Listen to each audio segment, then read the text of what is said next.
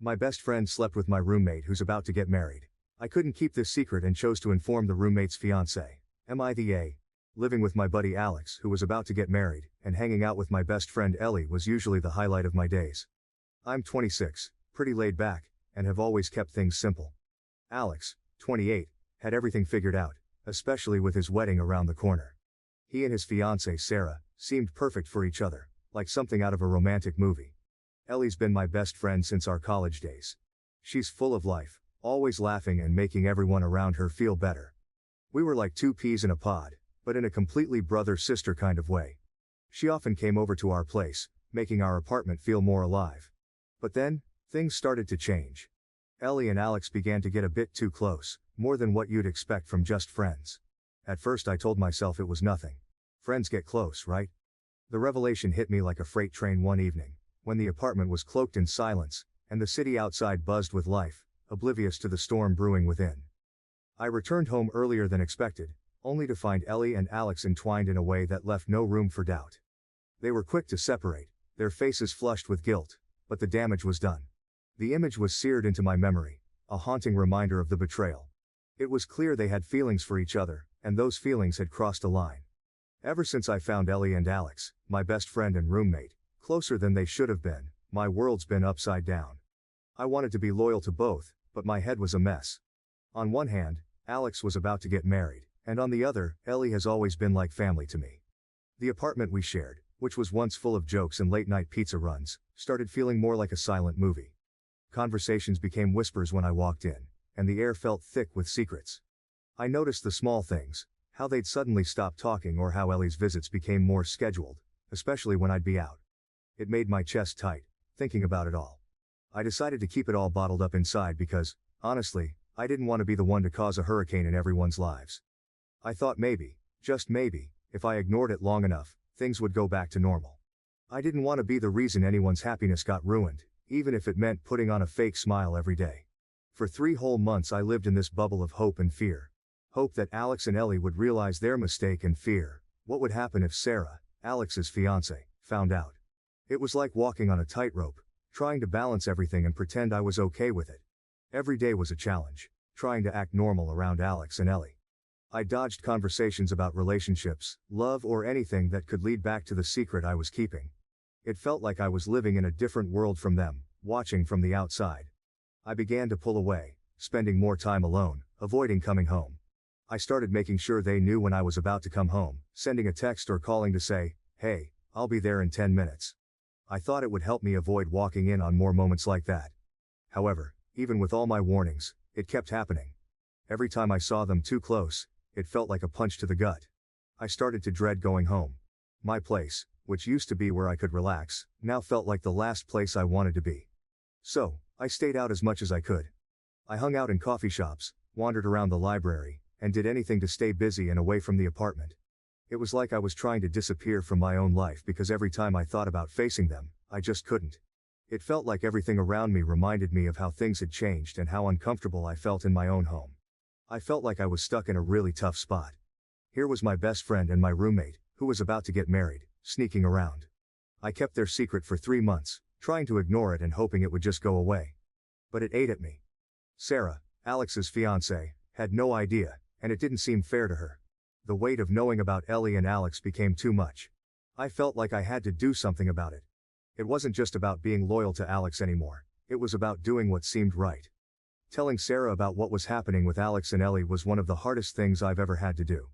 It felt like I was carrying the weight of the world on my shoulders, knowing that what I was about to say could potentially ruin lives. But after months of carrying this secret, watching the strain it put on everyone involved, and feeling the weight of it crushing me, I knew it was something that had to be done. No matter how much I wished things could resolve themselves, the reality was clear. Sarah deserved to know the truth. Update. 3 months later, I decided to meet Sarah in a neutral place, somewhere public yet quiet enough for a serious conversation. I chose a small coffee shop in the park, a place that felt serene, hoping it would provide a calm backdrop for the storm I was about to unleash. I remember my hands shaking as I texted her, asking if she could meet me. I tried to sound casual, but every word felt heavy with the weight of what was to come. The day we met, I arrived early, my stomach in knots. As I waited, I rehearsed what I was going to say over and over, but the words felt inadequate. How do you tell someone their world isn't what they think it is? Sarah arrived, her smile bright, unaware of the news I was about to break. Seeing her happiness made what I was about to do even harder. I started the conversation with small talk, trying to ease into it. But how do you ease into something like this? Eventually, I just had to be straightforward. I told Sarah that there was something important I needed to talk to her about, something about Alex. I emphasized that what I was about to share was difficult for me, but I believed she had the right to know. Then, I told her. I explained that over the past few months, Alex and Ellie had grown closer, in a way that wasn't appropriate for two people who were just friends, especially when one of them was about to get married. I shared how I discovered them and the emotional turmoil I'd been through, deciding whether or not to tell her. I made it clear that my intention wasn't to hurt her but to be honest, because I believed she deserved the truth. Throughout the conversation, I watched Sarah's face change from confusion to shock, and then to something I couldn't quite decipher: hurt, maybe, or betrayal. She asked a few questions, her voice shaky, and I answered as honestly as I could, providing the details she sought. It was heartbreaking to see her process the information, to watch as the reality of the situation sank in. After telling her, I felt a mix of relief and dread. Relief that I had finally shared the secret that had been weighing me down, and dread for what it meant for Sarah, Alex, and Ellie. I offered Sarah my support, whatever decision she made about her future with Alex. I could tell she was shattered. I felt awful, but part of me knew it was better she heard it from me than someone else, or even worse, after the wedding. Walking away from that conversation was like leaving a part of myself behind. I knew things would never be the same after that, but I also knew I had done what I believed was right. It was a moment that changed the course of our lives, a decision made with a heavy heart but a clear conscience. The next few days were like walking through a minefield. Sarah confronted Alex, and the fallout was explosive. I wasn't there, but Alex made sure I knew he blamed me for everything. He came home that night, his face like thunder, and we had it out. "How could you?" he kept saying, over and over, like a broken record. I tried to explain my side, saying I couldn't just stand by and watch him make a mistake that big. But Alex wasn't having any of it. He saw it as the ultimate betrayal. Ellie, on the other hand, was a mix of angry and sad. She thought I had backstabbed them by not keeping their secret. Our friendship, once unbreakable, started showing cracks. She said she understood why I did it, but wished I hadn't. Our conversations became stiff, filled with awkward silences and unspoken words.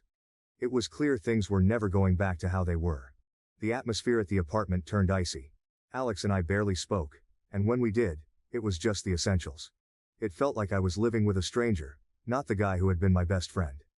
Ellie stopped coming over, and our group of friends picked up on the tension. Sides were taken, and suddenly, I found myself on the outside. It was like high school all over again, only lonelier. I started spending more time out of the apartment, staying late at work, wandering around the city, or sitting in parks just to avoid going home. The place I had loved, filled with so many good memories, now felt like a prison. The worst part was the isolation. Friends I thought I had in my corner slowly drifted away, unsure of how to navigate the new dynamics. The emotional toll was heavy. I struggled with guilt, wondering if I had made the right decision. Sleepless nights were common, and I found myself questioning not just my actions, but my judgment. Had I really done the right thing, or had I just destroyed relationships for the sake of my own conscience? Eventually, the situation at the apartment became unbearable. Alex decided he couldn't live with me anymore, and I couldn't blame him. The search for a new place was quick, I just wanted out. Moving out was a relief and a defeat all at once. It felt like I was running away, but I also knew staying wasn't an option. The day I left, the apartment was silent. Alex didn't help me move, and there were no goodbyes. It was a quiet end to a chapter of my life I had thought would last much longer. In the weeks that followed, the fallout continued. Sarah called off the wedding, and though she didn't blame me, our interactions were tinged with the sadness of what had happened. Alex and I lost touch completely, our brotherhood a casualty of the truth. Ellie and I tried to salvage our friendship, but it was like trying to piece together a broken vase. We could put it on the shelf, but it would never hold water again. Looking back, I wonder if things could have been different if I had stayed silent. But deep down, I know I couldn't have lived with myself. The price of honesty was high, and I paid it in friendships and heartache. But lying to myself and everyone else would have cost me even more. In the end, I learned that some truths are heavy, but carrying lies is heavier still. After the storm of revelations and the shifting sands of friendships lost, the days began to brighten for me. It wasn't immediate, the healing. It felt more like the slow bloom of spring after a harsh winter. I moved into a new apartment, a small but bright space that felt like a fresh start. In the solitude of my new surroundings, I found peace and, surprisingly, a sense of freedom I hadn't realized I'd been missing. The void left by old friendships made room for new ones. I dove into hobbies that I'd put on the back burner, joined a local soccer team, and even picked up guitar lessons. These activities brought me into circles I wouldn't have otherwise crossed, and through them, I met people who brought new perspectives and laughter back into my life. As for Ellie and Alex, time proved to be a great healer. Ellie reached out first, a tentative text that opened the door to reconciliation. Our friendship, once fractured, began to mend, not as it was but into something new, more mature. We acknowledged the past but chose to focus on the future, celebrating our new paths and supporting each other as we always had. Alex's journey took longer, but a chance encounter at a mutual friend's wedding brought us back into the same orbit. The initial awkwardness gave way to a heartfelt conversation, where apologies were exchanged, and forgiveness was granted. It was a reminder that while friendships can break under the weight of secrets, they can also rebuild, stronger in the broken places. My career took an unexpected but welcome turn when I was offered a position at a startup. The work was challenging but rewarding, and it came with the added bonus of travel, allowing me to see parts of the world I had only dreamed of. On one of these trips, I met Maya, a fellow traveler with a thirst for adventure and a kindness that drew me in. Our connection was instant, and what started as a shared journey through foreign lands blossomed into a partnership I had longed for but never found. Years down the line, as I reflect on the tumultuous period that reshaped my life, I see it not as a time of loss but as a crucible that forged my character and my future. Ellie, Alex and I, though forever changed by the events, found a way to coexist in each other's lives, a testament to the enduring strength of true friendship. And with Maya by my side, exploring the world and building a life together, I am reminded that sometimes, the hardest roads lead to the most beautiful destinations. Happiness, I learned, isn't the absence of pain or conflict but the resilience to move through it and find joy on the other side. My story, once marked by betrayal and heartache, is now a narrative of growth, forgiveness, and new beginnings. And for that, I am profoundly grateful. Finally, I want to extend my sincerest thanks to all of you who have taken the time to share your stories on Reddit. Please continue to journey with us, share your experiences, and together, let's create memorable moments.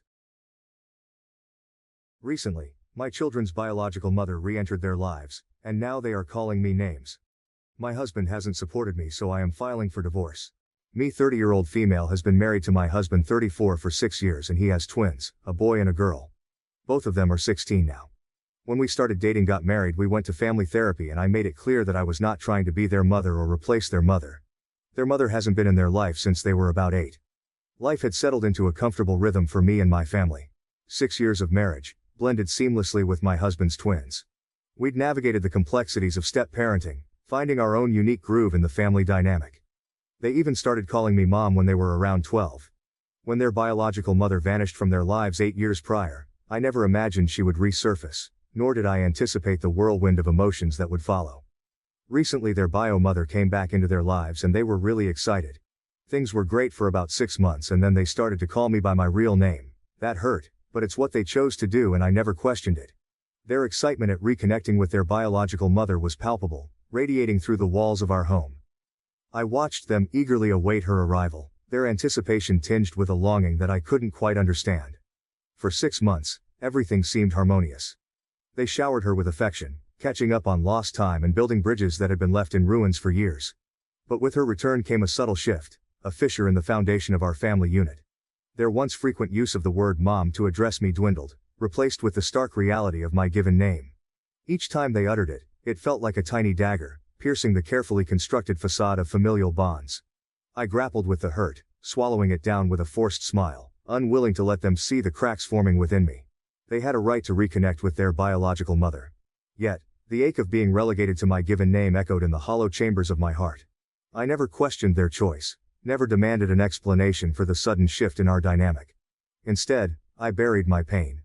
Recently they've been getting very disrespectful. The twins, once the embodiment of innocence and joy, have become agents of chaos. It began subtly, like a whisper on the wind, barely perceptible but impossible to ignore. They chafed against the confines of our household rules, pushing back against the boundaries that had once kept our family unit intact. Curfew became a mere suggestion, a trivial inconvenience to be disregarded at will. Their bedrooms transformed into veritable war zones, strewn with the detritus of their adolescent rebellion, A silent protest against the order I had fought so hard to maintain. But it was their words that cut the deepest, each barb a venomous arrow aimed squarely at my heart. "You're not our real mom," they spat, the words dripping with contempt. I recoiled at the accusation, the weight of their words crushing me beneath their burden. How could they not see the love I had poured into their lives, the sacrifices I had made in the name of family? They're talking back to me, stating that I'm not their real mom, that I'm the reason she left. Which is not true. I didn't meet him until almost a year and a half after she left. That now that she's back they don't need me anymore. 3 weeks ago there was a big blow-up where my stepson called me a bitch. I felt the blood drain from my face, my heart pounding in my chest as I struggled to comprehend the magnitude of his betrayal. In that moment, all sense of reason fled. I snatched his phone from his trembling hands, my fingers trembling with a mixture of rage, and told him to stay in his room until his dad came back, but instead he ran out and went to his mom's. She came over and it was a big argument. She tried to hit me and I pushed her out of my house. My stepdaughter told me if I ever put my hands on her mom again then she'd kick my ass. They both went to their mom's place. In the quiet aftermath of the storm that had torn through the fabric of our once happy home, the memories of happier days lingered like a bittersweet ache in my heart. I cast my mind back to those moments of joy, the simple pleasures that had bound us together as a family.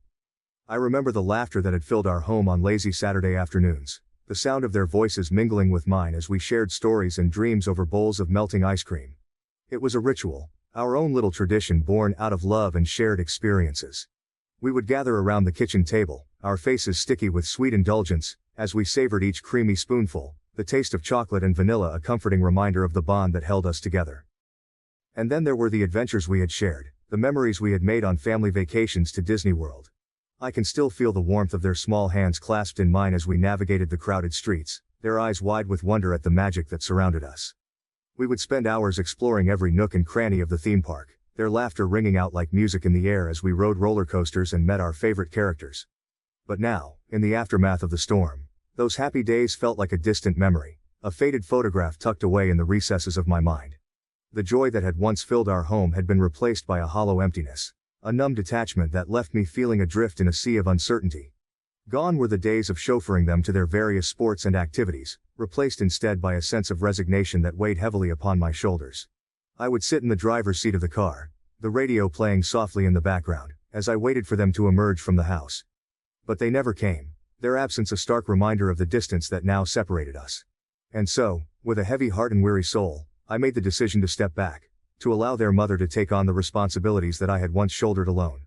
I would no longer wake them up for school or ferry them to their extracurricular activities, instead, leaving them to navigate the complexities of their daily lives without my guiding hand. It was a painful decision, one born out of necessity rather than choice. But in the end, I knew that it was the only way forward, a small step towards reclaiming my own sense of self amidst the chaos that threatened to consume us all. And as I watched them disappear into the distance, their figures fading into the horizon like ghosts in the mist, I knew that it was time to forge a new path forward, one that would lead me back to myself. And then came the bombshell, a revelation that shattered the fragile peace that had settled over our fractured family. We were supposed to go to Disney World for their spring break this week, but I canceled everything. I told them and my husband, and I guess they thought I was bluffing. We were supposed to leave Thursday night, and when I didn't start the usual vacation roundup, they were shocked. They started saying I was jealous that their mom came back in their lives, that I'm a horrible person, I'm selfish. There was some name calling and my husband was silent. They hurled insults like daggers, each one finding its mark as they lashed out in their pain and confusion. I asked him if he was going to step in, but his response was cold and indifferent, his words a knife twisted in the wound that was already bleeding. He said I was wrong for canceling. And so I stood alone, a solitary figure amidst the wreckage of our shattered dreams. For in that moment, I realized that I was fighting a battle that could not be won, a war of attrition that had already claimed its casualties. I left and went to stay in a hotel. I knew that I could no longer bear the burden of our fractured family alone. With a heavy heart and weary soul, I made a decision born of necessity, a choice to seek solace in the quiet refuge of a hotel room, far removed from the chaos that had consumed our once happy home. I needed time to heal the wounds that had been inflicted upon my soul, time to find the strength to rebuild the shattered remnants of our fractured family. He has been blowing my phone up asking me to come back, and yesterday he told me that their mother disappeared again. His voice, pleading and desperate, pierced the silence like a knife, its sharp edges cutting through the numbness that had settled over me like a shroud. He spoke of their tears, of their cries for forgiveness that fell upon deaf ears in my absence. They too have been calling me, crying and apologizing. In their moment of desperation, they had turned to me, seeking redemption in the arms of the woman who had loved them unconditionally, despite the wounds they had inflicted upon her heart. But, I don't want to do this anymore.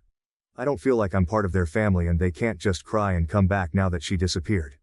The love that had once bound us together as a family had been replaced by a sense of resignation, a recognition that our paths had diverged in ways we could never have anticipated. And so, with a heavy heart and tear-streaked cheeks, I spoke the words that would irrevocably alter the course of our lives. I want a divorce, I said.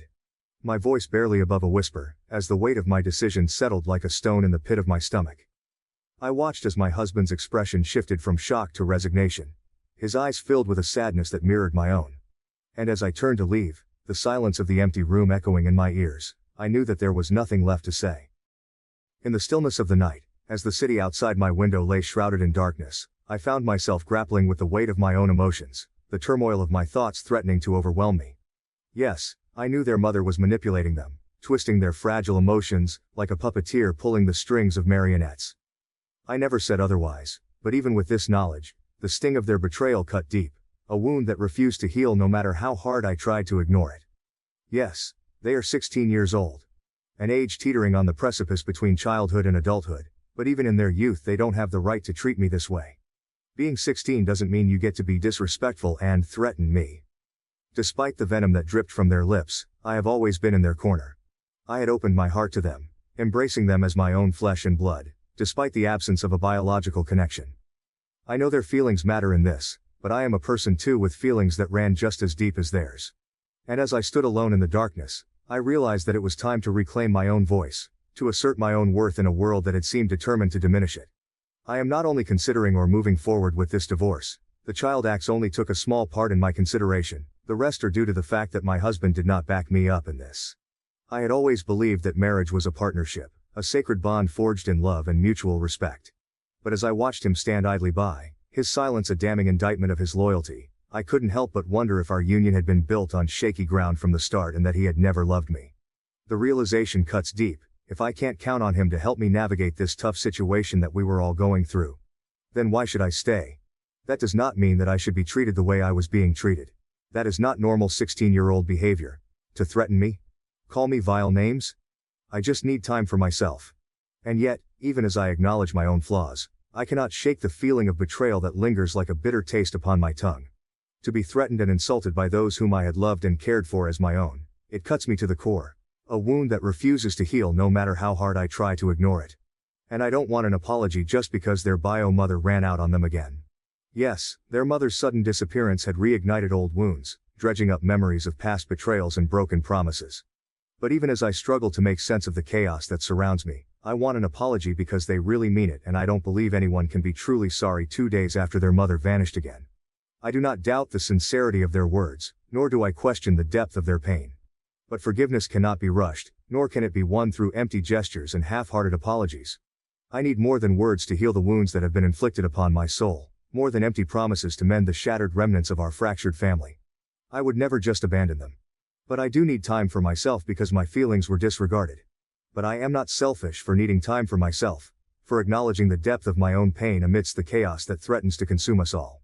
Yes, I am an adult, but I am also human, with feelings that run just as deep as theirs.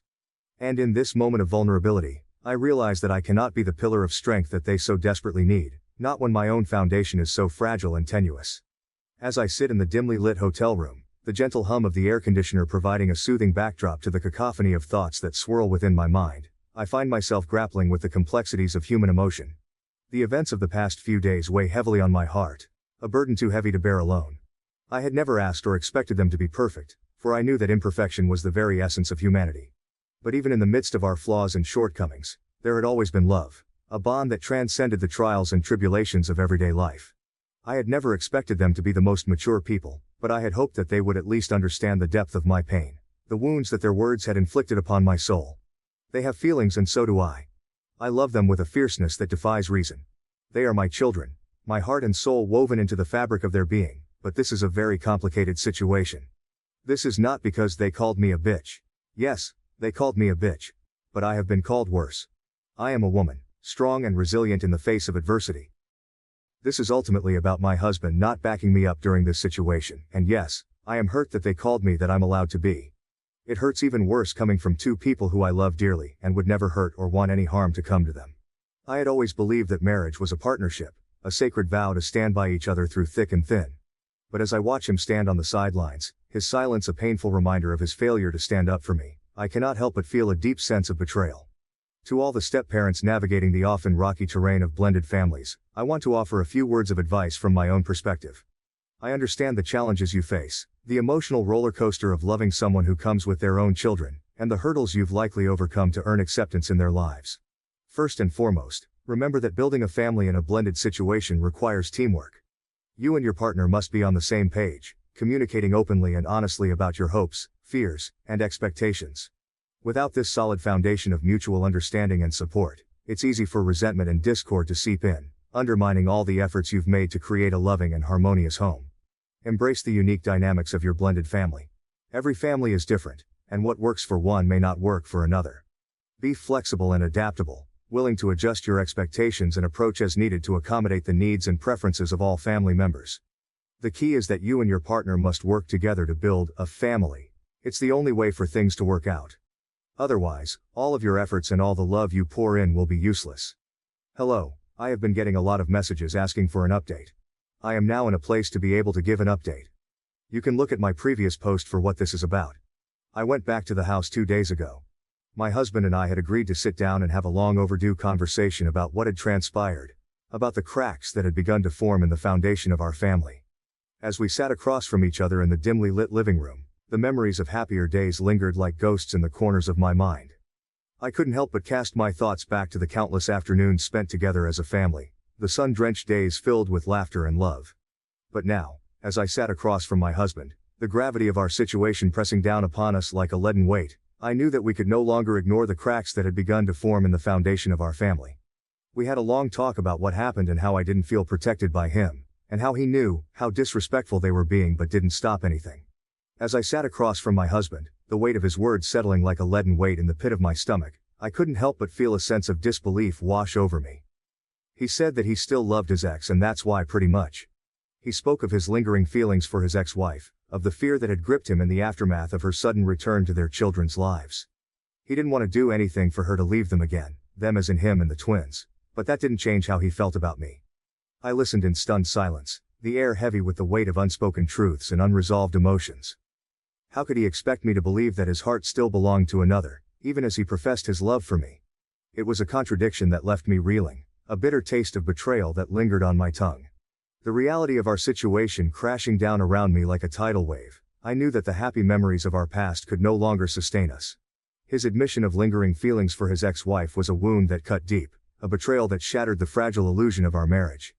I told him that I've been there, not her, and how could he still love her, and it was very emotional and there was crying and yelling. I made the decision to move along with the divorce. I spoke to the twins and they cried and said it's their fault and to forgive them and their dad and not to leave. With a heavy heart and a voice thick with emotion, I explained to them that while I still loved them dearly, remaining with their father was not a path I could choose. I reassured them that I would always be there for them, that our bond would endure even in the face of adversity. But I also made it clear that their actions had consequences, that they could not treat people with such disrespect and expect everything to simply return to normal. I told them that as much as I loved them, staying with their dad and in this home was not an option, but I would still love to have a relationship with them if they want, but I am still very much hurt by what happened and would still appreciate a little more time for myself. I did move out and I was staying in a unit in one of my rental properties. Exciting news, I bought my first house. It was a fairly quick process. I'm excited for what's next. I bought my first house ever, and next month I am taking a break from work for a few weeks or the whole month. Maybe 2 or 3, and doing some exploring of the world and healing and finding myself. I lost myself in the twins and my husband and didn't really focus on what I wanted and what made me happy. So I bought tickets again for Disney World. I have also made plans to go to Thailand next month, and from there, I have no clue. I'm doing some spontaneous trips. I have always wanted to see the 7 wonders of the world. Anyway, I am really happy to be getting a break. I told the kids I would love to have them over for dinner when I get settled into my new place. I do feel bad about canceling their trip to Disney, so I am thinking about funding a trip for them to go this summer for their 17th birthday. Just not with me. I'm excited to be traveling alone and I need the mental break. That is all really. I broke my number one intimacy rule with a man who uses a wheelchair, and my best friend mistakenly thought I had a thing for handicapped people. Obviously throwaway, I don't need anyone here seeing my regular account. Also, I'm in the US and English is my first language. Any discrepancies are because I suck at typing on my phone. So, for the, give me the bare bones, I don't have all day to hear this shit. Crew.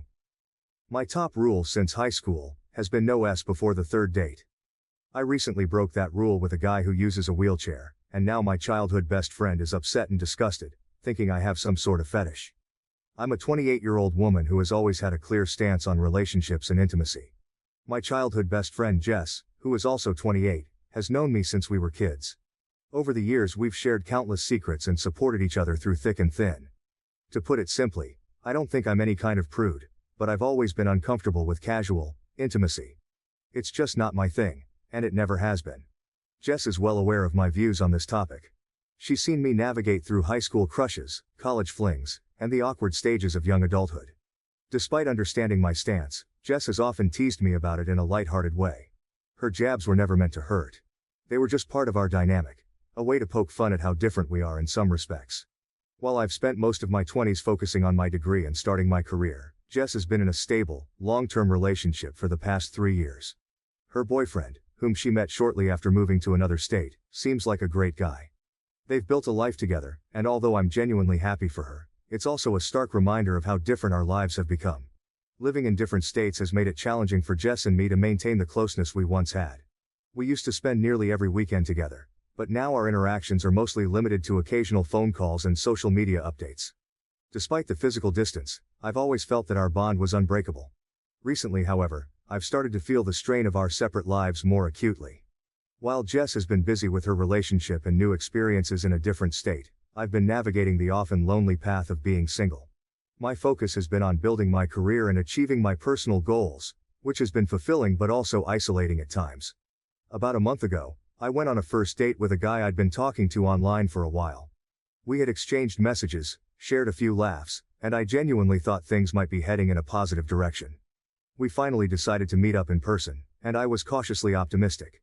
However, once we were face to face, things felt off. There was an unexplainable weird vibe that I just couldn't shake.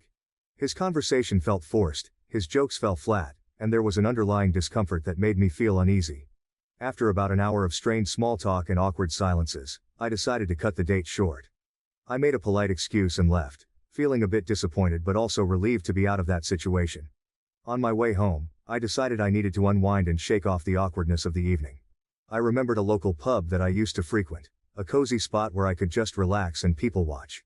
It was a Friday night, so I expected it to be busy, but I figured it would be worth a shot. When I arrived, the place was indeed packed. The bar area was crowded with groups of friends and couples enjoying their night out, and there wasn't a single seat available. Determined not to let the night end on a sour note, I grabbed a drink and started looking for a place to sit. Most of the restaurant side of the pub was taken up by a lively birthday party, with balloons, laughter, and the occasional off-key singing. Amidst the bustling crowd, I noticed a small table off to the side. There was only one seat open, and a guy was sitting there, engrossed in a book. He seemed completely absorbed in his reading, oblivious to the noisy celebration around him. I hesitated for a moment, considering my options. I'm a social person by nature, and the idea of sitting alone didn't appeal to me. Taking a deep breath, I decided to go for it. What's the worst that could happen? He might say no, and I'd have to keep looking. No big deal. I approached the table with a friendly smile, and asked if I could sit there for a bit, promising that he wouldn't even have to talk to me if he didn't want to.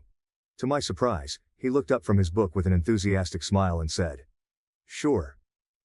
As I settled into the seat, I got a better look at him. Up close, he was strikingly handsome, the kind of guy who seemed effortlessly attractive. I felt a flutter of nerves but quickly pushed it aside. I sipped my drink in silence, feeling a bit self-conscious but also intrigued by my unexpected company. After a few minutes, he glanced up from his book and said, "I don't mind talking, if you want to." His voice was warm and inviting, and I couldn't help but feel a bit relieved. We started chatting, and it turned out his name was Mike. He was 29, had just finished his master's degree in computer learning, and was living on his own for the first time. He explained that he often came to the pub after work because he lived nearby and wasn't used to the quiet of his new place after growing up with a large family, half-dozen siblings. We talked for a good 2 hours, diving deep into various topics, and finding common ground on almost everything. From our views on dating to our favorite hobbies and tastes, it felt like we had a near total eclipse of a Venn diagram on this stuff. Our conversation was effortless and engaging, a rare connection that seemed to spark from the very beginning. Mike shared that he had basically given up on dating, which I found surprising given how well we were getting along. I couldn't help but blurt out, "I don't know why you'd give up on dating. This is the closest thing I've had to a good date in forever." It was my way of shooting my shot, albeit indirectly, but it felt right in the moment. He gave me a kind of odd look, one that I couldn't quite decipher. Then he said, "Tell you what, I have to go to the bathroom, but when I come back, I'll ask you out for real." It struck me as a bit weird, but I nodded, curious about what would happen next. As he moved to leave, it all clicked. Instead of standing up to walk away, he rolled back in his wheelchair. It hit me then that he wanted to give me a chance to back out without making things awkward. The realization made my heart swell. How considerate and thoughtful could this guy be? When he returned and saw that I was still there, his face broke into a wide, delighted grin. It was the kind of smile that could light up a room, and I felt a rush of warmth. I was so eager to reassure him that I practically tripped over my words, saying something along the lines of, "So, I'm free all weekend. What did you have in mind?" His grin grew even wider, and we began planning our next date right then and there. Another hour later, we found ourselves making plans for Saturday. Our conversation had flowed so smoothly, and the connection between us was undeniable. At some point, Mike opened up about his condition, explaining that he has a neuromuscular disorder. He mentioned the name of the disorder, but it was a bit too technical for me to remember accurately. My degree isn't in STEM after all. Essentially, his legs work, but the signals from his brain get misinterpreted, causing a lack of balance and coordination that prevents him from walking or standing. As we continued talking, the atmosphere in the pub began to shift. The younger, rowdier crowd started to take over, and the noise level increased significantly. It was getting harder to hear each other over the music and chatter, and the intimate vibe of our conversation was being drowned out. Noticing this, Mike leaned in and asked, "Would you like to go back to my place for coffee and continue our conversation there?" His tone was casual, but there was an underlying sincerity that made me feel completely at ease. The idea of spending more time with him was incredibly appealing, especially away from the growing chaos of the pub. I agreed, and we made our way to his place. As you've likely guessed by now, our coffee and conversation didn't happen until the next morning, and I have absolutely no regrets about it. We've been dating ever since, and although it's still early days, I genuinely feel like he could be the one. Onward to yesterday afternoon, my friend Jess, remember Jess, was in town, and we decided to meet up for coffee to catch up. It had been a while since we'd seen each other, and I was excited to share everything that had been happening in my life, especially my blossoming relationship with Mike. We picked a cozy little cafe, the kind of place we used to frequent together, and settled in with our drinks. As we started chatting, I couldn't help but gush about Mike. I told Jess about how we met, our amazing connection, and how happy I had been since we started dating. I was expecting her to share in my excitement, but as I recounted the story, I noticed her demeanor changing. She became quiet, her expression shifting from interest to something more guarded and tense. When I got to the part about breaking my long-standing rule of no S before the third date, Jess's reaction turned outright weird and edgy. I don't remember her exact words, but she essentially accused me of having a fetish for handicapped people. She implied that the only reason I found my relationship with Mike so fulfilling was because he uses a wheelchair, not because of who he is as a person or the effort he puts into our relationship. Her words hit me like a ton of bricks. "It's like you're only happy because he's in a wheelchair," she said, her tone dripping with judgment. "Not because he's actually good for you or puts in effort in bed." I was stunned. Jess had always known me as someone who values deep, genuine connections, and her insinuation felt like a betrayal. She continued, saying that I had changed as a person, and before I could even process what she was saying, she got up and left without saying goodbye. 15 years of friendship, and I had never seen her like that. I sat there for a few moments, trying to make sense of what had just happened. Her reaction was completely unexpected and hurtful. It wasn't just about her disapproval of my relationship with Mike. It felt like a personal attack on my character and values. I had always thought that Jess understood and supported me, and her sudden outburst left me feeling isolated and misunderstood. As I replayed the conversation in my head, I couldn't help but feel a mix of emotions. I was hurt by her words, confused by her reaction, and worried about what this meant for our friendship. Jess's reaction seemed to come out of nowhere, and I couldn't understand why she would think so negatively about my relationship with Mike. It was clear that something deeper was bothering her, but at that moment, I didn't know what it was. All I knew was that my best friend had walked out on me without even saying goodbye. 15 years of friendship and I've never seen her like that. Update. My first ever update. Yay. So I do have an update on Jess and shit finally makes perfect sense. And I have a slightly NSFW but funny story about Mike, because this guy is just the best, y'all. After a restless night of turning over the conversation with Jess in my mind, I knew I had to address the situation. I couldn't let 15 years of friendship dissolve without at least trying to understand what had caused her to lash out so harshly. So, I finally mustered the courage to message her yesterday. "I'm still hurt by what you said," I began. "But after 15 years of friendship, I'd never forgive myself if I didn't at least ask why you snapped at me like that." To my surprise, Jess replied almost immediately. Her response was filled with regret and an urgency that I hadn't expected. "I'm so sorry," she wrote. "I didn't mean any of that. Can we have a do-over on lunch?" Despite my lingering hurt, I agreed to meet her cautiously. We arranged to meet at a cafe we both loved, a place that held many fond memories from our shared past. The next day, I arrived a bit early, nerves jangling as I waited for Jess to show up. I kept replaying our last conversation in my mind, bracing myself for what she might say. When she finally walked in, she looked just as anxious as I felt. We exchanged awkward smiles and a brief hug before sitting down. Jess was the first to speak, her voice shaky but earnest. "I really am sorry about the other day," she began. "I was completely out of line, and I need to explain what's been going on with me." Let us pause for a moment. Turns out that those of you who said she was jealous, and that she might struggle with something, and especially the person who said something might be going on in her relationship. That's right there. Yeah. All hit a bullseye. Jess revealed that she was in town because she was job hunting. She needed to move back in with her parents for a while, a temporary but necessary step since her relationship had ended. As she began to open up about the breakup, the weight of her recent struggles became evident. Her relationship, which had once seemed so promising, had been slowly deteriorating due to a myriad of small issues that had gradually piled up. But the biggest issue, the one that ultimately broke the relationship, was their intimate life. Jess explained that her boyfriend had never been particularly attentive or skilled in that area, but recently, things had gotten significantly worse. She described how he made no effort whatsoever to ensure that she enjoyed their intimate moments. What was once an occasional disappointment had turned into a constant source of frustration and sadness. Instead of feeling close and connected, Jess often felt neglected and unsatisfied. This neglect extended beyond their physical relationship, affecting their emotional bond as well.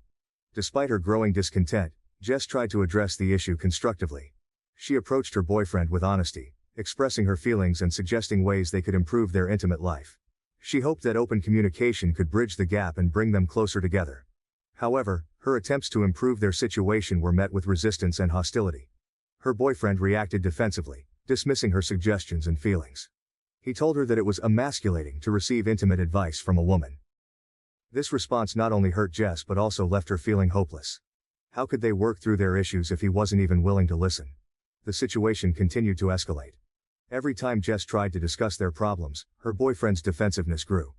He started to get angry when she wasn't in the mood, completely ignoring the fact that his lack of effort was the reason behind her reluctance. Instead of understanding and working together to find a solution, he chose to blame her for the growing distance between them.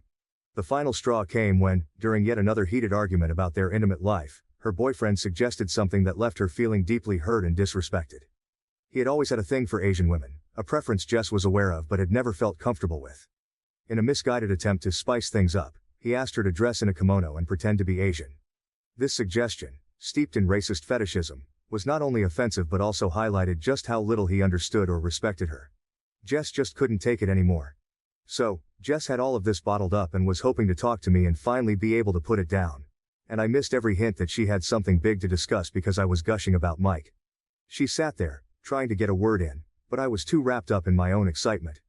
To her, it felt like I was just twisting the knife by bragging about how great our sleep together was. I was oblivious, going on and on about how amazing Mike was, how connected we felt, and how perfect everything seemed.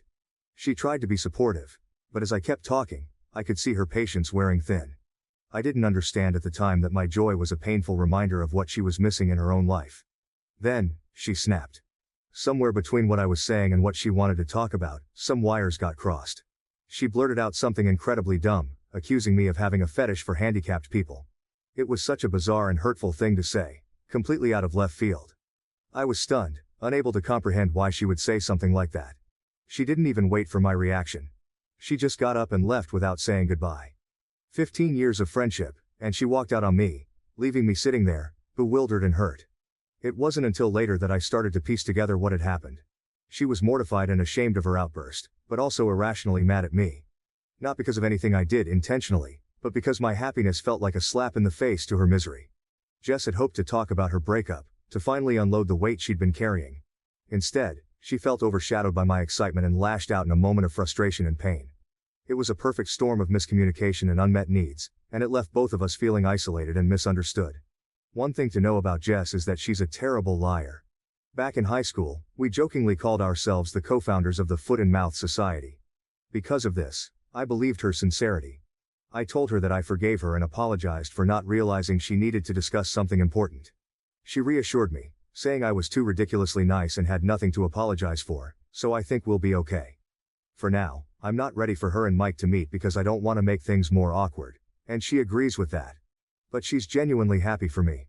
Hopefully this will just be a funny story we can laugh about someday. So, on to how Mike almost killed me, lol. Last night we were talking about the Reddit post, and he gets this funny expression that I'm starting to recognize. It's the one where he's about to say something that's going to either make me laugh uncontrollably or leave me completely speechless. He leans in with a mischievous grin and goes, "How do we know you don't have a fetish if we haven't at least tried it in the chair?" I'm sitting there, staring at him in disbelief, and I can't help but laugh. "Are you serious, lol?" I ask, half expecting him to say he's joking. But he's not. Mike nods earnestly and says he's never attempted it before because, cue tears, he's never felt so comfortable with a partner before. My heart melts a little, and I'm also kind of excited by the idea. "Well," he says, still grinning, "why not give it a try?" And that's how we found ourselves in this ridiculous yet endearing situation. His wheelchair has what is essentially a parking brake, which, as it turns out, is broken.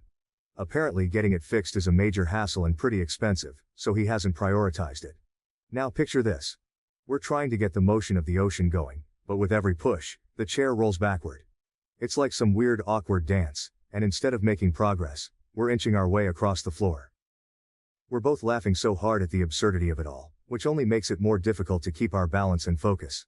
At one point, Mike just stops and, through his laughter, says, "Maybe we need those wooden block things they use to keep small planes from rolling away. You know, like in Indiana Jones?" I lose it completely.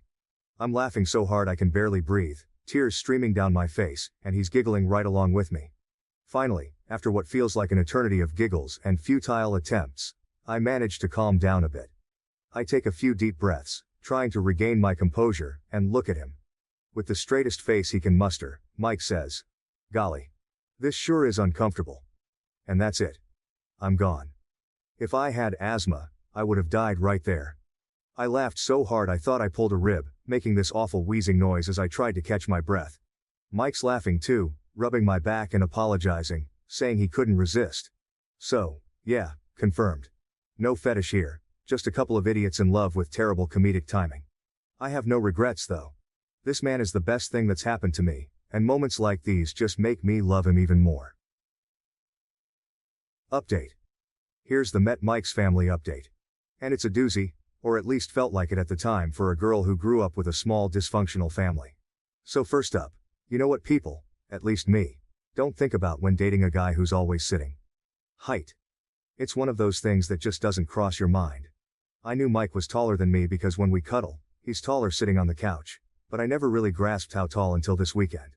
So, we drive up Friday night after work, actually south and west, lol, but to my brain it's always up, in his vehicle, which is modified to be driven entirely using his hands. Neat, right? He's a really good driver too, which was reassuring. One more green flag in a sea of them. We're chatting, laughing, and I'm getting a little nervous because this is the first time I'm meeting his family. We finally get to the house, and it's huge, you guys. Like, not a mansion, but a sprawling one-floor rancher that just keeps going. Real estate was wild back in the day. I'm already feeling a bit small next to this enormous house, and then we get inside. The next thing I know, his mom comes to greet us, and I'm no slouch at 5'7", but she towers over me.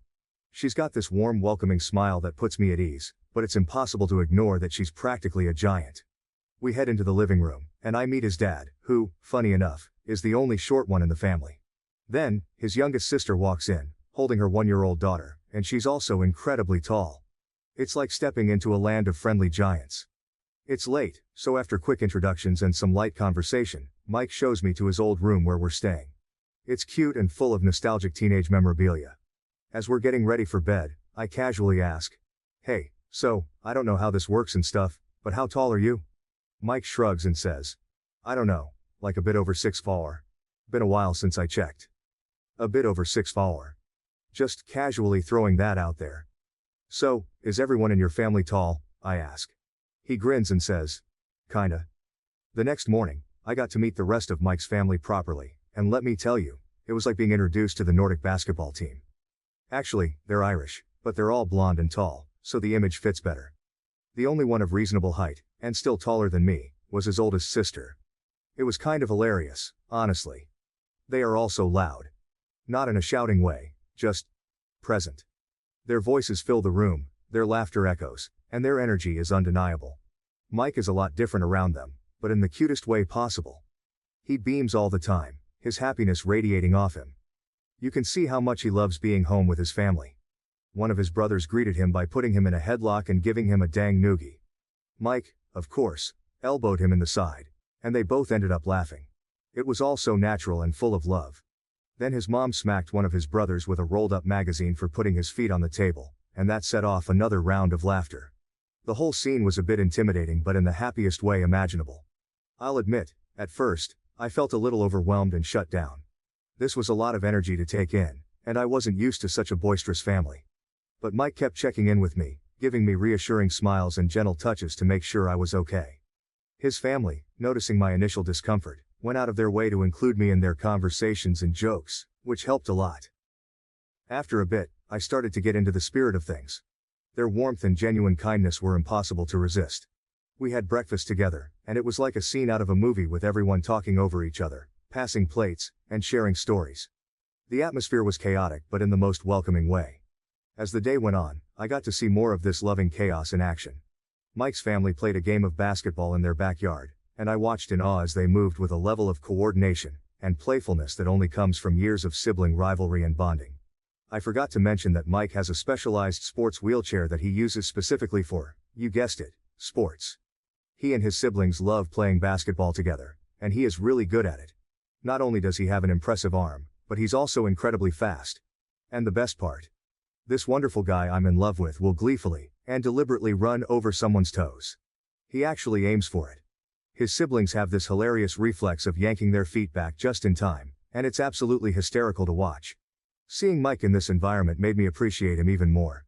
He was different here, more relaxed and vibrant, but still the same wonderful person I was falling for. His family's love and acceptance were a big part of who he was, and being welcomed into that was an incredible feeling. So it was this crazy day of loud people playing and having a blast, nieces and nephews running around, and just noise. My ears are still ringing. The food was catered in advance because his mom had 7 babies. All I make on Mother's Day is margaritas. They also have a pool. It's a bit chilly still, but the pool is heated, so we actually all got to swim, which was a lot of fun because I got to show off that I too am athletic. I can do a backwards somersault off a diving board. Yeah. I'm a real catch-lol. They at least pretended to be impressed. We all stayed up late, drinking and bitching about how it was too overcast to see the aurora. Boo.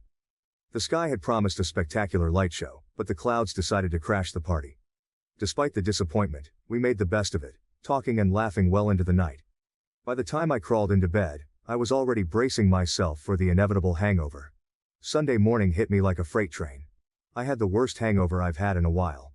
We slept in a bit late, trying to recover from the previous night's excesses.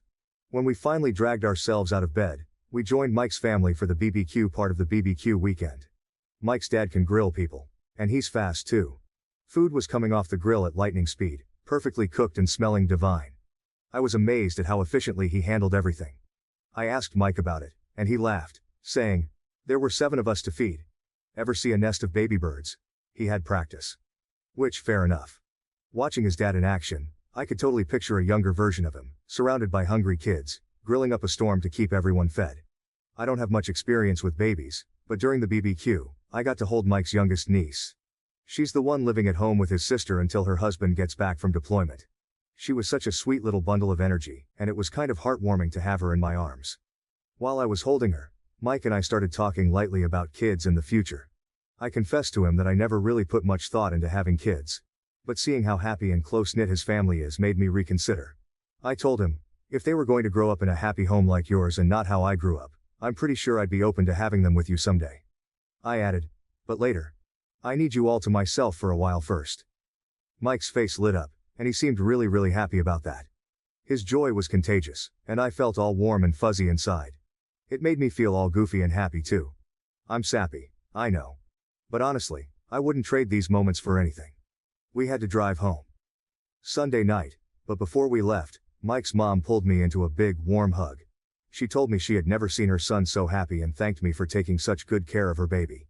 It was one of those moments that felt both heartwarming and a bit overwhelming. Then she asked if we'd be back for the 4th of July or if we had plans with my family. I tried to play it cool, but my response was a bit awkward. No, we'll be here if you don't mind. I don't see them much. I think she picked up on the underlying story there because she just hugged the shit out of me. Vikings, all of them, I swear, and told me she couldn't wait to see me again. As she hugged me, I felt this incredible warmth and acceptance. It was as if she understood without me having to explain anything. Her hug was so tight and reassuring, and it made me feel like I was truly part of their family. It was one of those rare moments where you feel completely seen and appreciated for who you are. Driving home, I couldn't stop thinking about the weekend. Meeting Mike's family had been an eye-opening experience. They were loud, loving, and a bit overwhelming at times, but they were also incredibly supportive and welcoming. It was clear how much they cared for each other, and being included in that circle of love was something special. As we drove through the dark, quiet roads, Mike reached over and held my hand. We didn't need to say much. The connection between us was palpable. The weekend had brought us even closer, and I knew that no matter what the future held, we'd face it together.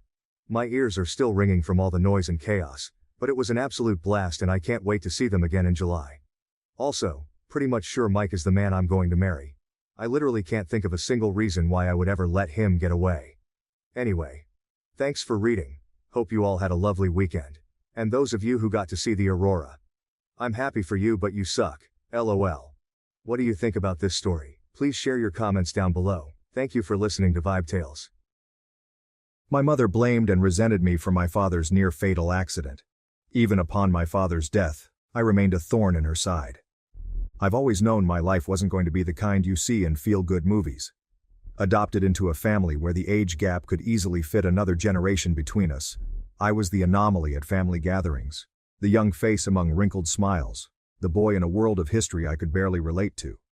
My dad, born in 1927, was a World War II veteran, a man whose silence told stories his words never could. My mom, a decade his junior, carried a gentleness eroded by time, and a deafness on her left side that made her world as lopsided as her hearing. I was 34 now, reflecting on a slice of my life from about 15 years ago that had shifted the course of my relationship with them, especially with my mom. That period became a chasm that widened with time, filled with silence, misunderstandings.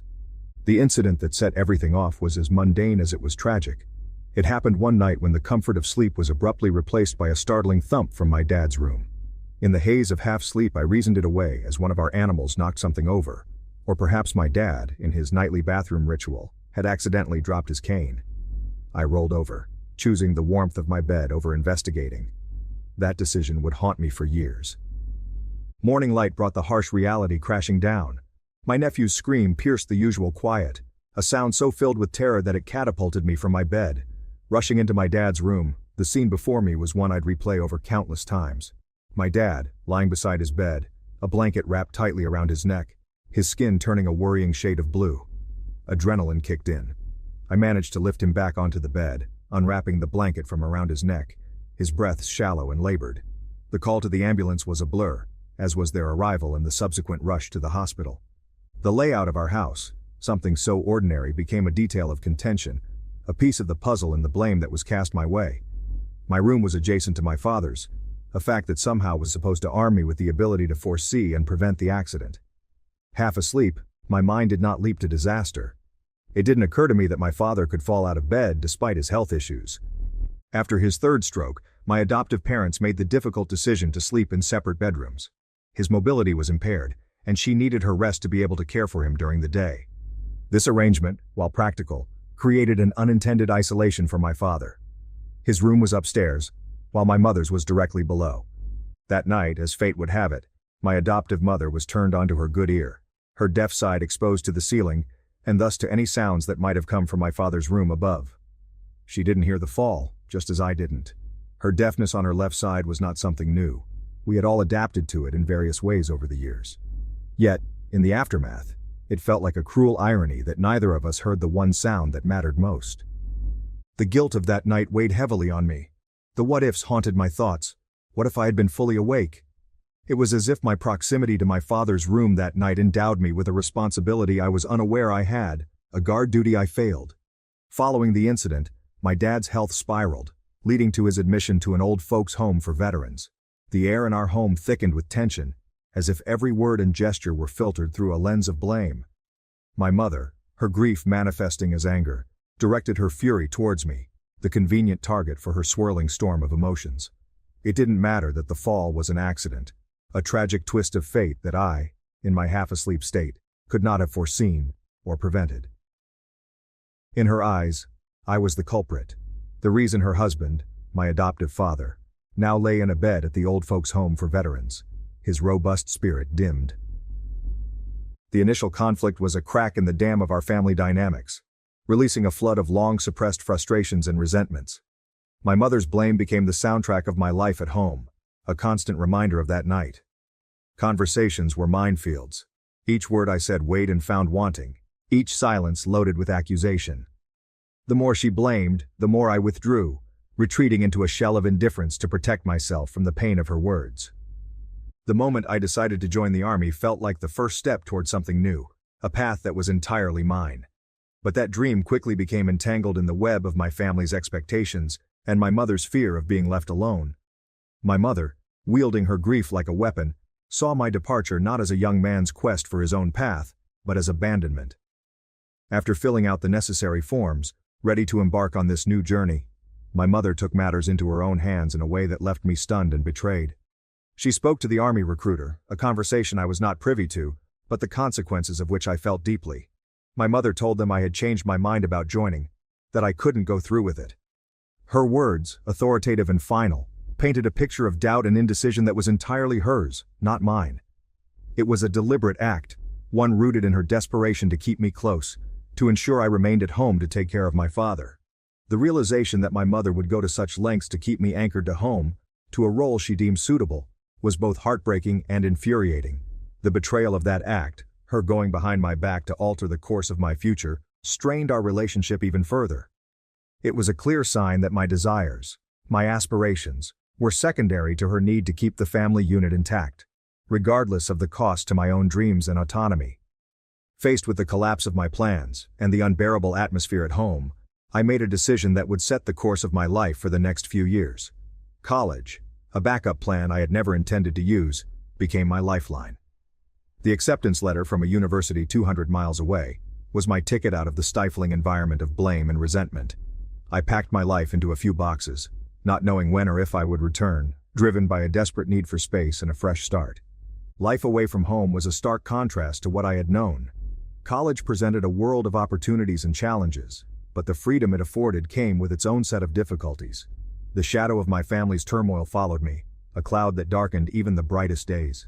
To support myself and avoid the need to return home, I took on 2 jobs, juggling academics and work in a relentless cycle that left little room for rest or reflection. Balancing work and school wasn't easy, but it became my new normal. The campus library was a sanctuary of sorts, a place where I could lose myself among the stacks of books and the quiet hum of students studying. Here, I wasn't the son blamed for his father's accident. I was just another student, trying to make ends meet and build a future. The job required meticulous attention to detail, sorting, shelving, and ensuring that the library remained a place of order and learning. It was a quiet, steady job that contrasted sharply with the chaos of my personal life. The local cafe, on the other hand, was a bustling hub of activity. Here, I was a barista, a friendly face behind the counter crafting lattes and cappuccinos for a stream of customers. The pace was relentless, the environment lively and sometimes overwhelming. Yet there was joy in the rush, in the smiles of satisfied customers, and in the camaraderie with my coworkers. This job taught me resilience, the ability to keep smiling even when I was tired, and to find peace in the rhythm of the work. These jobs, while exhausting, provided me with a sense of purpose. They were my escape from the turmoil back home, a way to prove to myself that I could stand on my own 2 feet. The satisfaction of earning my own way, of being responsible for my successes and failures, was empowering. Amidst the long hours and the tired evenings, I found moments of happiness and pride. Being busy, immersing myself in work and school, helped me to momentarily forget the bitterness of the past, allowing me to focus on building a new future for myself. Yet, the question of my departure, of whether my actions had been justified or selfish, remained unanswered, a puzzle I was still working to solve. The emotional toll of separation and blame was heavier than I anticipated. The physical distance from my family did little to ease the burden of guilt and unresolved anger. I missed my father, the man who had, in his quiet way, been a source of strength and stability. My mother's accusations echoed in my mind, a constant reminder of the rift that had grown between us. I found myself questioning my decisions, wondering if I had indeed been the jerk for choosing to leave, for putting distance between myself and the family drama. After graduation, I landed a stable job, the kind that felt both like a triumph and a compromise. It was a steady climb away from the tumultuous past into a semblance of adult life, marked by paychecks and small freedoms. The rare trips back home were exercises in tension, the air thick with unspoken recriminations, and the heavy presence of my mother's enduring blame. It wasn't that I didn't want to see my father, it was the opposite. My heart ached for the man who seemed to shrink a little more with each passing day, his vitality sapped by illness and the domestic strife that buzzed around him like an unrelenting swarm. Driven by a mix of guilt and love, I set a new goal for myself: to earn enough money to afford the best possible treatment for my father. It became an obsession, this idea that financial success could somehow translate into a redemption of sorts, a way to make amends for my perceived failings.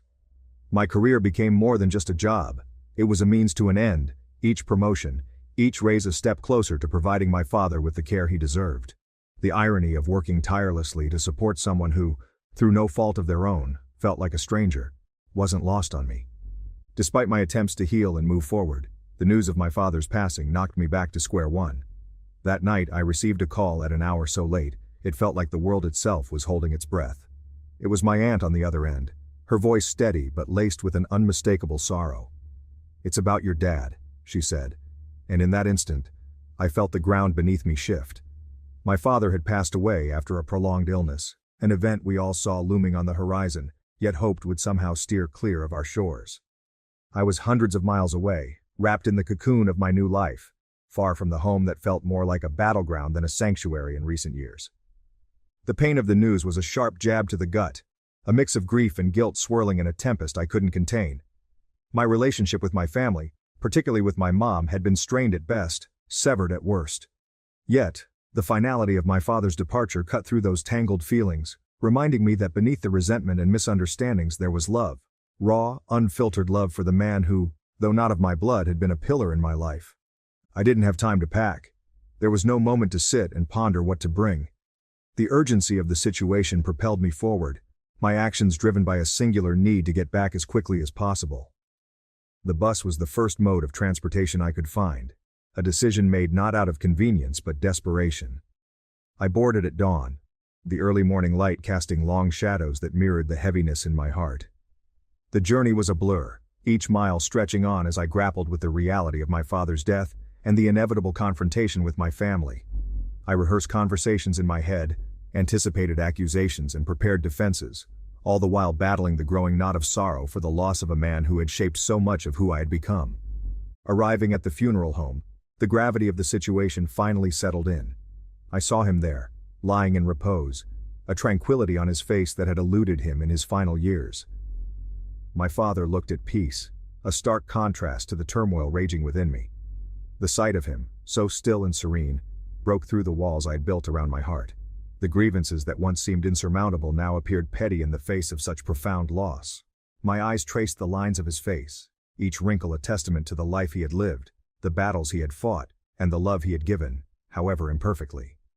Standing before him, I was acutely aware of the finality of death, how it leaves no room for apologies, for mending fences, for saying all the things left unsaid. The weight of my unresolved feelings towards my family, my mother's harsh words, and the guilt of my perceived negligence crushed me. In that moment, I wished for nothing more than to turn back time, to relive those last days with the knowledge of their fleeting nature, to offer words of love instead of silence. My father's passing was a great loss, a void that would never be filled. Yet it also served as a stark reminder of the fragility of life and the importance of forgiveness, understanding, and compassion. As I stood there, amidst the somber faces of those who had known and loved him, I realized that holding on to anger and resentment served no purpose but to prolong the pain. In that moment, all I felt was the piercing ache of missing a man who had been more than just a father figure. He had been a guide, a confidant, and, in his own way, a source of unwavering support. Standing at the end of the somber line, I extended my hand, offering a quiet, "Thank you," to each person who had come to pay their respects to my father. The room was filled with a heavy silence, punctuated only by soft murmurs and the occasional shuffle of feet. It was a moment of closure, a final goodbye to a man who had been a constant in my life, despite our complexities and the distance that had grown between us. But that silence shattered when my mother's voice, sharp and laden with grief and accusation, pierced the air. "His death is partly due to him," she screamed, pointing a trembling finger in my direction.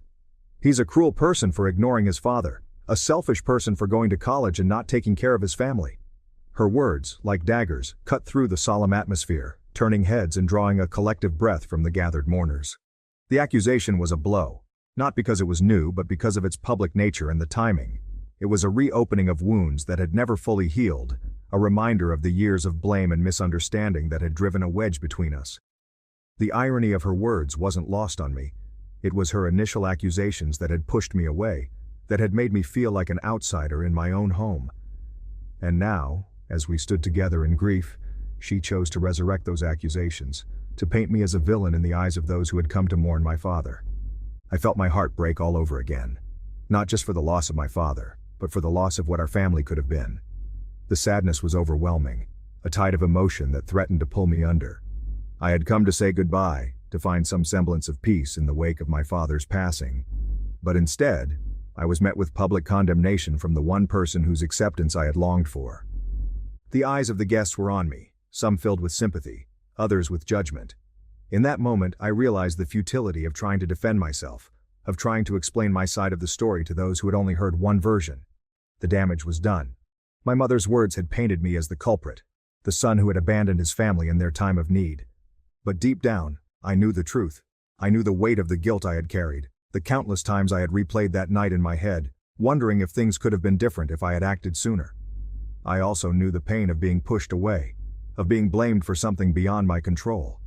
It was a pain that had driven me to seek distance, to build a life away from the constant reminders of my supposed failures.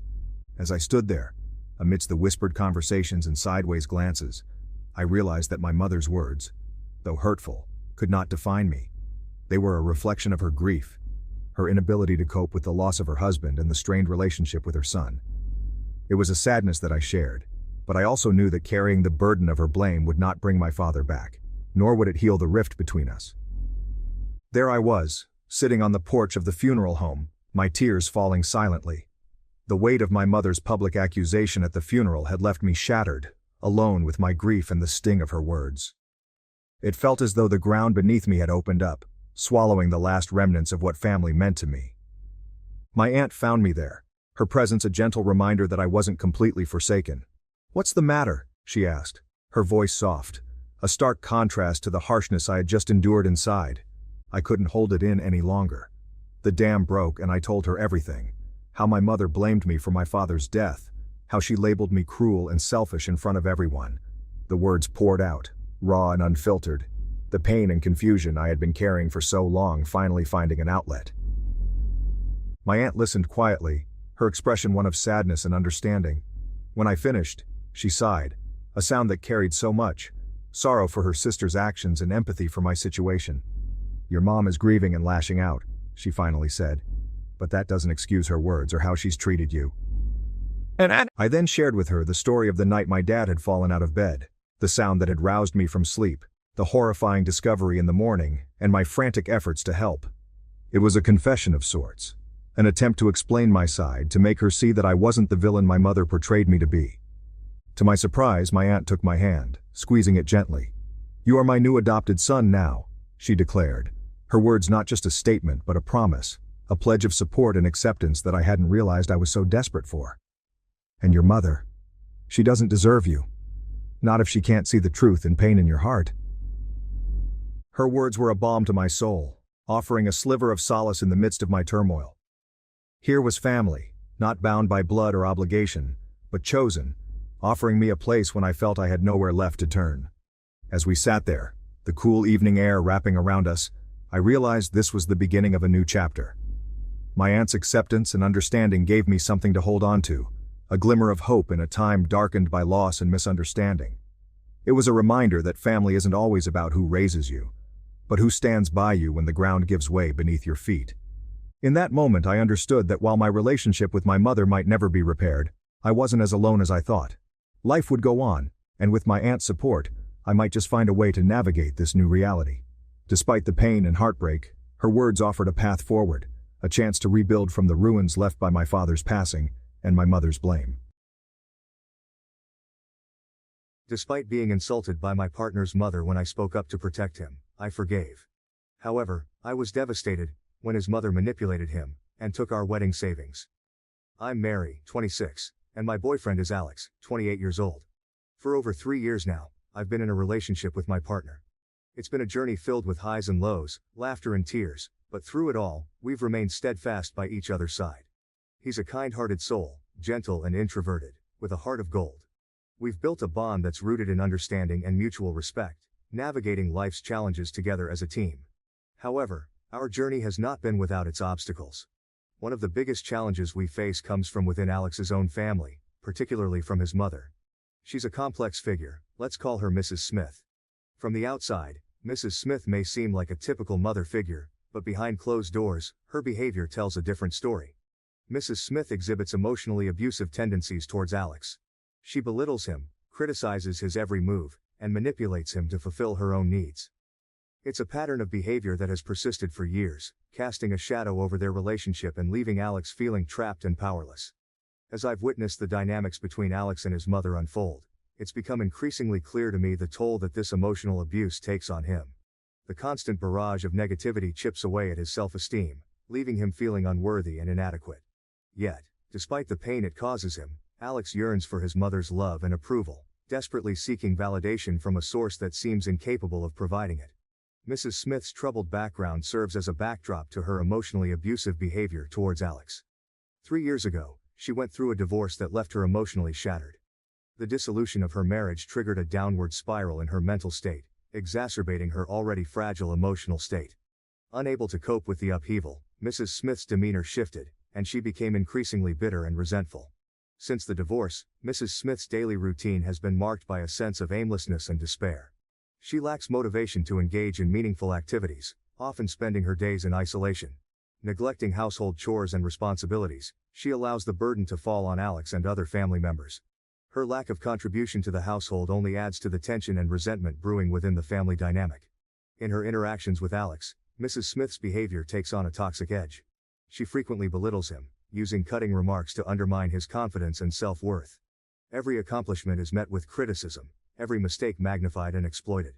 Her words are like daggers, piercing through Alex's defenses and leaving him emotionally wounded. Yelling has become a common occurrence in their household, with Mrs. Smith unleashing her frustrations on Alex without restraint. Her anger knows no bounds, and she lashes out at him over the smallest of perceived slights. The verbal assaults leave Alex feeling small and powerless, trapped in a cycle of emotional abuse from which he sees no escape. Manipulation is another weapon in Mrs. Smith's arsenal, used to control and coerce Alex into meeting her needs. She plays on his guilt and sense of obligation, exploiting his desire to please her at any cost. Whether it's guilt-tripping him into running errands or emotionally blackmailing him into compliance, Mrs. Smith's manipulative tactics further entrench her power over Alex, leaving him feeling trapped and helpless. As the girlfriend of Alex, I've witnessed firsthand the profound impact of his mother's emotionally abusive behavior on him. Alex is a gentle and kind-hearted soul, but beneath his calm exterior lies a sea of emotional turmoil, wrought by years of enduring his mother's toxic treatment. The constant barrage of criticism, belittlement, and manipulation from his mother leaves him in a perpetual state of unease and distress. His anxiety manifests in various ways, from racing thoughts and difficulty concentrating to physical symptoms like chest tightness and shortness of breath. These symptoms often escalate into full-blown panic attacks, rendering him immobilized and overwhelmed by fear. Her constant criticism and manipulation chip away at his self-esteem, leaving him feeling unworthy and unlovable. He internalizes her harsh words and begins to question his own worth, doubting whether he's deserving of love and respect. Alex's mother's behavior takes a toll on his mental health, exacerbating his anxiety and depression and leaving him feeling overwhelmed and helpless. Her relentless negativity creates a toxic atmosphere in their household, making it difficult for Alex to find peace and solace in his own home. He feels like he's constantly walking on eggshells, afraid to set off his mother's anger or disappointment. Despite the pain and anguish caused by his mother's behavior, Alex continues to yearn for her love and approval, desperately seeking validation from a source that seems incapable of providing it. His desire for his mother's affection is a double-edged sword, as it leaves him vulnerable to her manipulation and control. He fears confronting her and standing up for himself, worried about the repercussions and potential backlash. I found myself grappling with the heartbreaking reality of his situation when it comes to seeking refuge from his mother's toxic behavior. It's a question that weighs heavily on both of our minds. Can he come stay with his dad? The answer, unfortunately, is not as simple as we had hoped. Despite the desire to find sanctuary in his father's home, Alex's dad lives in a cramped one-bedroom apartment, unable to accommodate him. However, even in the face of this obstacle, there's a glimmer of hope in knowing that his father would do anything to support him. Alex's father would be willing to make the sacrifice of moving into a larger space to provide his son with the comfort and safety he so desperately needs. Yet, despite his father's potential willingness to make such a sacrifice, Alex remains paralyzed by fear at the mere thought of confronting his mother or seeking refuge elsewhere. The terror he feels towards his mother's wrath is a powerful deterrent, holding him back from taking steps towards asserting his own autonomy and seeking a better life for himself. It's a heartbreaking reality that we're both faced with, knowing that we're working tirelessly to move out and create a safe haven away from the toxicity of Alex's home environment. However, as anyone who's tried to navigate the daunting landscape of housing affordability knows, it's an uphill battle filled with financial constraints and limited options. Especially during one particularly tense visit home, I found myself unable to stay silent any longer in the face of Alex's mother's relentless barrage of criticism towards him. Fueled by anger and frustration, I couldn't help but speak up and argue back when she unleashed her harsh words upon him. I couldn't bear to see him being torn down yet again without standing up for himself. In the heat of the moment, my emotions got the best of me, and I even directed some of my frustration towards Alex, expressing my frustration at what I perceived as his weakness in standing up to his mother's abuse. I knew that if we continued to allow her toxic behavior to go unchecked, it would only serve to poison our future together. However, instead of diffusing the tension, my outburst only seemed to escalate the situation further. Alex's mother turned her fury towards him, accusing him of choosing me over her and demanding that he make a choice between us. It was a heartbreaking ultimatum to witness, knowing that Alex was caught between his loyalty to his mother and his love for me. As if that weren't enough, she didn't hesitate to hurl insults my way, mocking me for my perceived lack of education. Her words stung. Anger, frustration, and sadness coursed through me as I struggled to process what had just transpired. Unable to contain my feelings any longer, tears welled up in my eyes, threatening to spill over at any moment. I made the decision to leave. I couldn't bear to stay in that toxic environment a moment longer, surrounded by negativity and hostility. I hoped that Alex would come after me, that he would show some sign of defiance against his mother's control and choose to stand by my side. But as I walked away, my heart sank with the realization that he remained rooted in place, paralyzed by fear of his mother's wrath. He remained a prisoner of his own fears, unable to defy the hold that his mother had over him. In the aftermath of the heated confrontation and my subsequent departure, I was left grappling with a whirlwind of conflicting emotions. Anger, hurt and disappointment vied for dominance within me. But amidst it all, one undeniable truth remained. I loved Alex. Despite the pain he had caused me, I couldn't shake the deep-rooted affection I felt for him. A week passed, and despite my initial resolve to stand firm in my decision, I found myself unable to resist the pull of love and compassion. I couldn't bear to see Alex suffer alone, trapped in the suffocating grip of his mother's manipulation. So, against my better judgment, I forgave him. I rationalized my decision by telling myself that love was worth fighting for, that I couldn't abandon him in his time of need. But forgiveness didn't mean forgetting. I made it clear to Alex that while I was willing to give him another chance, I wouldn't subject myself to further abuse at the hands of his mother. From that point on, we chose to meet outside of his mother's house, avoiding the toxic environment that had caused us so much pain. However, just when I thought we were making progress, another blow came crashing down. Alex made the shocking decision to take the money we had been saving for our future together and hand it over to his mother. It was a devastating betrayal, one that cut me to the core. The realization that Alex had succumbed once again to his mother's manipulation was like a dagger to my heart. I felt a wave of despair wash over me, wondering how I could have been so blind to the extent of Mrs. Smith's control over him. The money we had saved was meant to be a symbol of our commitment to each other, a tangible reminder of our dreams for the future.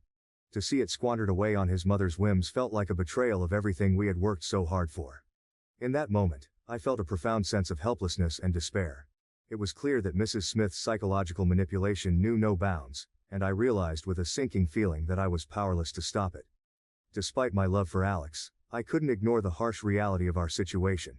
And while my heart ached at the thought of walking away, I knew that I couldn't continue to sacrifice my own well-being for the sake of a relationship that was built on a foundation of manipulation and deceit.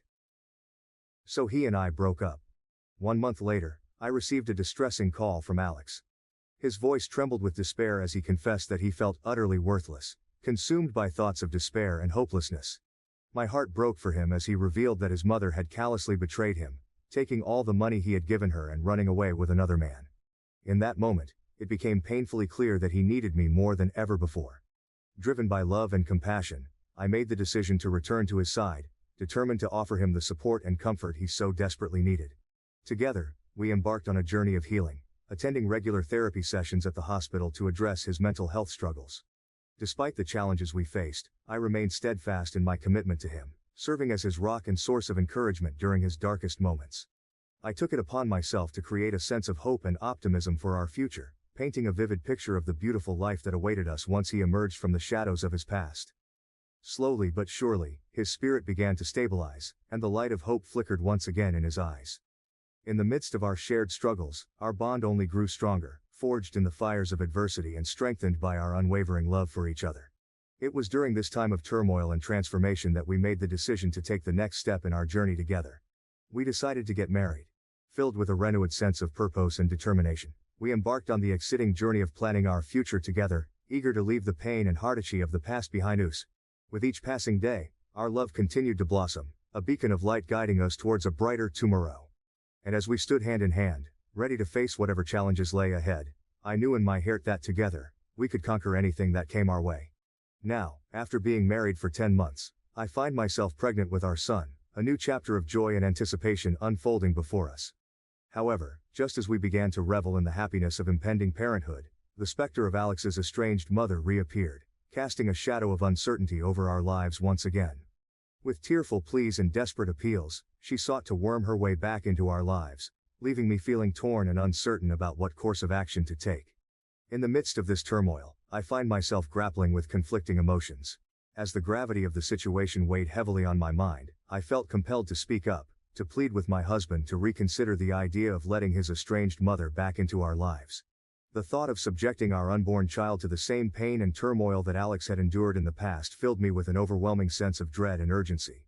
In a quiet moment together, I took a deep breath, steeling myself for the difficult conversation that lay ahead. With a heavy heart and trembling voice, I began to express my deepest fears and concerns to my husband, laying bare the raw emotions that churned within me.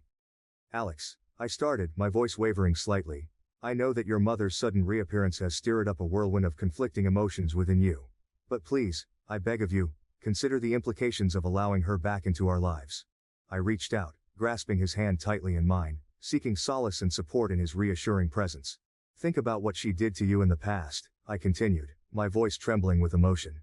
Do you really want to expose our child to the same kind of toxicity and negativity that you endured? Tears welled up in my eyes as I spoke, my heart aching with the weight of my words. I don't want our child to grow up in an environment filled with pain and resentment, I pleaded, desperation lacing my words. We deserve better, Alex. Our child deserves better. I searched his eyes, silently pleading for him to understand the depth of my fears and concerns. But as I gazed into his eyes, I saw the conflict raging within him, the turmoil of emotions that mirrored my own. For a long moment, there was silence between us, punctuated only by the soft sound of our breathing. And then, with a heavy sigh, Alex spoke, his voice tinged with uncertainty and hesitation. I understand your concerns, Sarah, he said softly, his gaze dropping to the floor. But she's still my mother. And despite everything that's happened, I can't shake off the feeling that I owe her another chance. My heart sank at his words, a sense of resignation settling over me like a heavy blanket. I knew that trying to convince him otherwise would be futile, that his sense of duty and obligation to his mother ran deep. Frustration and anger consumed me as I stormed out of our home, my swollen belly a heavy burden against my frame. Blocking my husband's calls, I sought solace in the company of my best friend, pouring out my grievances in a torrent of tears and frustration. Days turned into weeks, my mood swinging wildly between anger and despair as I struggled to find stability amidst the chaos.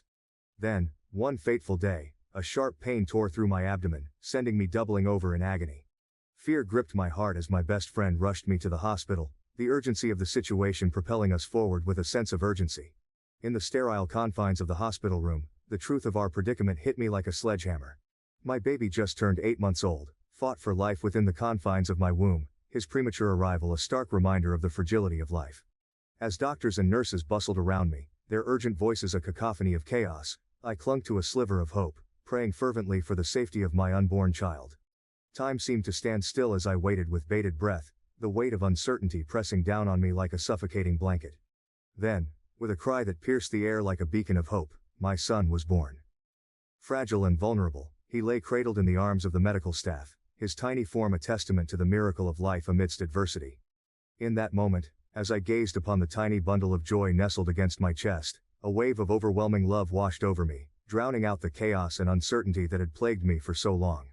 Despite the challenges that lay ahead, I knew that I would do whatever it took to protect and nurture this precious gift, my son, my reason for hope in a world fraught with uncertainty.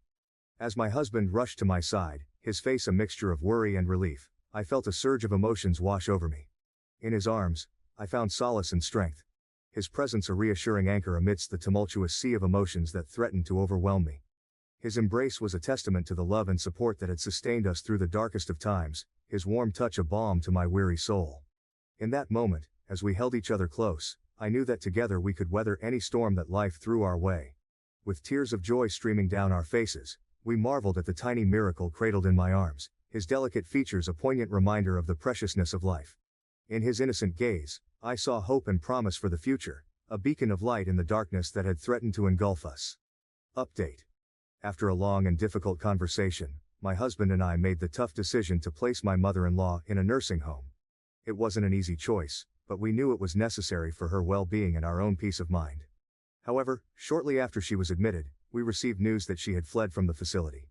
Learning that she had run away once again filled me with a sense of dread and anxiety. Despite our best efforts to provide her with the care she needed, it seemed that she was determined to resist any form of confinement. Her refusal to stay in the nursing home left us feeling helpless and uncertain about what to do next. As I shared these concerns with my husband, I couldn't shake the feeling of impending doom that hung over us. The thought of her returning and causing havoc once more weighed heavily on my mind, casting a shadow of fear and uncertainty over our lives. Despite our attempts to move forward and create a sense of stability for our family, the specter of my mother-in-law's actions continued to haunt us, a constant reminder of the challenges we faced in caring for her and protecting our own well-being. In the midst of this uncertainty, I found myself grappling with conflicting emotions, torn between my sense of duty towards my husband's mother and the need to prioritize the safety and happiness of our own family. It was a difficult balancing act, one that left me feeling exhausted and overwhelmed. As we navigated this new chapter in our lives, I couldn't help but wonder what the future held in store for us. Would my mother-in-law return, disrupting our lives once again?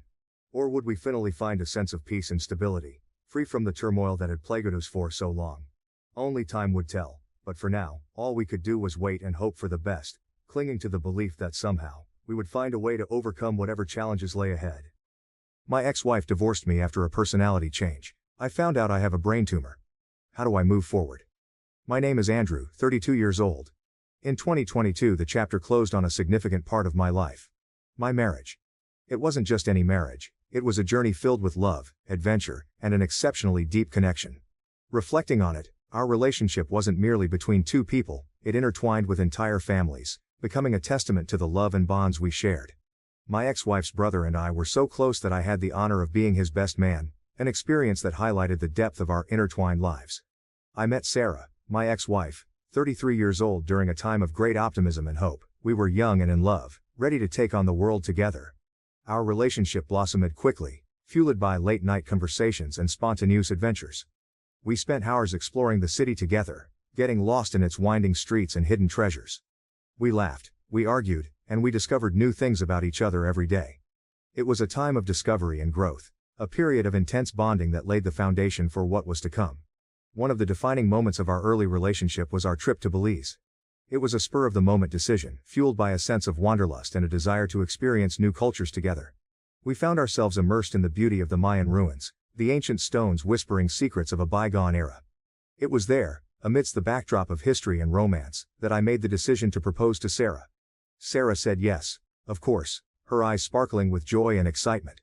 In that moment, surrounded by the ancient ruins and the promise of a future together, we felt invincible. We returned home with hearts full of love and dreams of the life we would build together. Looking back on those early days now, it's hard to believe how much has changed. The innocence of our youth has been replaced by the harsh realities of adulthood, and the promise of forever has given way to the harsh reality. Our bond, as beautiful as it was, began to face trials that neither of us could have anticipated. Initially, it was like any other challenge a couple might face, something we believed we could overcome together. Yet as time passed, the hurdles became more daunting, testing our resilience in ways we never imagined. My mental health began to deteriorate, casting long shadows over our lives. What started as subtle changes in my behavior soon spiraled into something far more severe. In public, I was constantly on edge, plagued by an unshakable feeling of being followed. This paranoia escalated to the point where I became convinced our home was bugged, and that police or even government agencies were monitoring me. These weren't fleeting thoughts, they were deeply ingrained beliefs that dictated my actions, leading to a profound sense of fear and isolation. The day my wife, out of sheer desperation and concern, convinced me to go to the emergency room, marked a pivotal moment in our story.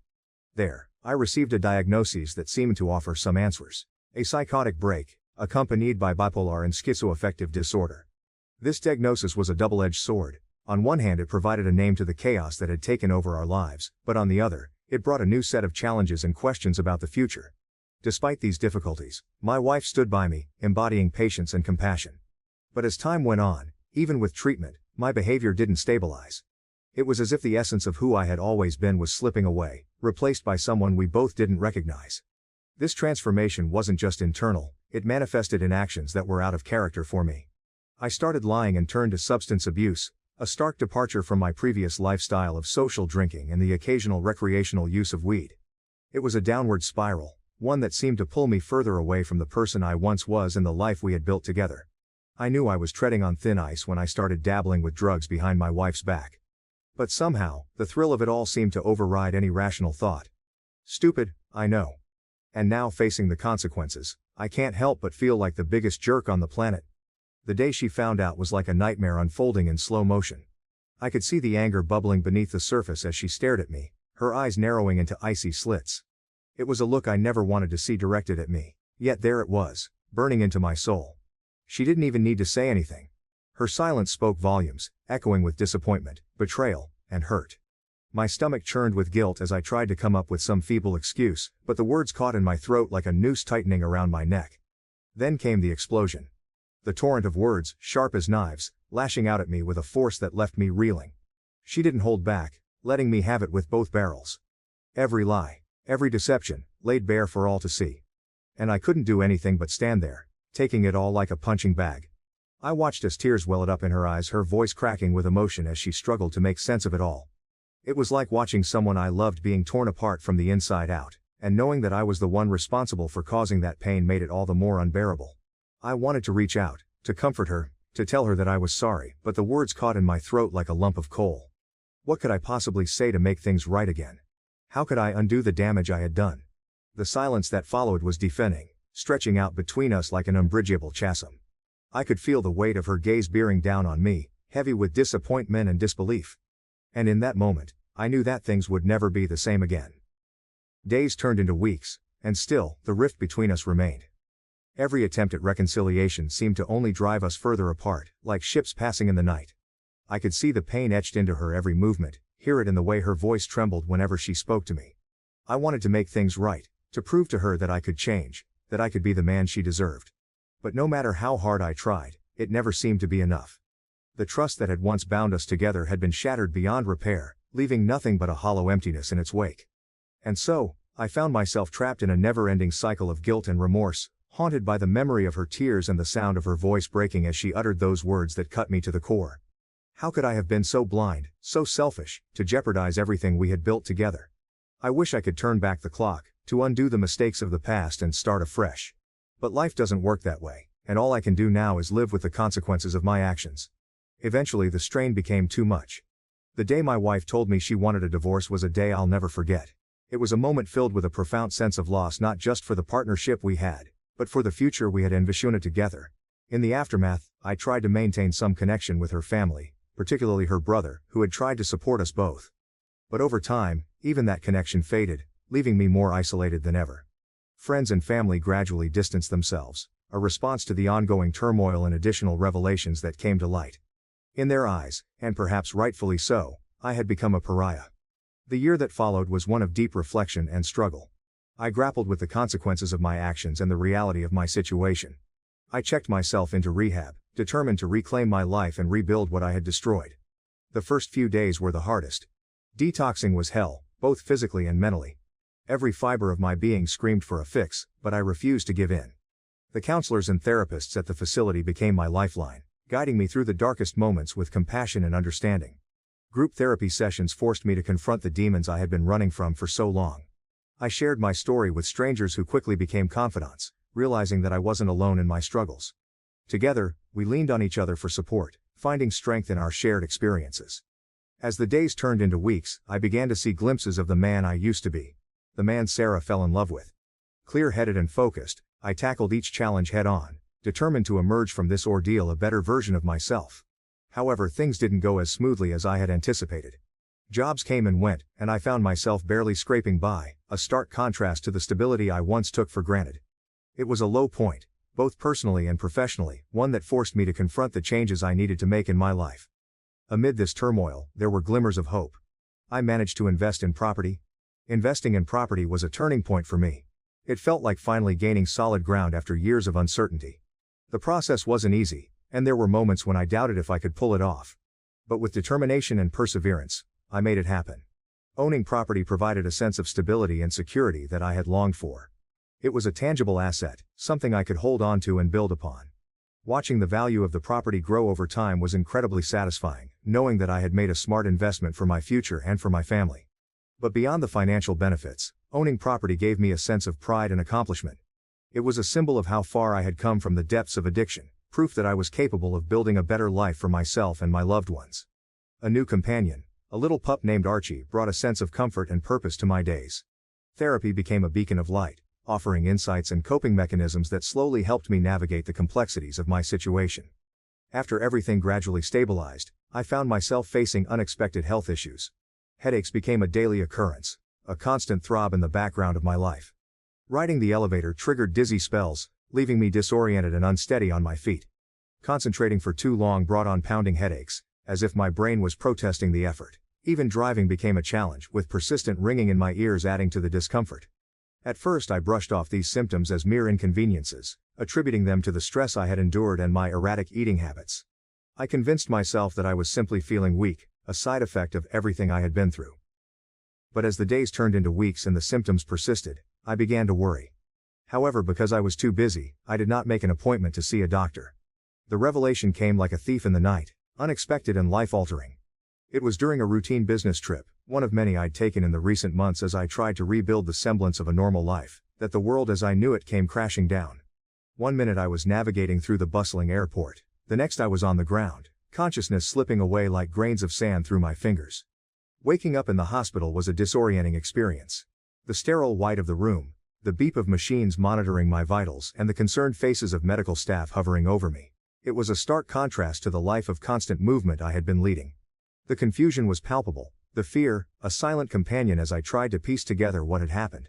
The journey to diagnosis was fraught with uncertainty. Initial tests were inconclusive, leading to more questions than answers. My medical history, a tapestry of misdiagnoses and treatments for mental health issues, painted a complex picture that puzzled the medical team. Yet it was the insistence of a keen-eyed doctor, who noticed the peculiarities in my symptoms and history, that led to the decisive MRI scan. The scan revealed the unexpected culprit, a brain tumor, nestled in a part of my brain where it had been orchestrating the chaos in my life from the shadows. The moment of revelation was surreal. Sitting in the dimly lit office, the images of my brain displayed on the screen, I listened as the doctor explained the nature of the tumor. It was benign, they believed, but its location had been impacting my behavior and mental health in profound ways. The words brain tumor echoed in my mind, a stark contrast to the previous labels I had been given. My initial reaction was one of shock, quickly followed by a flood of relief. For years I had been a prisoner in my own body, my mind a battlefield of paranoia, erratic behavior, and unexplainable emotions. To have an explanation, a tangible cause for the turmoil, was a liberation I hadn't expected.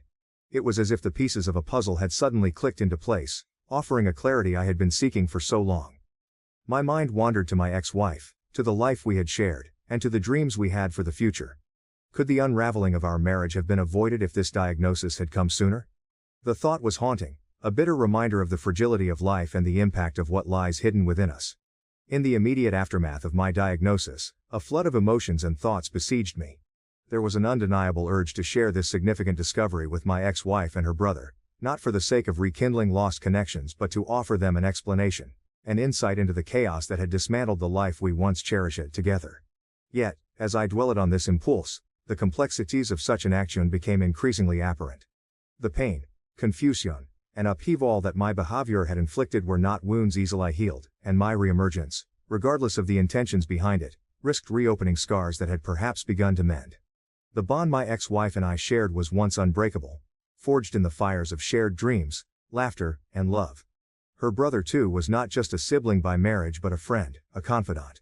The dissolution of our marriage wasn't merely a legal separation, it was the crumbling of a shared existence that had intertwined deeply with our families, friendships, and sense of self. The decision to divorce, while devastating, was a necessary measure she felt compelled to take for her well-being and, painfully, I couldn't dispute her reasons. Our paths had diverged, irrevocably altered by the storm that had swept through our lives. In the wake of the divorce, the silence between us grew, a chasm widened by lost trust and hurtful actions. The initial attempts to maintain a connection, to reach out through messages and emails, soon gave way to the realization that such efforts were met with silence, not out of malice but a need for closure and healing. Mutual friends too, found themselves caught in the aftermath, eventually stepping back as the complexity of our situation made it difficult to navigate the waters of allegiance and support. Yet, the shadow of my past, the what-ifs and the realizations brought about by my diagnosis, lingered. Update. After everything that happened, I decided not to reach out to my ex-wife and her brother. Many suggested I should try to reconnect, offering various methods to ensure the message would reach her. From social media posts designed to indirectly inform her to direct messages delivered through mutual friends, each suggestion was made with good intentions. Yet, despite the appeal of these ideas and my initial inclination to follow through, I've opted for a different path. Social media, for one, doesn't hold the same presence in my life as it does for others. My online footprint is minimal, with an Instagram account for my dog, Archie, and a practically anonymous Facebook profile. The idea of using these platforms to reach out indirectly felt both impractical and somewhat impersonal given the gravity of the situation. But beyond the logistical hurdles lies a deeper consideration. What impact would my reaching out have on my ex-wife? Would it truly be for her benefit, or would it be a selfish act on my part, driven by my own desires and regrets? The more I pondered this, the clearer it became that initiating contact might not be in her best interest. She's a strong, resilient person, and I have no doubt that she's built a fulfilling life for herself since we parted ways. To re-enter her life now, especially with such significant news, could potentially cause unnecessary pain and confusion.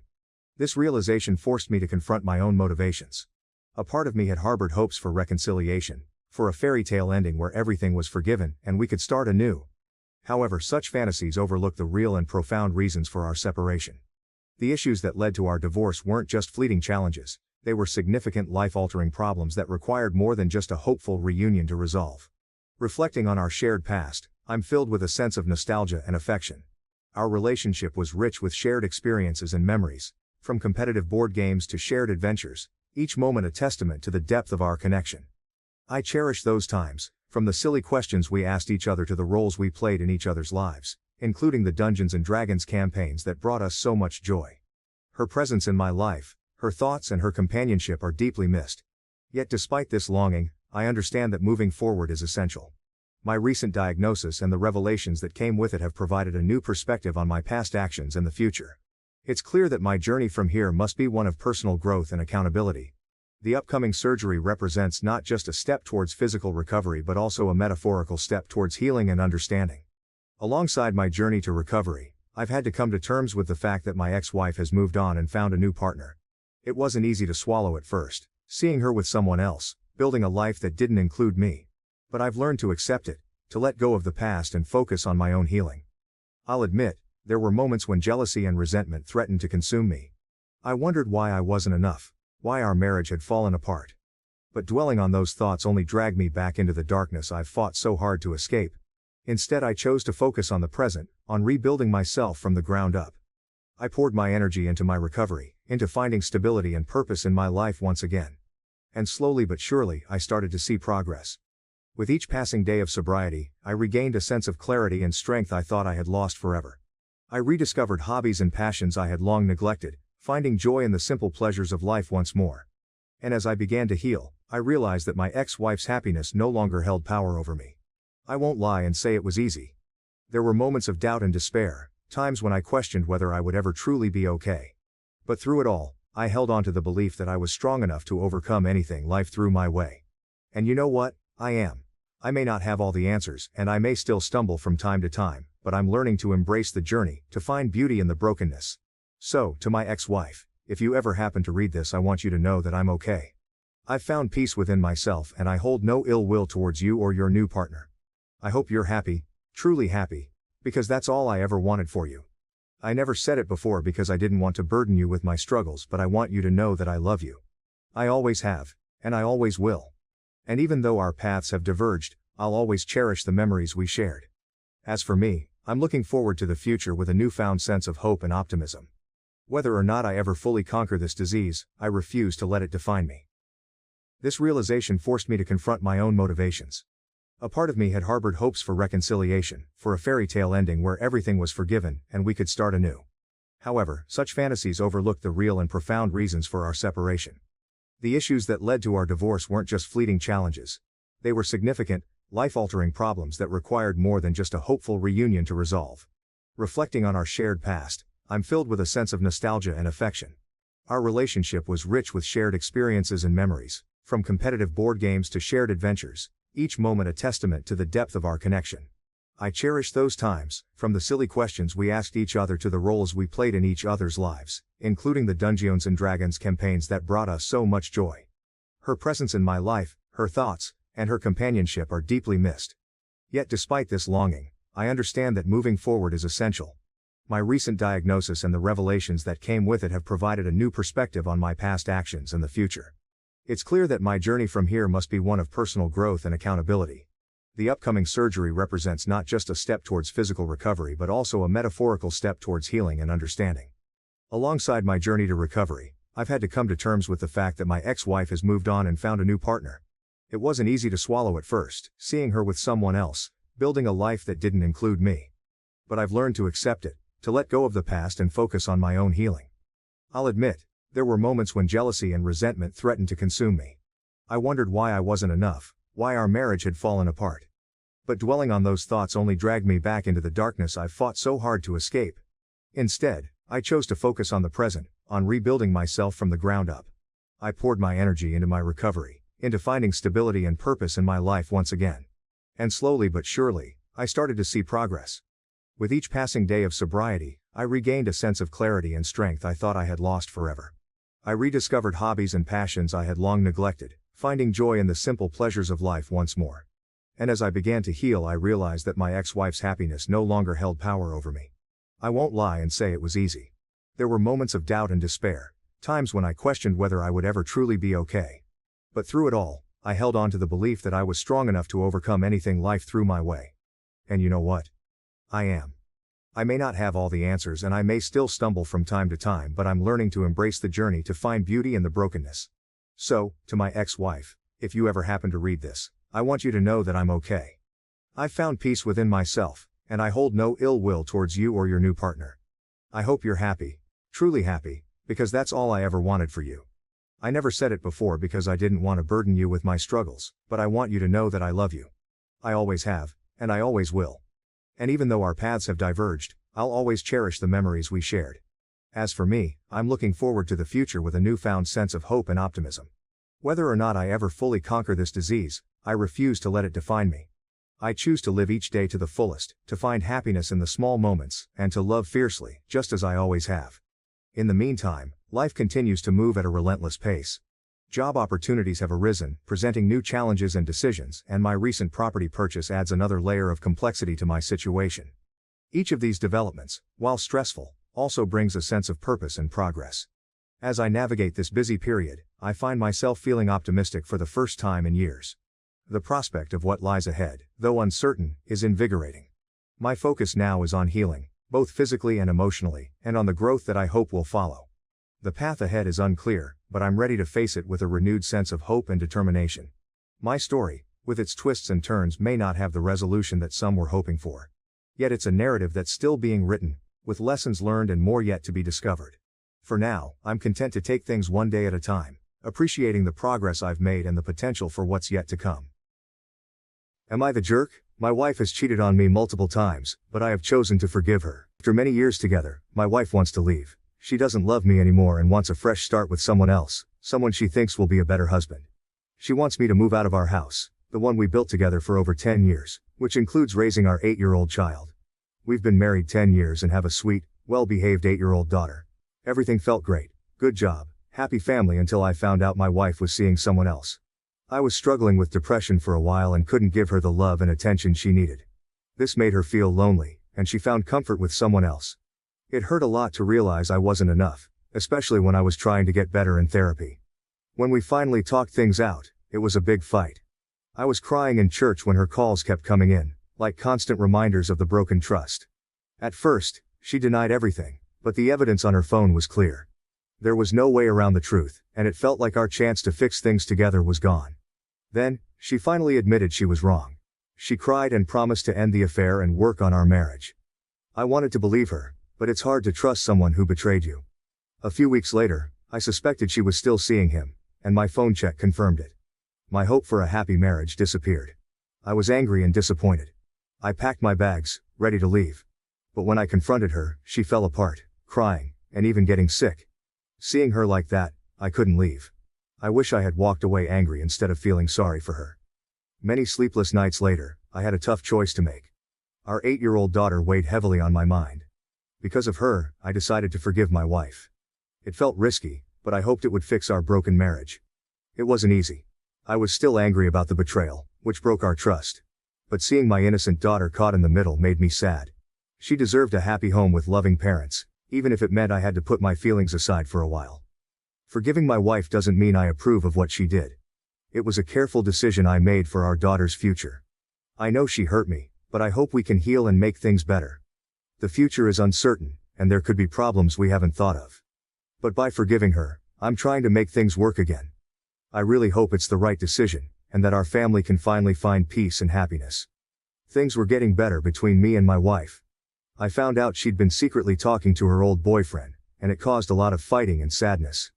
But we both wanted to fix our marriage, so we decided to try to trust each other again and fall back in love. One day I had to go on a work trip. I was supposed to be gone for a few days, but I finished my work early and came home sooner than planned. I was excited to surprise my wife and daughter. I imagined how happy they'd be to see me. I couldn't wait to be back home with my family. The house was creepy quiet when I opened the door. No answer came back when I called for them. It felt weird, like a big empty hole opened up in my chest, making me gasp for air. Every unanswered call from my wife echoed in the emptiness, adding to the growing fear in my gut. Finally, I found her in the bedroom. What I saw wasn't just a betrayal, it was like everything broke apart. My wife, all tangled in the sheets with another man, looked up at me, surprised. But there was something else in her eyes too. Maybe defiance, maybe begging silently, that made me feel sick again. The air itself seemed to crackle with tension. Hot, raw anger exploded inside me, fighting against the crushing feeling of loss. Our whole life together, all the whispered promises, the shared laughter. It all felt like a cruel trick compared to this. I wanted to scream, to rage, but a lump of despair stuck in my throat, taking away my voice. Right then, I was a mess of mixed up feelings. The burning pain of betrayal, the smothering weight of a broken heart, and the bitter taste of shame. It was like a scene from a terrible dream, a nightmare so real it felt like it would scar me forever. He stood up and left. I calmly walked towards her. She turned to look at me, and I saw the pain and guilt in her eyes. "I'm so sorry," she whispered. "What happened?" I asked, my heart pounding. She took a deep breath and began to tell me the truth. It turned out that she had never stopped seeing her ex-lover.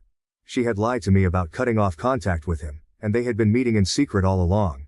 I felt like 1,000 knives were piercing my heart. The pain was unbearable. All the trust and hope that we had worked so hard to rebuild had been shattered in an instant. I didn't know what to say or do. I just stood there, frozen in shock and disbelief. Finally, I turned and walked out of the room. I didn't know where I was going, but I needed to get away. I drove for hours, not knowing where I was going or what I was going to do. I felt lost and alone, and I didn't know how I was going to face my wife and daughter again. Eventually, I pulled over to the side of the road and got out of the car. I stood there for a long time, staring out at the horizon. I left home for a month to deal with the pain of my broken trust. Every day felt like forever, filled with the constant ache of being betrayed and the silence of my wife's unanswered calls. Nights were even harder.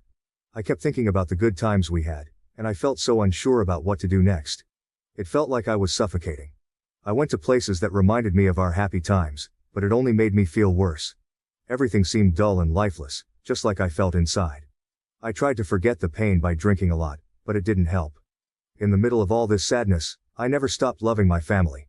I kept seeing my wife and daughter's happy faces in my mind. All the good we'd been through together felt more important than the betrayal. Suddenly, I knew what I had to do. I had to go home. Not because I thought everything would be okay right away, but because I was determined to face the situation head on. As I pulled into the driveway, my stomach tightened up. Our house, once a place of comfort and laughter, now felt tense and scary. When I opened the door, I saw her. Her eyes showed all the confusion and worry she was feeling. She wanted to say something, maybe apologize, but neither of us spoke. But in that silence, I knew what I was going to do. I looked into her eyes and saw the fear and uncertainty. She was waiting for me to tell her that I was leaving her. But I didn't say anything. I just took her in my arms and held her. We stood there for a long time, holding each other. I didn't know what the future held, but I knew that I was going to face it with my wife by my side. That winter, I had to go on a business trip for 3 months. The biting cold of winter seemed to seep into my soul, making me miss my little family even more. Darkness enveloped the house when I returned, giving me a creepy, scared feeling. The scene before my eyes was like a reenactment of the horrific memory from that year. The haunting fear of my wife's betrayal came flooding back, making me panic and choke up. I called out to my wife and daughter, but there was no answer. The house was shrouded in darkness, eerily silent. With heavy steps that felt like they were carrying the weight of the world, I walked up the stairs. Taking a deep breath, I slowly opened the bedroom door. And the sight that greeted me made me choke with emotion. My wife and daughter were sleeping soundly on the bed, their faces serene and peaceful. The soft glow of the nightlight added to the warm atmosphere of the room. The road to forgiveness is long and challenging, but it is possible. We are committed to making our marriage work, and we are confident that we can overcome this obstacle. We are stronger together, and we will get through this together. Thank you for watching. If you haven't subscribed yet, please do so and hit the notification bell to stay updated with more shocking real-life stories happening around you. Cousin called me at midnight to babysit her grown kids. I said no, chaos followed, and now I have a restraining order. Even though I hardly knew her or her adult children, I declined my cousin's midnight call asking me to watch them. I have my own life, work full-time, and am 28. Being 28, you know. Naturally, that is irrelevant because it seems that I should always schedule time for my family. I know maybe 7% of them by name and 15% of them by face, but let's overlook that. I'm sorry, but someone is sure to get bogged down in the details with the 400 Mildreds, 250 Lindas, and 800 Stephanies, Chelseas, and Janets I see once every full planetary alignment. Naturally, when my parents, grandma, and siblings are all free, I make time for them. Being the youngest of 3, I work at the most forgiving job, even though it's not that bad. I also schedule time for other people I see on a regular basis. Well, let's get back to the funeral. Throughout the pre-ceremonial event, I kept getting the question, "Do you remember me?" And, "Are you aware of my identity?" To prevent any discomfort, I responded yes, yes, and yes. It's been a long time. One of my cousins, of whom I have no recollection but who evidently speaks to my mom on a daily basis, approached me during that time and introduced me to her children. We said hello to each other. According to their mother, they had been eagerly awaiting my arrival and appeared ecstatic to meet me. What the expletive was the first thing that came to me, but I ignored it because I wasn't in the right frame of mind. My cousin informed me that her children were in my state, around 40 minutes away from my home, and that they were roughly my age. I thought, oh, that's awesome, but I didn't give a damn. She said she would discuss it with my mother and proposed a little gathering later this year. Yes, all right. I took it as a cool, I don't have to worry about it, and went on, even though I'm not 14 anymore and don't need permission to do anything. Let's travel ahead to roughly 45 minutes. I receive a call at around midnight from a number located in the city where the majority of my family resides. Furthermore, the location is quite specific, too specific to be spam. I panicked, of course. My late grandfather was only a few years older than my grandma, who was down there at the time. Call me suspicious. I picked up the phone. Hi, name. It's your relative. How are you? My thoughts are, who the expletive?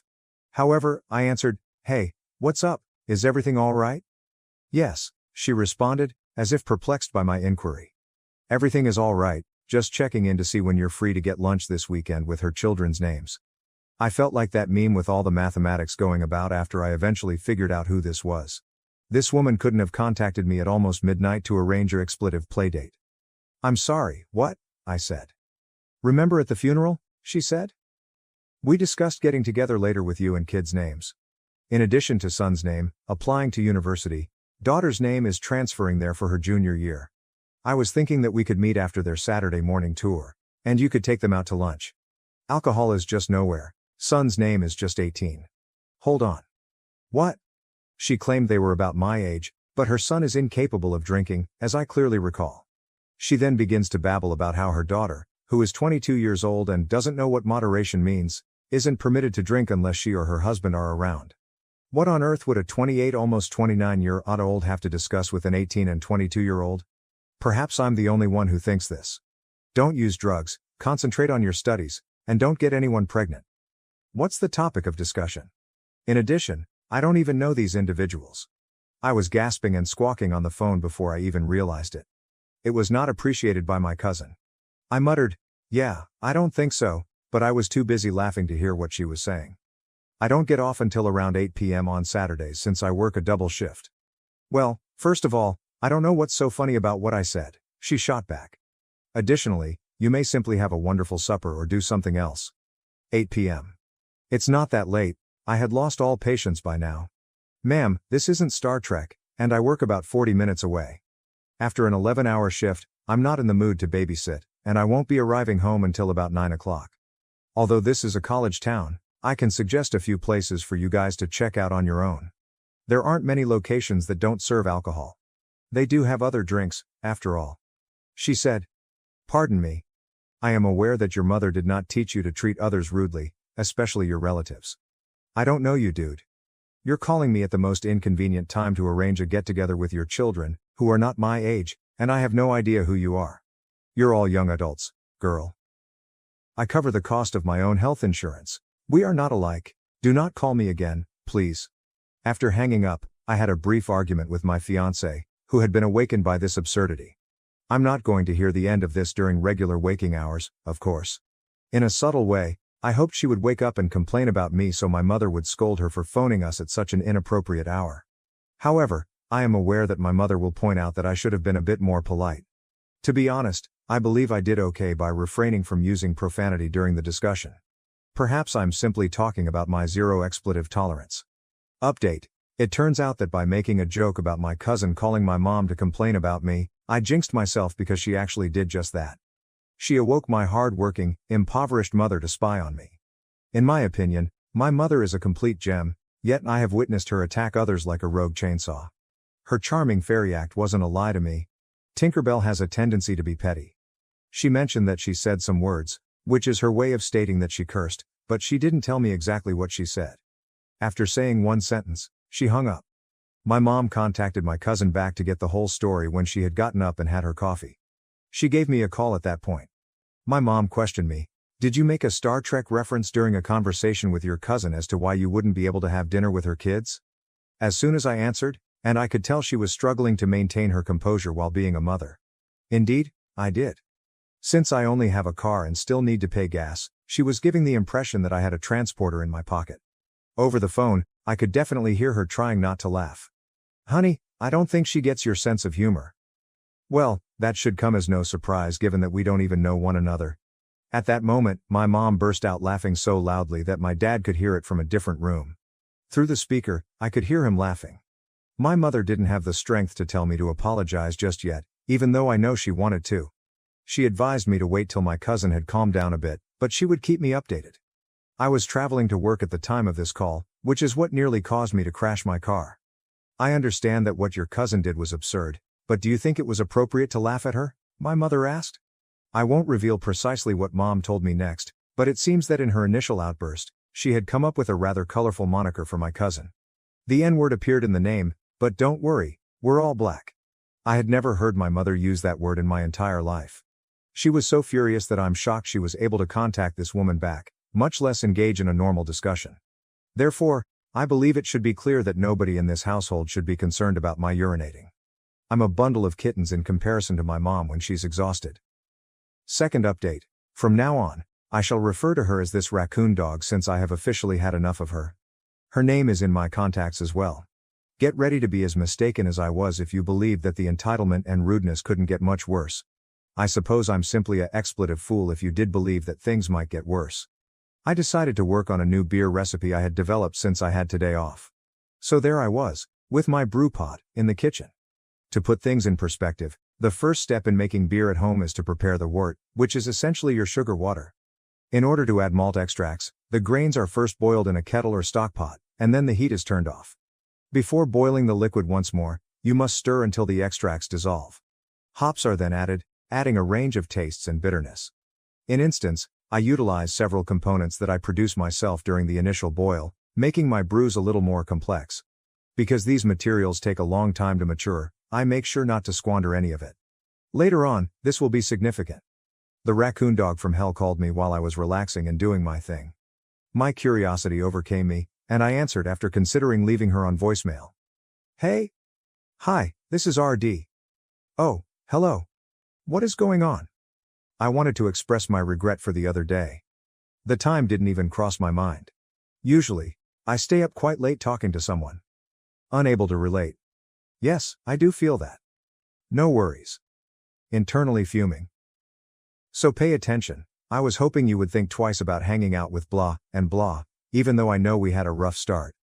I know you were worried since you don't know each other, and they don't know anyone in that town. I understand. All I want is for them to be with someone they feel at ease with.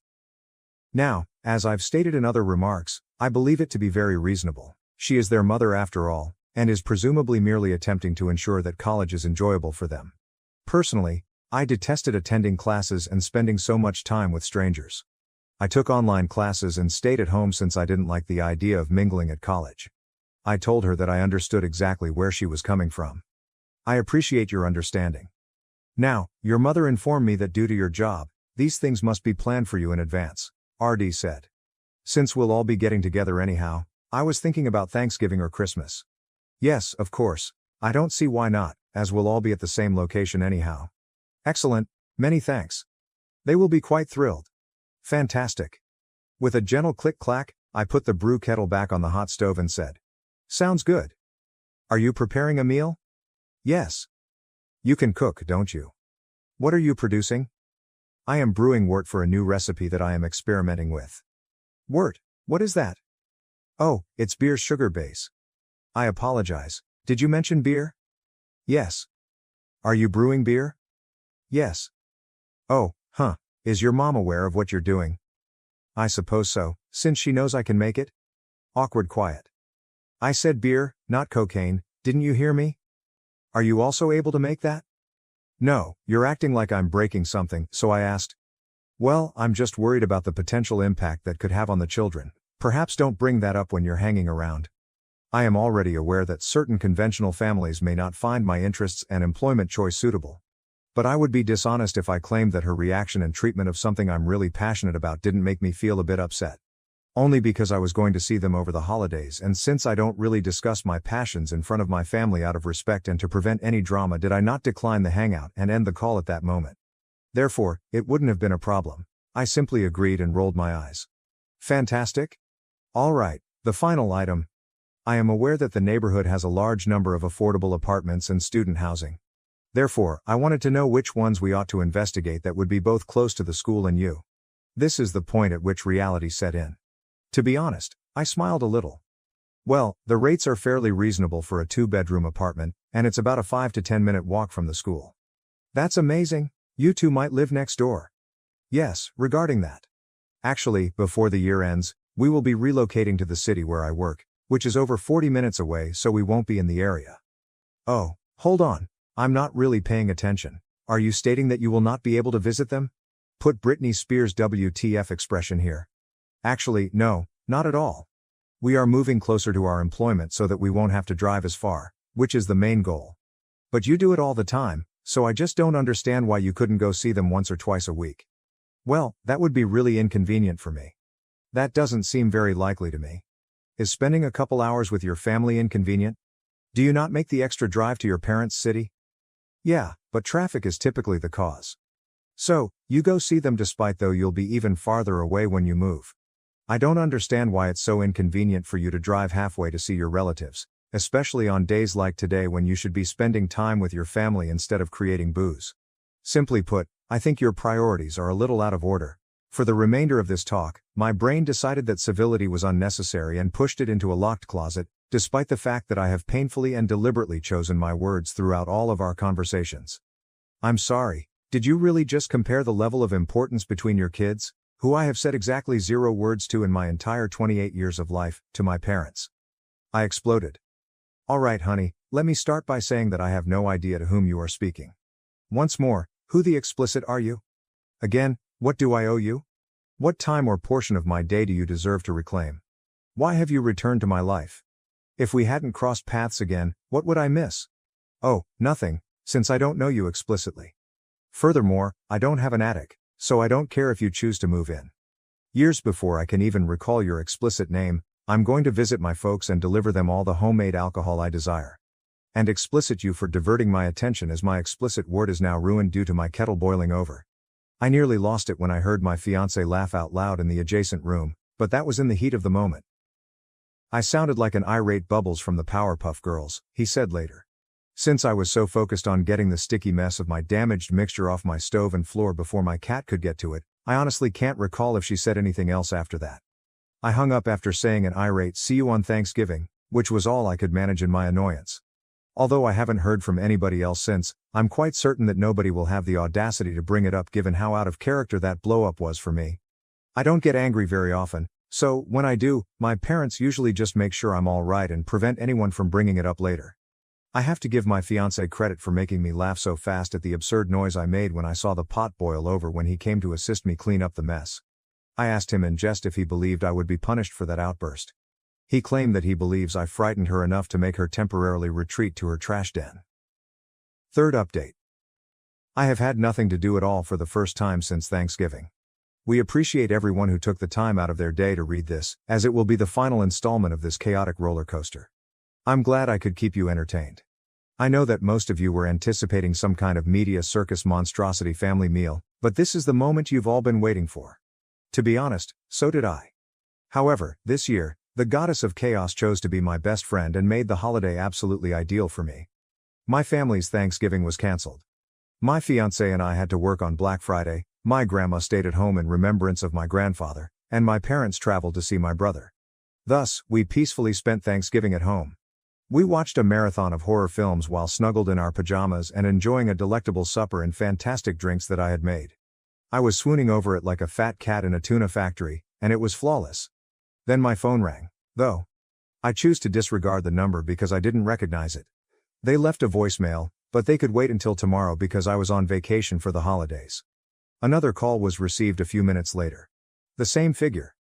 Then another. And yet another. And yet another.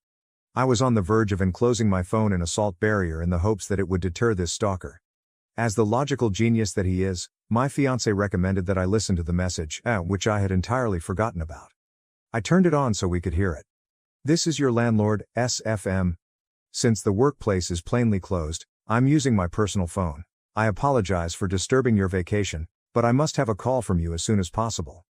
You're probably wondering where the raccoon dog comes in, but I phoned her back in a panic because I had missed around 8 calls from this woman by this time. Oh baby, it's going to feel like Christmas.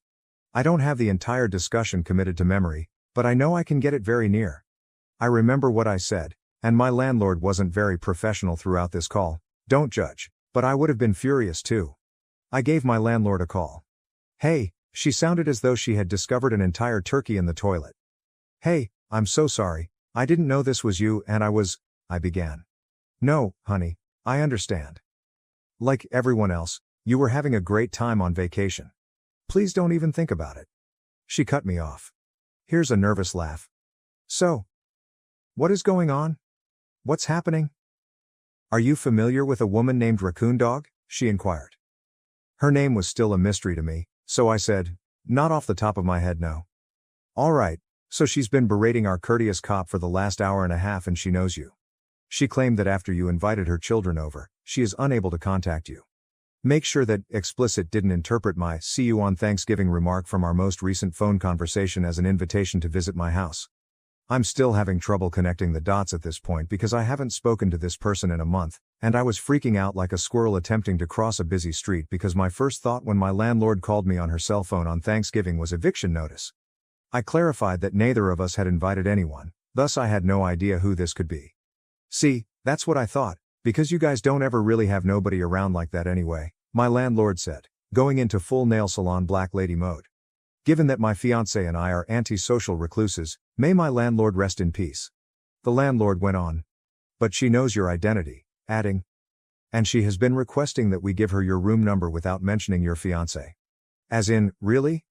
No reputable business would simply divulge the information of its tenants in that manner. You would still be in violation of the law even if we did. What is she doing? I inquired. She parked in front of the fire zone with her kids in the car and is shouting police brutality because our courtesy officer gave her a fine and told her that if she doesn't move, we're going to have her car towed, stated my landlady. My apartment complex is very close to the university, and the main road leading to the separate properties is a frequently used route directly to many of the university buildings, as well as a third of the fraternities. They take this very, very, very seriously, and if there were a fire in that area, that section would most definitely be blocked off. Please note that the fine for parking in front of a fire zone here ranges from $500 to $2,000 depending on the location and severity of the situation. Did she relocate? I inquired. No, my landlord retorted. She threatened the courtesy officer after receiving a fine for the fire zone. Her children are still in the car, and he had to phone for assistance. My fiancé, seated next to me, burst out laughing like a crazy person as I cackled, clearly still in a panic because I still didn't know who this was. Yo, it's Raccoon Dog. My fiancé texted my mother. 55 what? What dog? My landlady interrupted. This poor woman sounded so defeated and worn out as she questioned, can you formally state that you didn't invite her and don't want her here? I told her everything from the beginning, and I could hear all the energy leave her body as she started laughing. This stunning woman said, okay, I got this expletive, in response to my confirmation. You guys have an incredibly nice Thanksgiving. We hung up. I couldn't stop thinking about this woman's children and how ashamed they must have been. I don't understand how I haven't heard from someone who has fled at this point. I was silently shocked, incredulous, and trying not to laugh. My fiancé clicked play on our movie and said, eat, watch. I honestly didn't know what to say, so I just followed his instructions, trying not to choke on my food from laughter. I tried to think of anything to say, but all I did was open my mouth before he stopped me with, nope, nope, nope, nope, nope. When I later learned that RD, Raccoon Dog, had gotten in touch with her, my mother threw the biggest fit, accusing me of lying to her about spending Thanksgiving with her children. It seems that during the same phone call where I yelled at her, she was fined $2,000 by the courtesy officer assigned by my landlord, and to make matters worse, her husband had to pay $3,500 to bail her out of jail and she was hit with an additional $7,500 fine for trespassing, resisting arrest, and threatening violence toward a police officer. Yes, I didn't even have to do anything, yet I am the expletive worst. It all began with a random unsolicited phone call in the middle of the night a couple of months ago, and I'm still struggling to put the situation into words and am trying to persuade myself that it really happened. The pièce de résistance. 2 days ago, her children created a group chat on one of my social media accounts with the three of us, apologizing for their crazy mother and all the crap she's said about me spending time with them. Did you think that was the best part? Number. They said that what happened on Thanksgiving was the last straw for them, even though they had been wanting to apologize on her behalf for some time but were so ashamed that they decided to just leave me alone.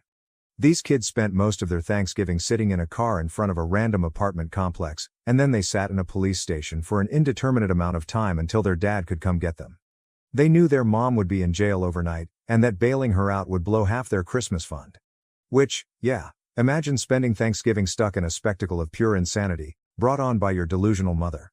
"There's a really great pizza place up the street," was all I could reply. "I'm off next Friday, and it's on me. I'm not sure what your schedules look like. This weekend, I have a pizza date and a restraining order, a match made in heaven." This whole thing has been such a cluster expletive dumpster explosion, and I hope you all liked sitting in it with me as much as I enjoyed writing it. Thank you for watching. If you haven't subscribed yet, please do so and hit the notification bell to stay updated with more shocking real-life stories happening around you. Am I the A? I had a one-night stand and she was 8 weeks pregnant. Accidentally, she was my wife's customer.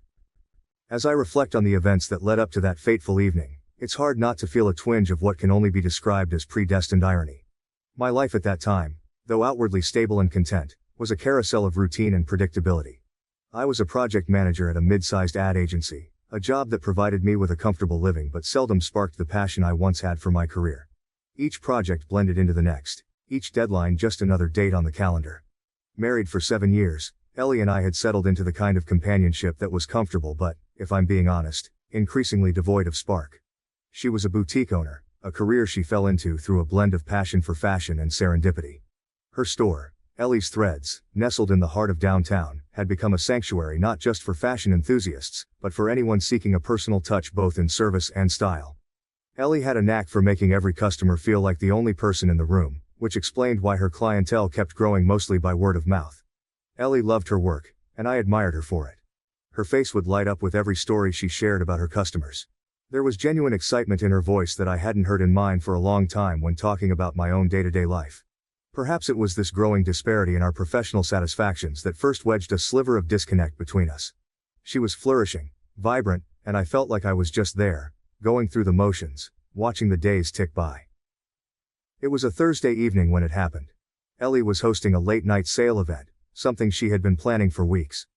The excitement had bubbled over at breakfast that morning, her eyes sparkling as she laid out her plans for the displays and special discounts. I remember nodding, inserting the occasional "sounds great, honey," into the flow of her enthusiastic chatter, all the while sipping my coffee and feeling an inexplicable hollowness inside. Work that day was more of the same, drowning in emails and phone calls. As the clock neared 6, a coworker, Dan, popped his head into my office. "Grab a drink?" he suggested with a shrug. The idea was not just appealing, it felt like a lifeline. Ellie wouldn't be home until late, and the thought of another evening alone with my thoughts wasn't particularly enticing. The bar was typical for our city, dim lighting, a hum of conversations blending into a sort of soothing white noise, the occasional clink of glasses. We found a spot at the bar, and I texted Ellie that I'd be out for drinks and not to wait up. She replied with a heart emoji and a quick, "Good luck with Dan's stories," which managed to pull a brief smile from me. Dan was in the middle of a particularly animated tale about a client when she walked in. Alone, she took a seat a few stools down from us. Something about her was immediately captivating, not just her appearance, but the air of confidence she exuded. She ordered a drink and caught me looking her way. I turned back to Dan, chiding myself for the wandering eye, but curiosity got the better of me. As the evening wore on and Dan's stories became more about his ex-wife than our clients, my attention drifted. I found myself ordering another drink, alone this time, as Dan had left with a shake of his hand and a pat on the back. Now with space beside me, she moved over, commenting lightly on the quality of the cocktails here as opposed to some other place she knew downtown. We started talking, and it was surprisingly easy. She was visiting from out of town, here on a short business trip. There was an ease to our conversation that I hadn't felt in a long time, a mutual understanding that seemed to click into place without effort. She laughed at my jokes, and I found myself genuinely intrigued by her stories of places she'd visited and the people she'd met. The bar's ambient music faded into a subtle backdrop as our conversation deepened. Her name was Mara. She had an air of someone who had navigated many cities, yet she carried no airs about her travels. Instead, she shared her experiences with a kind of earnestness that was both refreshing and disarming. Each story she told was punctuated by her laughter, a sound that seemed to resonate just at the right frequency to shake me from my usual reserve. As we talked, the initial casualness of our exchange slowly peeled away to reveal a more profound connection. We discussed everything from favorite books and films to our personal philosophies on life and the inevitable question of what happiness truly meant to each of us. Mara had a way of speaking that made you want to listen, her words thoughtful, her demeanor calm yet full of a passionate energy. It was this energy that drew me in, deeper and deeper, into a dialogue that felt as if it was set apart from the rest of the world. The bar began to thin out, the night getting late, but neither of us made any motion to leave. My phone buzzed intermittently, a reminder of the life I had momentarily stepped away from, but each notification seemed less and less important as the night drew on. I told myself that this was just a conversation, just two people talking, nothing more. But deep down, I knew it was edging into something else, something I hadn't planned but perhaps subconsciously desired. Mara's presence filled the space around us with an intoxicating blend of curiosity and mystery. As she shared a particularly touching story about a sunrise she witnessed in Machu Picchu, I realized I was leaning in, captivated not just by her words but by her essence. It was a moment of vulnerability, one that didn't go unnoticed. She paused, a soft smile playing on her lips, her eyes locking with mine in a silent acknowledgement of the shift between us. "It's getting late," she finally said, her voice a soft contrast to the fading music. "I should probably head back to my hotel." The statement hung between us, a polite end to an unexpected evening. Yet neither of us moved. The connection, now palpably thick, seemed to hold us there. It was then that I wrestled with my conscience, a silent debate raging within me.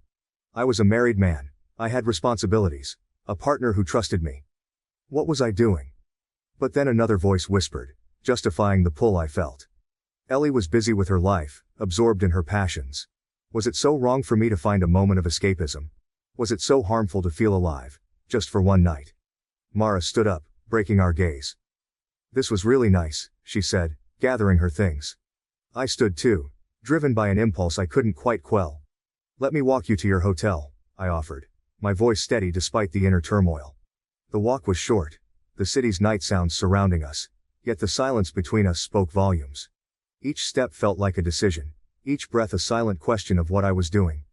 When we reached the lobby of her hotel, the finality of the evening loomed before us, yet neither of us seemed ready to let it end. "Would you like to come up for a coffee?" she asked, her invitation casual but loaded with unspoken implications. The weight of the decision pressed down on me, heavy and undeniable.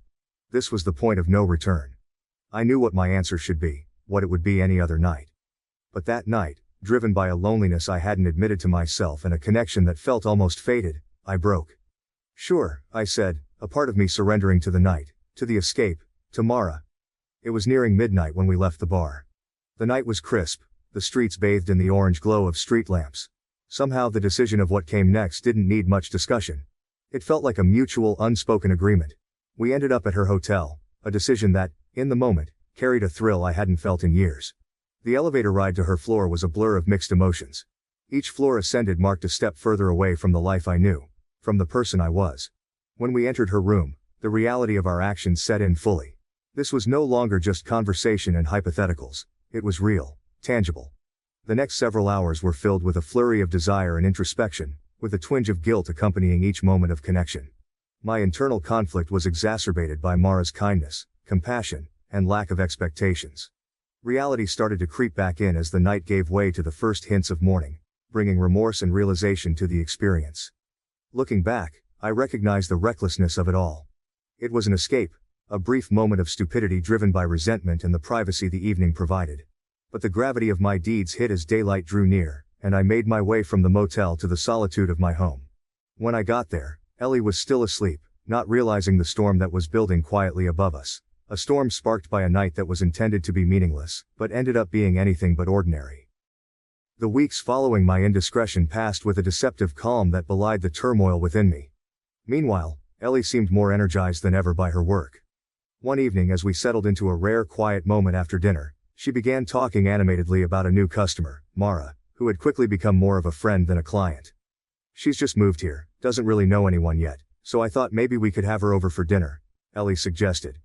Her eyes sparkled with the prospect of playing host to a new friend, and I found myself nodding in agreement, eager to support anything that made her happy. Accordingly, the following Saturday, Ellie busied herself with preparations, her excitement palpable. As for me, I oscillated between helping her and trying to quiet the persistent voice of guilt in my mind. The doorbell rang, snapping me out of my reverie. I opened the door, and time seemed to stop. There stood Mara, the woman from that night, her eyes wide with equal shock. The air thickened with unspoken recognition. Ellie, oblivious to the silent exchange, swept in with a warm welcome. "Mara, I'm so glad you could make it. And this is my husband, Mark." The introduction forced a facade of normalcy, and I extended a hand, the contact sending a shiver of panic through me. Dinner unfolded like a play where the actors knew their lines too well. Mara was polite, engaging in conversation, yet our eyes occasionally met, heavy with the secrets we carried. Moreover, during a lull in the conversation, Ellie mentioned, "Mara's expecting. Can you believe it? It's been about 8 weeks already." She beamed, her delight in sharing her friend's news evident. My heart plummeted into my stomach. 8 weeks. The timing was damning, the implication clear. Mara caught my gaze, her expression unreadable. The weight of the situation pressed down on me, suffocating. After dinner, I found myself mechanically helping Ellie clean up, my mind racing with the evening's revelations. Mara had excused herself to the bathroom, and Ellie, humming happily, remarked, "She's wonderful, isn't she? I think she's going to fit right in here." I murmured in agreement, my voice hollow to my ears. The irony that Mara was integrating into our lives in more ways than one was not lost on me. When Mara returned, Ellie suggested we move to the living room for coffee. There, amidst the casual chatter about neighborhood amenities and local events, I excused myself to fetch something from the kitchen, and Mara followed shortly after. Alone, we faced each other, an awkward silence stretching between us. "I didn't know you were," I began, unable to finish the sentence. Mara looked down at her hands, then back up at me. "I found out after our night," she said quietly. "I'm keeping the baby. It's something I've always wanted, and it feels like the right time." Her voice was steady, her decision clear. I felt as if the room was closing in on me. "Does this change? I mean, does Ellie need to know?" I stumbled over the words, fear threading through each syllable. Mara shook her head slightly. "I don't see why she needs to know about us. This baby. It's mine. And I'm not asking anything of you." She spoke with a finality that left little room for argument, yet the enormity of keeping such a secret from Ellie weighed heavily on me. Returning to the living room, I was quieter than before, lost in thought over the right course of action. Mara soon made her excuses and left, the door closing softly behind her, echoing like a quiet judgment on my actions. That night, as Ellie and I lay in bed, her contented sighs contrasted sharply with the storm of anxiety and guilt raging within me. The secret I carried was now twofold, complicated further by the impending arrival of a child that might be mine. The fear of losing Ellie, the life we built together, and the respect she had for me battled with my conscience, urging me to come clean. Nevertheless, despite my best efforts to justify myself, none of them seemed sufficient to bridge the gap that had appeared in my life overnight. The choice of whether to reveal or keep quiet hovered over me like a pendulum, ready to swing at any time and have disastrous effects. The next day with my couple, as Mara excused herself from the dinner table, claiming a need to freshen up, the silence she left behind was deafening. Ellie chatted about her plans for expanding her boutique, her words floating over me like a distant melody. My mind, however, was trapped in a vice of fear and guilt, fixated on the brief intense exchange I'd had with Mara in the kitchen. Returning to the living room, Ellie was animated, discussing community events and possible collaborations with local artisans. Mara rejoined us, her demeanor calm, betraying none of the storm that had just unfolded between us. She listened intently, nodding and smiling at appropriate intervals, but her eyes occasionally flicked my way, a silent reminder of the conversation that was far from over. After dessert, Ellie suggested we enjoy some coffee on the back porch. The night was clear, the stars a tapestry of light against the dark sky. The casual setting did little to ease the tension I felt. Mara excused herself early, citing a long day ahead. Ellie, understanding as always, walked her to the door with promises to catch up soon. Left alone, the weight of the evening pressed uncomfortably around me. The house was quiet after Ellie returned, the soft clink of her placing the coffee cups in the sink echoing through the stillness. She sensed my unease. "Is everything okay? You've been quiet tonight," she inquired, her voice laced with concern. "I think we need to talk," I started, my voice barely above a whisper. The words felt heavy, each one a step towards an abyss I was terrified to confront. Ellie turned, wiping her hands on a dish towel, her expression shifting to one of apprehension. "What's wrong?" I led her to the living room, gesturing for her to sit. My legs felt like lead as I paced in front of her, each step a Herculean effort. Tonight was hard. "Mara, she's not just a customer, Ellie." Ellie's brow furrowed, confusion and worry mingling in her eyes. "What do you mean?" I stopped pacing, facing her, the truth clawing at the edge of my tongue. "A few weeks ago, I met someone at a bar. It was just once, but it was a mistake. A big mistake," I confessed, my voice cracking under the strain of my confession. Ellie's face was drained of color. "And Mara is?" I nodded, the admission feeling like a physical blow. Yes, she's the woman from that night. And she's pregnant, Ellie. 8 weeks. The room spun as I watched the impact of my words hit her. Ellie stood abruptly, her chair scraping against the wood floor. How could you? Her voice was a whisper, but it bore the weight of a scream. I'm so sorry, Ellie. It was a moment of weakness, a terrible mistake. Mara said the baby is hers and she doesn't want anything from me. She wasn't supposed to be anyone we knew. Ellie wrapped her arms around herself, as if holding together the pieces of her shattered security. And you thought you'd just keep this from me? Live a lie? I shook my head, desperate to explain, to make her see the remorse that was eating me alive. I didn't know how to tell you. I thought it would destroy everything. I thought... You thought what? That it's okay to betray me? That I wouldn't find out? Her voice rose, each word edged with hurt and disbelief. I don't know, Ellie. I was scared. I still am. I don't want to lose you. My own voice was ragged, strained with the fear of the very real possibility of losing her. Ellie sank back into the chair, her eyes staring blankly ahead, not really seeing the room or me. I need some time to think about this, to understand how I feel.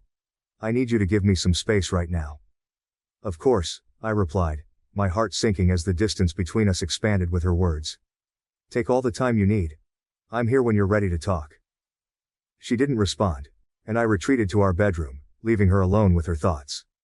Lying in our bed, I stared at the ceiling, wrestling with the enormity of what I'd done.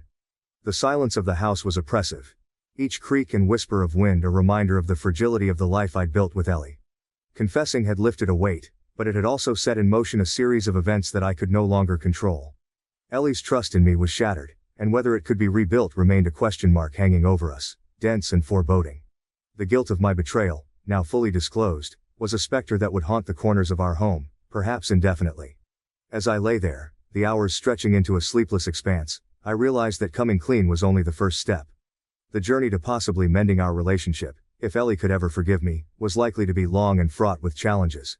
However, I had no choice but to follow this road since I still loved her, and I hoped that one day she would feel the same way about me.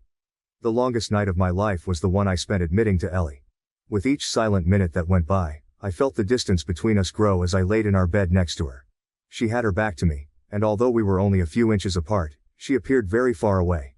My heart raced with a mix of relief at being able to share my secret and fear for the days that lay ahead. The silence in the room contrasted sharply with the disarray in my head. Morning brought no solace. Ellie was up before dawn, her movements around the bedroom deliberate and quiet, avoiding any unnecessary interaction. At breakfast, the air was thick with things unsaid. She poured coffee with a mechanical precision, her eyes fixed on the task, not once meeting mine. The clink of the spoon against the cup echoed like a siren in the tense silence. Finally, she spoke, her voice steady but cold. I've been thinking all night. I don't know if I can get past this, Mark. But I need something from you if I'm even going to consider it. Her words hung heavy between us. What do you need? I asked, my voice hoarse, bracing for her conditions. I want you to talk to Mara. I want the pregnancy to be dealt with. It's the only way I might forgive this. The only way we might have a chance. Her eyes met mine then, filled with a tumultuous mix of pain and determination because she wanted Mara to have an abortion. The condition hit me harder than I anticipated. The idea of influencing Mara's decision about her pregnancy was a line I had never imagined crossing. Yet the alternative was losing Ellie, the thought of which was unbearable. I'll talk to her, I murmured, the words tasting like ash in my mouth. Ellie nodded, her expression unreadable, and left for work without another word. The day stretched out interminably. I was haunted by Ellie's condition, my thoughts, a tangle of ethical dilemmas and personal desires. By the time I called Mara, my voice was barely more than a whisper, laden with the weight of the situation. Mara's reaction was as expected, shocked and hurt. I can't believe you'd even suggest this, after assuring me it was my choice, she said, her voice tight with emotion. The conversation was brief, and she hung up with a definitive, I'm keeping the baby, Mark. You don't get to have a say in this. The finality of her decision left me reeling. I had to return to Ellie with nothing to offer but the truth. That evening, as we sat across from each other in our living room, the distance between us felt insurmountable. I spoke to Mara, I started, the heaviness of my failure bearing down on me. She's made her decision. She's keeping the baby. I couldn't persuade her otherwise. Ellie's reaction was a complex tapestry of anger, sadness, and resignation. So, that's it then, she said quietly, her voice quivering slightly. You've really done it, haven't you? Ruined everything we had for a moment of… what? Excitement? Escape? I had no answers that could soothe the wounds, no words that could mend the broken trust. I'm so sorry, Ellie. I never wanted any of this. I was selfish, and I've hurt you beyond what I can ever repair. But I love you, and I'm willing to do whatever it takes to make this right, if you'll let me. Ellie shook her head, a tear escaping down her cheek. I need time, Mark. I need space to think about what I want, about what's best for me. I don't know if I can ever look at you the same way. I don't know if I want to. The following weeks were a blur of tension and tentative interactions. Ellie moved into the guest room, and our conversations were brief, limited to necessities. I respected her need for space, all the while grappling with my remorse and the fallout of my actions. I researched therapists, arranged counseling sessions for myself, and left notes for Ellie, each one an apology, a plea for a chance to rebuild. Slowly we started attending couples therapy. Each session was emotionally charged, a painful unpacking of years of neglected issues and recent betrayals. Ellie's pain was palpable, and each word she spoke about her hurt was a dagger to my heart. I went through a whirlwind of emotions throughout this period. I was scared of losing Ellie all the time and was overcome with remorse. I continued to attempt to make things right even though it seemed like a lot would never be enough since I still loved her. I clung to the belief that we could mend our relationship and get back together if we were open, honest, and patient. I was prepared for the difficult road ahead, no matter how long it took, to mend Ellie's relationship. After I told Ellie the truth, we were both confused and upset about what came next. To help us, we started having regular meetings with a counselor. It made us see things more clearly, but it was also really hard. Every week we started to see how we hadn't been talking to each other properly, and there were things we were both angry about but never said. The lady counselor was kind but also straightforward. She helped us talk about tough topics, like whether we should push Mara to make a certain choice about her pregnancy. Ellie was torn emotionally and morally, and she wasn't sure what to think. She asked her friends, her family, and even people on the internet for advice. The advice she got was all different and seemed to confuse her more. I could tell just by looking at her that it was tough on her. After much thinking, Ellie decided not to interfere with Mara's decisions. Meanwhile, Ellie's work life needed her attention too. Mara was not just a client now, but she frequently visited Ellie's boutique. I saw how Ellie handled this professionally, despite the personal feelings she had. She kept her feelings separate from her work and treated Mara kindly. This was a clear sign of Ellie's strength and good character. I felt a mix of sadness and pride watching her. Ellie suggested a temporary break about 6 months after I was honest with her. The decision broke our hearts, but Ellie thought it was the best thing to do. I moved to an apartment a few blocks away and we had some rules for how we would communicate. These included regular check-ins, therapy sessions, as well as time to be alone and heal. During this separation, I faced the consequences of my actions. I had hurt Ellie, disrupted Mara's life, and affected all of our futures. I spent my alone time reading about trust, speaking with the counselor by myself, and writing in a journal. It made me really confront who I needed to become. As the separation neared its 1-year mark, one rainy afternoon, as we met for coffee in a quiet cafe, Ellie broached the subject I had been dreading. The sound of the rain tapping against the window provided a somber backdrop to our conversation. Mark, I've been doing a lot of thinking, she began, her voice steady but with an undeniable gravity. This year apart has given me a lot of clarity, and as much as it pains me to say this, I don't think I can move past what happened. I don't feel the same about us anymore. Her words hung in the air, heavy with finality. The future I had been tentatively hopeful for crumbled in an instant. I think it's best if we start thinking about divorce, she continued. I need to start a new chapter for myself. One where I don't have to constantly fight shadows of the past. The shock of her decision hit me with overwhelming force. Despite our efforts and the faint hope that we might reconcile fully, the reality was starkly different. Ellie's expression was one of resolve, tinged with sadness. She had wrestled with this decision, and her conclusion was not made lightly. The shock of her decision hit me with overwhelming force. Despite our efforts and the faint hope that we might reconcile fully, the reality was starkly different. Ellie's expression was one of resolve, tinged with sadness. She had wrestled with this decision, and her conclusion was not made lightly. I understand, I managed to say, though my voice was thick with emotion. I hate that it's come to this, but I respect your decision. You deserve happiness, Ellie, even if it's not with me. Moving forward was tough but important. We had deep talks about how to split up fairly and by the law, taking into account the property we owned together and the life we had built. Ellie clearly wanted to make the process as easy as possible, showing that in spite of everything, we still respected each other. Returning home after our conversation felt different. The apartment was no longer just a temporary space but a symbol of the finality of our split. I found myself reflecting deeply on the consequences of my actions. The pain I had caused Ellie, the disruption to Mara's life, and the end of what had once been a promising marriage were all results of my poor choices. We made a point to continue therapy even if not as often, and Ellie went back to focusing on her boutique. Ellie and Mara were not close again, but they still had a professional relationship until Mara moved for work. During the ensuing months, as we navigated the divorce proceedings, I continued my personal therapy sessions. These became crucial for me to understand my actions better and to learn from them. I explored topics of trust, commitment, and personal growth extensively, committed to never repeating the same mistakes. The process of our divorce came to an end quietly, and without any disagreements. Ellie and I said goodbye with deep sadness, but we also respected each other. We both changed because of what happened. Ellie was more dedicated to forge her own way in life now, while I was left to make sense of the past and rebuild my future, now knowing more about myself and the importance of being honest and faithful. Though those were difficult lessons, I was in need of them. I discovered that true love requires more than just liking someone. It also requires honesty, respect, and a level of dedication that I was unable to provide when it meant most.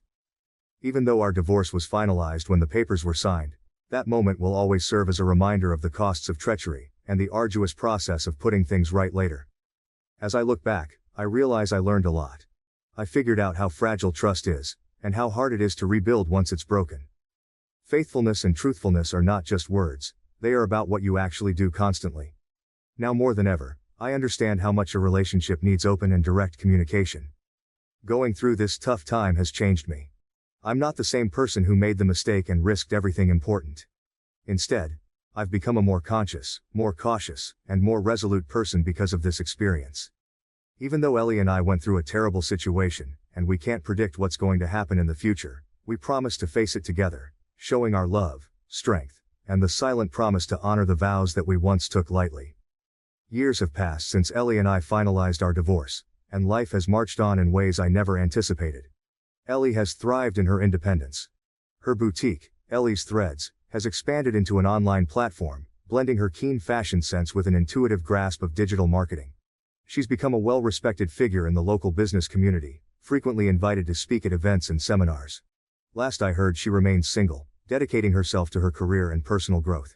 Her success is a testament to her resilience and strength, qualities that I always admired, even more so now from a distance. As for myself, the journey has been one of profound introspection and change. Following our separation, Mara and I tried to co-parent, a decision born from necessity rather than romance.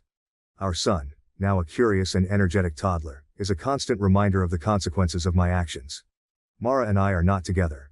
Our relationship is strictly platonic, focused solely on raising our child in a stable and loving environment. This arrangement has taught me more about responsibility and commitment than I ever learned before. Lessons that I deeply value. I've continued to work in the same company but with a new perspective on my career and personal life. The ordeal forced me to reassess not just my personal relationships but also my professional life.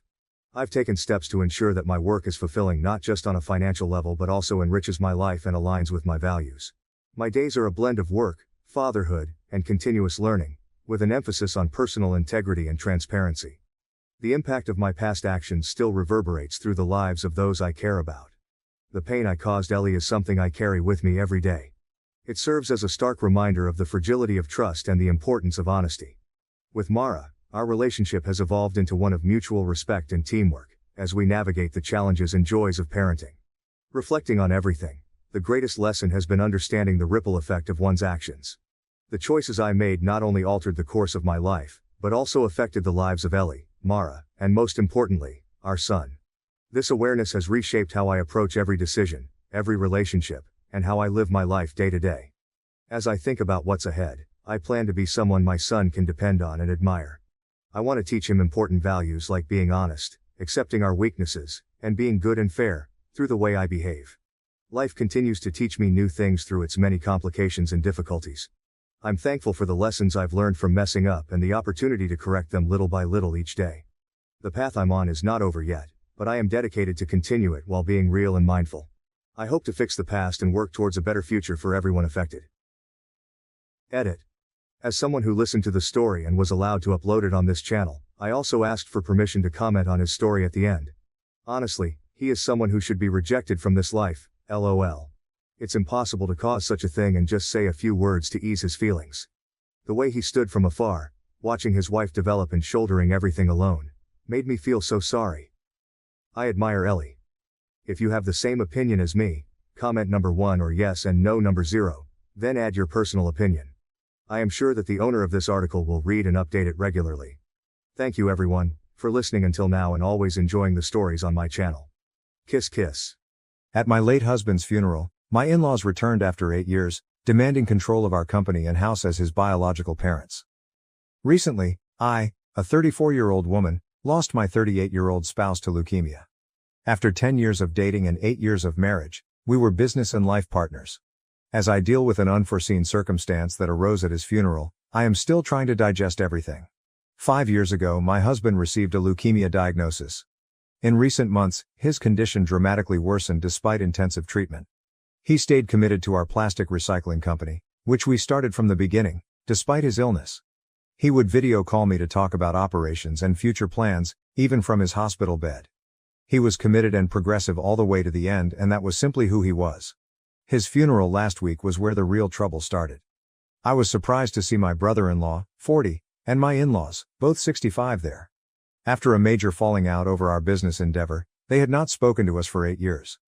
They had consistently given preference to my brother-in-law, treating my husband as though he were somehow less deserving of their care and assistance. They made a concerted effort to dissuade my husband when we first started our firm, saying he was simply mimicking his brother, who had announced a similar initiative. However, this was after we had already completed our market research and started establishing our business. I remained calm and kept my distance from them during the funeral service. But when the majority of people had left, my in-laws came up to me and said they had important things to talk about. At first, people tried to seem understanding by offering their sympathies and inquiring about my husband's last days. I responded succinctly, recalling that they were aware of his health but never paid him a visit during his illness. Then their real motivations became apparent. They began discussing proper inheritance and family responsibilities. To my surprise, they insisted that I give them full control of our company, saying that my brother-in-law could help them run it more effectively. They changed their strategy and demanded our house after I adamantly refused. Their justification was especially offensive. They said that a widow without children didn't require such a large house and that they could make more money by renting out their current residence. Their boldness left me speechless. My husband and I had planned our future together, and this was the house we had created. We have recollections of our lives together in every nook and cranny. It seemed as though they were attempting to obliterate our entire history with their demand. They got combative, threatening legal action and asserting their rights as his parents when I told them that this was not happening at all. They are unaware that my spouse had prepared for this possibility because he thought it might occur. He made a video addressing his parents in particular a month prior to his death. If they ever attempted to seize his assets after his passing, he wanted me to play it for them. I now see why he believed it was important, even if at the time I thought he was being too careful. I have yet to play the video for them. I drove home crying after they threatened me at the funeral, and I didn't think about it until I was by myself in our house. I need to gather my strength before I confront them with the contents of the tape, even though I know it will change everything. I'm concentrating on managing our company for the time being, as my husband and I had intended. He ensured that all the legal documentation was in order at the time of his initial diagnosis. Even though I know I'm right, their demands and threats are making an already unbearably difficult period emotionally taxing for me. I'm having a lot of trouble deciding when to show them the video. A part of me is eager to get it over with, and another part of me wants to wait until they really attempt to file a lawsuit. In any case, I am aware that this is not yet finished. My in-laws' treatment of my spouse throughout his life is painfully recalled by the current circumstance. I observed the glaring disparity in their treatment of their boys when we initially began dating in our mid-20s. Despite his troubles with alcohol and his incapacity to maintain a job, they believed that my brother-in-law could do no wrong. My husband, on the other hand, who put in a great deal of effort at work and always attempted to support his family, was only criticized and dismissed.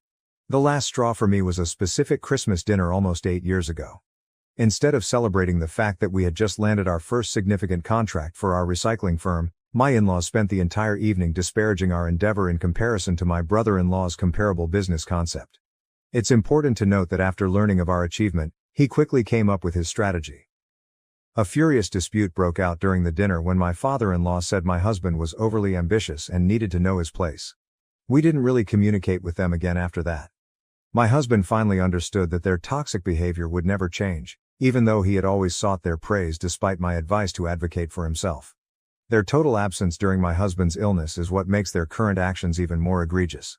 We didn't deliberately conceal his leukemia diagnosis from them.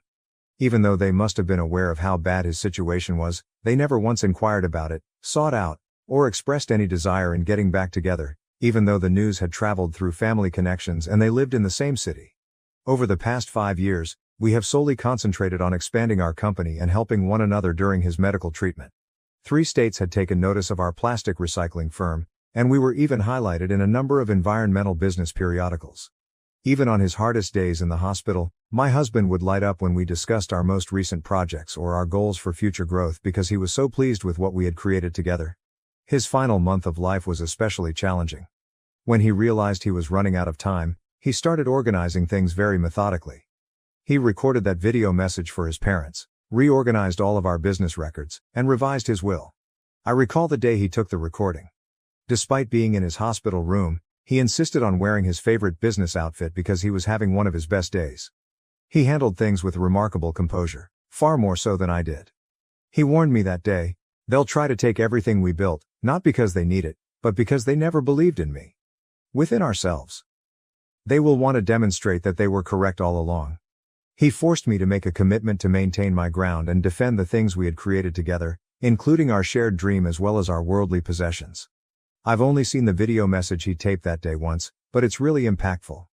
He talks about all the years of partiality, the contemptuous remarks, and the occasions when they choose to believe in his brother rather than him.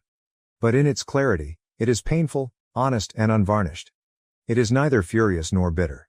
He also talks about me, how everything we created together was intended to remain just that, ours, and how I was ultimately the only family he truly had.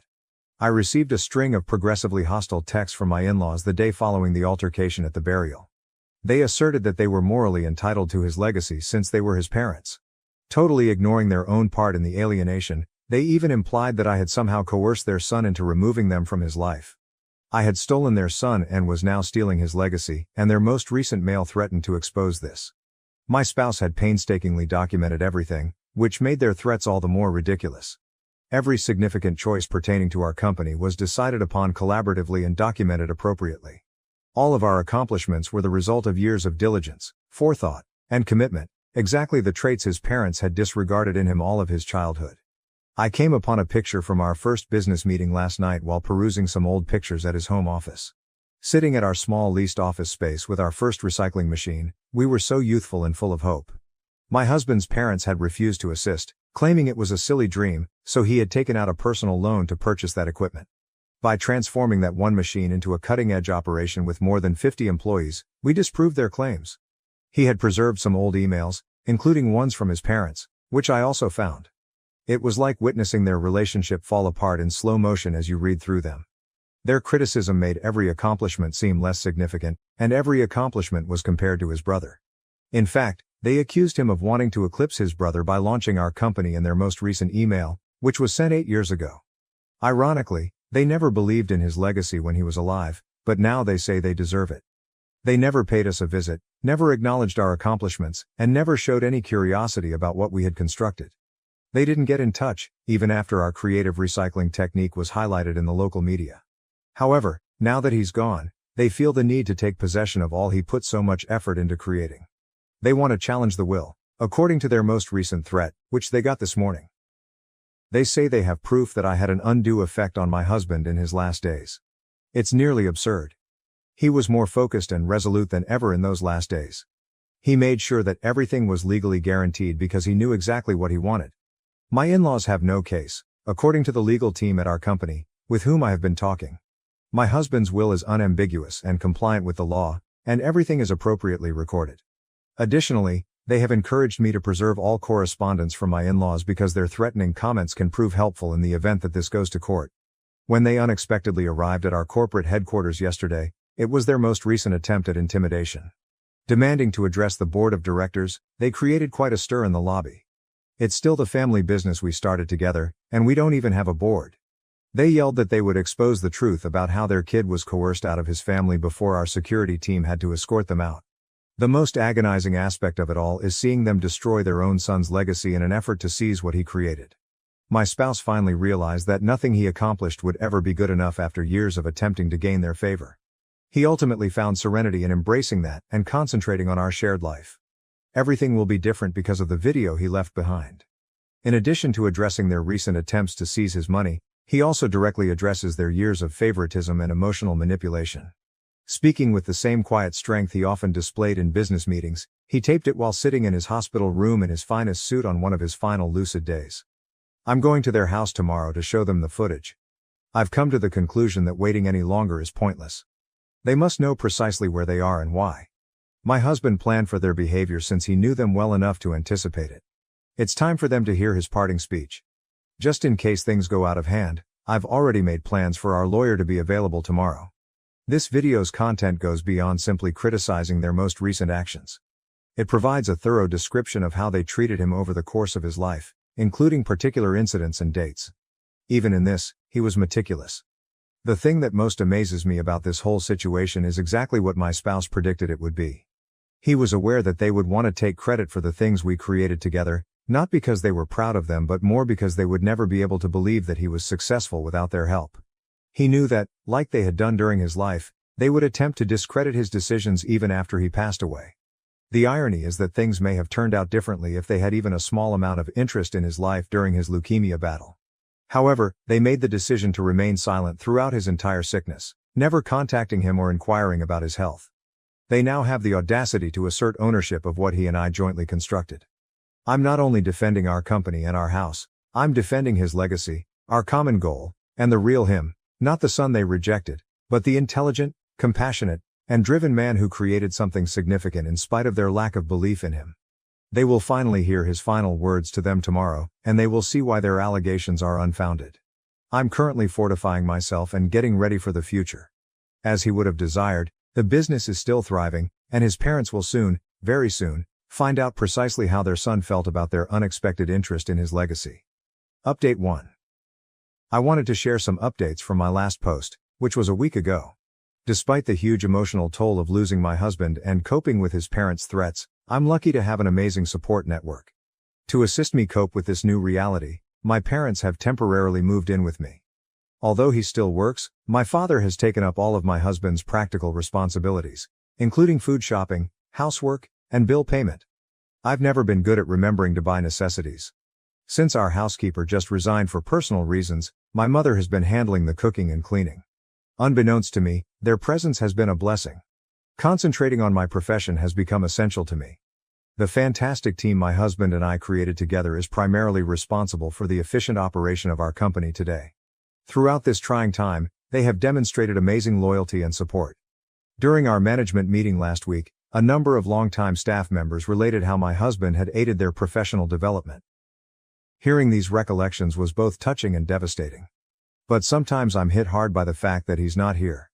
His coffee mug was still on the desk, just where he left it on his last day of work, and I almost lost it when I was in his office yesterday trying to find some paperwork. I miss the little things we used to do together, like having coffee in the morning, talking about company plans, taking lunch together, and even jokingly arguing about how to organize files. The ongoing fear of legal action from my in-laws is what makes things more difficult. Yesterday, their attorney got in touch with our legal team and made nebulous claims regarding familial rights and undue influence. Even though our attorneys told me that these accusations are unfounded, dealing with these attacks during a time of grief is nonetheless extremely taxing. Our clients' and business partners' support has been tremendous. Several people have expressed their confidence in my abilities to continue running the company, and many have written poignant letters about their experiences working with my spouse. It means a lot, especially in light of my in-laws' attempts to cast doubt on my competence to manage the company.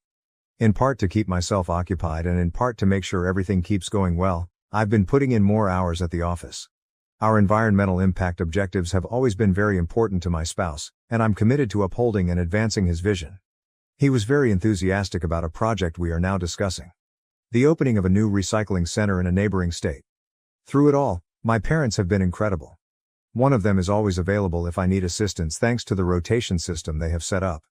In an attempt to better understand my day-to-day existence, my mother has even begun to study about how our firm is run. In order to filter out any efforts at communication from my in-laws, Dad has been taking care of all the incoming mail and phone calls. Coming home to our residence every evening is the most difficult part. Every room has memories, and without him, it can feel impossible at times. However, I'm making an effort to put more emphasis on my appreciation for the 10 years we had together than on the future we lost. Grief is the cost of love, as my mother always reminds me, and my spouse was worth every cry. Update 2. My in-laws decided to challenge the will 2 weeks ago. Our lawyer told me about the formal proceedings during our recent meeting.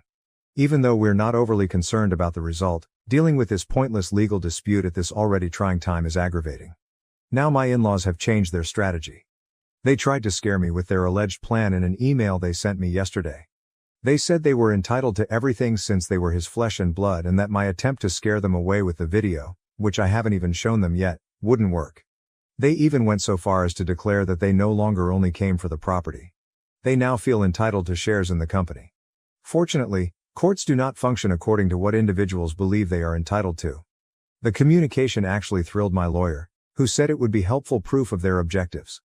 I sent all of this information to our legal staff, who are constructing a more compelling argument against their assertions.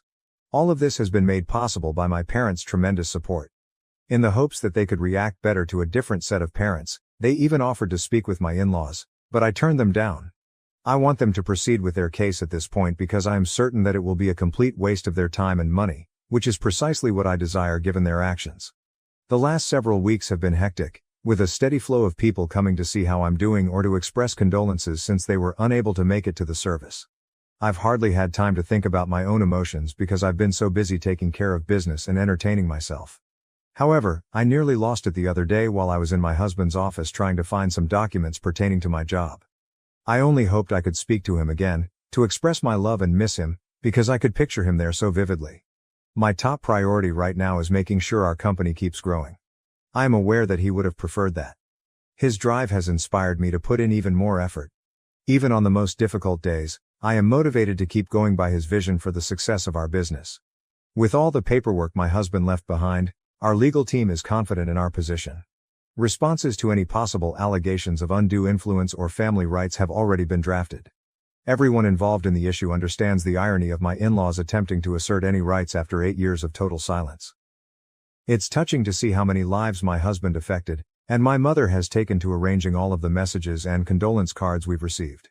His honesty and inventiveness in the field have been documented by colleagues, business associates, and even rivals. My in-laws' present attempts to portray him as someone who was coerced out of his family are in sharp contrast to these testimonies. The most challenging aspect is keeping my cool during this entire ordeal. Whether it's another threatening email from my in-laws or just the agony of missing him, there are fresh hurdles every day. But I'm committed to preserving everything we created together, not only for me, but also for his legacy. Our senior management team and I will be meeting tomorrow to talk about our expansion plans, which my husband was really looking forward to before he became ill. Even as we navigate these legal obstacles, it feels good to be pursuing his aspirations. I plan to prove him correct when he says that the best form of retaliation is success. Update 3. 2 weeks have passed since my in-laws challenged the will, and yesterday something really intriguing occurred. My brother-in-law, of all people, sent me a note. I was taken aback because we have absolutely nothing to discuss, and it seemed brave of him to get in touch with me considering what his parents are doing. We're absolutely not on terms where we can text each other casually, and we've never been very close. He texted me to ask if he could come over to my house. Something compelled me to give it a shot even though my first reaction was to decline and block his phone. I felt it had something to do with my in-laws, and I had a gut sense this might be significant. I also agreed to meet him because my parents would be home. He brought flowers and offered his condolences when he came, explaining that the circumstances with his parents had prevented him from expressing them appropriately during the burial. This wasn't the kind of behavior I expected, therefore I was surprised by how considerate it was. He had always struck me as being rather noisy and conceited in our past encounters at family get-togethers. Even more unexpectedly, he no longer had the same alcoholic odor as he had years before. His performance appeared to have been thoroughly cleaned up. He rambled on for a while before getting to the subject. He was there to inform me that his parents intended to discredit me and it would not be a pleasant experience. They were making up a story about how I was now rejecting their assertion that my husband had borrowed money from them to launch our company. They intended to spread their lies on social media as they were unable to legally pursue this angle due to the lack of a legally binding contract.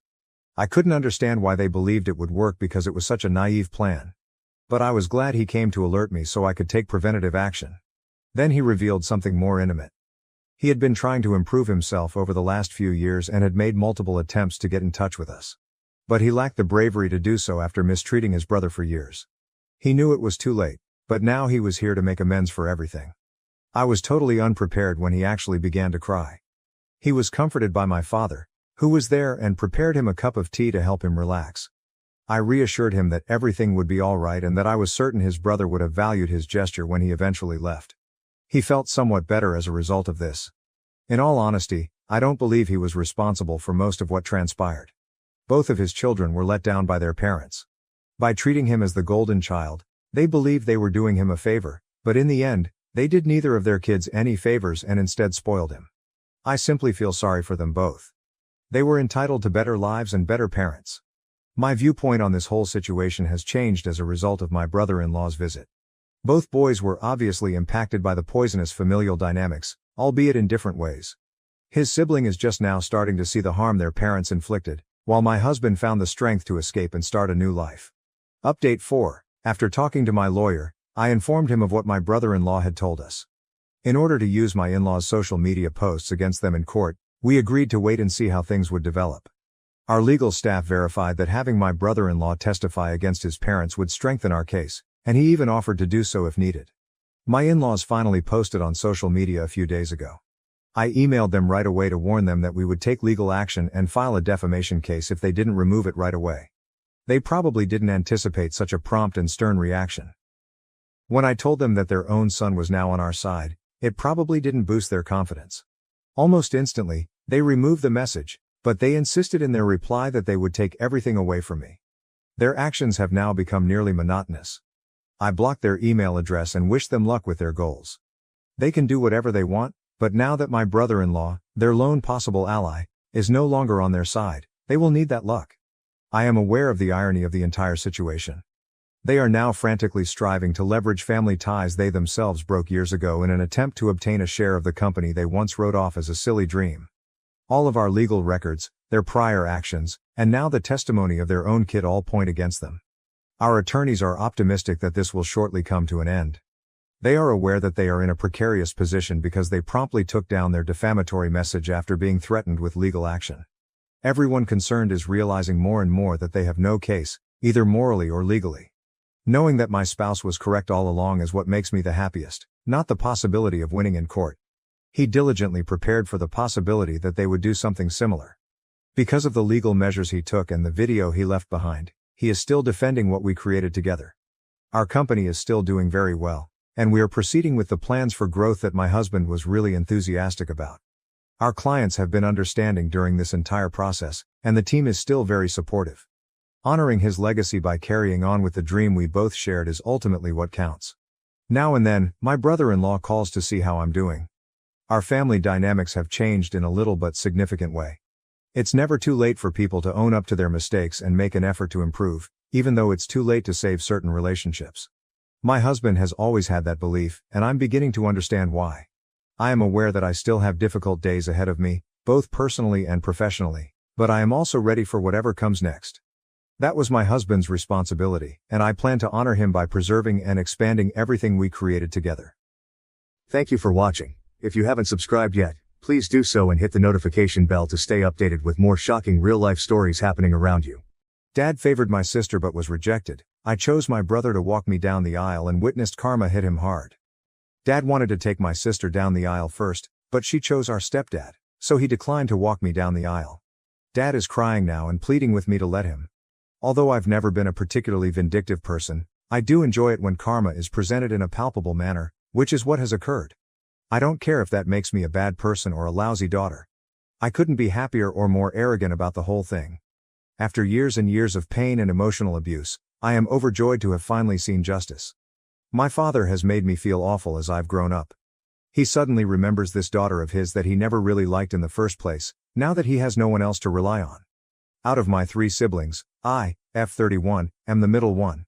Sarah, F29, is my younger sister, and Finley, Finn, M37, is my older brother. We were a happy family for the majority of my upbringing. At least my mom, F59, did her best to be an equal parent, even though my parents had their preferences.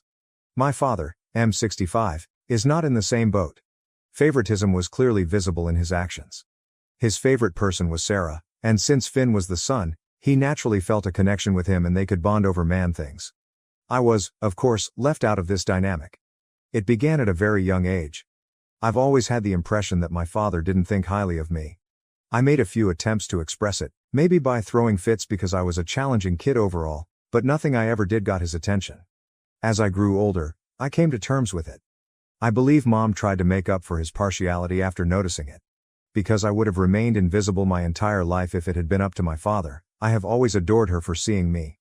Mom did her best to be an equitable parent, but as I mentioned, she was not flawless. She treated us the same and loved us equally. I believe Finn noticed that she made an effort to keep me from feeling excluded. He attempted to fill in after noticing my neglect and my tendency to be distant. When Finn was learning how to change automobile tires, he would ask Dad if I could come along. When Dad taught him how to drive, he made sure I was present. Dad didn't involve me in the chats, so I know it was him. I didn't experience abuse or anything similar. We received similar gifts if they gave them to us. For example, I received as many new outfits as either Sarah or Finn. However, Dad never provided me with any emotional support. Mom and Finn attempted to fill that void in my life for all that time. Sarah, on the other hand, simply enjoyed playing the role of the young princess. She was a snobby child, and her attitude caused her school to raise various concerns. In some way, all of those worries were ignored. She developed into a very demanding and conceited young lady. I am not really close to her as a result. I'm really close to Finn, and he simply can't bear Sarah. Dad is the only one who does not find her behavior problematic. Mom barely puts up with her either. This is the current situation. Mom and Dad split about a decade ago. We have all been kept in the dark about the true reason for the friendly breakup. We all know that Mom and Dad's claim that they are no longer compatible is untrue. Something else is the true cause. Since none of them began dating someone new for a long period after the divorce, I am very sure it wasn't infidelity. We all still don't know the truth, and Mom and Dad have always wanted to keep it that way. There was no custody issue to deal with because we were all adults at the time. Since then, they've generally gotten along well. Since, let's face it, there's no love lost there, I have personally opted to avoid seeing Dad as much as possible. I suppose it works for both of us because he hasn't voiced any complaints about my absence. When I have free time, I usually visit Mom's house, although Finn and Sarah split their time equally between the two locations. We never go with Sarah unless it's for Christmas, but Finn and I occasionally plan our trips to Mom's house. Finn simply cannot tolerate her. When viewed from the outside, we appear to be rather normal and functional. But for once, I am glad that things have taken a turn for the worse. Mom began dating Arthur, M60, 5 years ago. They clicked right away after meeting at a yoga retreat. My time with Arthur is enjoyable, and he is a cool guy.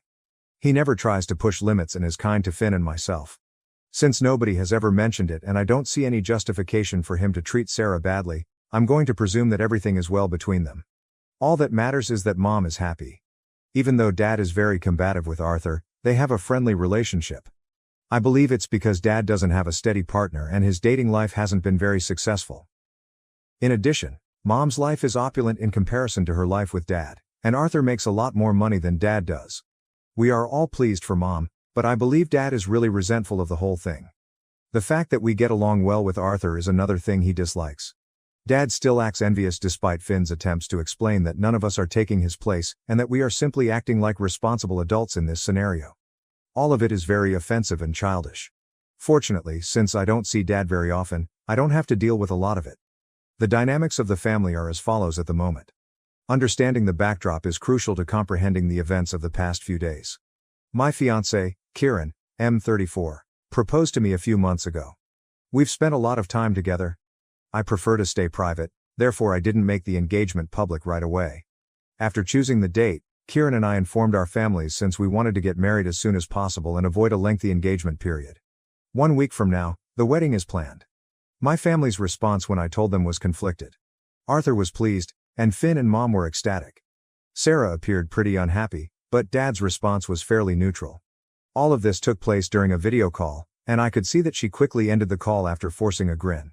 She detests not being the center of attention, so I was expecting some sort of tantrum, but at that moment, I couldn't stand her theatrics. I informed Finn that I wanted him to be the one to escort me down the aisle, not Dad, and I called him separately to gossip. He remained silent for a time and claimed that although he was deeply moved by my request, he believed it was improper to fulfill and that Dad would make a big deal out of it. He claimed that although he would really like to, he was unable to do so since he didn't want to annoy his father. He said something that hurt me. He understood that I needed him to be there with me since he had been my male protector far more than Dad, and I informed him that I had come to him because I had been let down by Dad on multiple occasions. I hate to say it, but I also felt Finn was making sense, so I didn't argue with him about it. It was an emotional conversation. Gently, he assured me that it didn't matter if he escorted me down the aisle. It was crucial that my day be as uneventful as possible so that I could look back on it with joy and no resentment. If he were to assume Dad's position, he claimed, Dad would remain agitated during the ceremony and spoil the day and the memories for me. He was correct. I knew what Finn said would make my day simpler, if not perfect, and Dad was more than capable of pulling off such a ruse.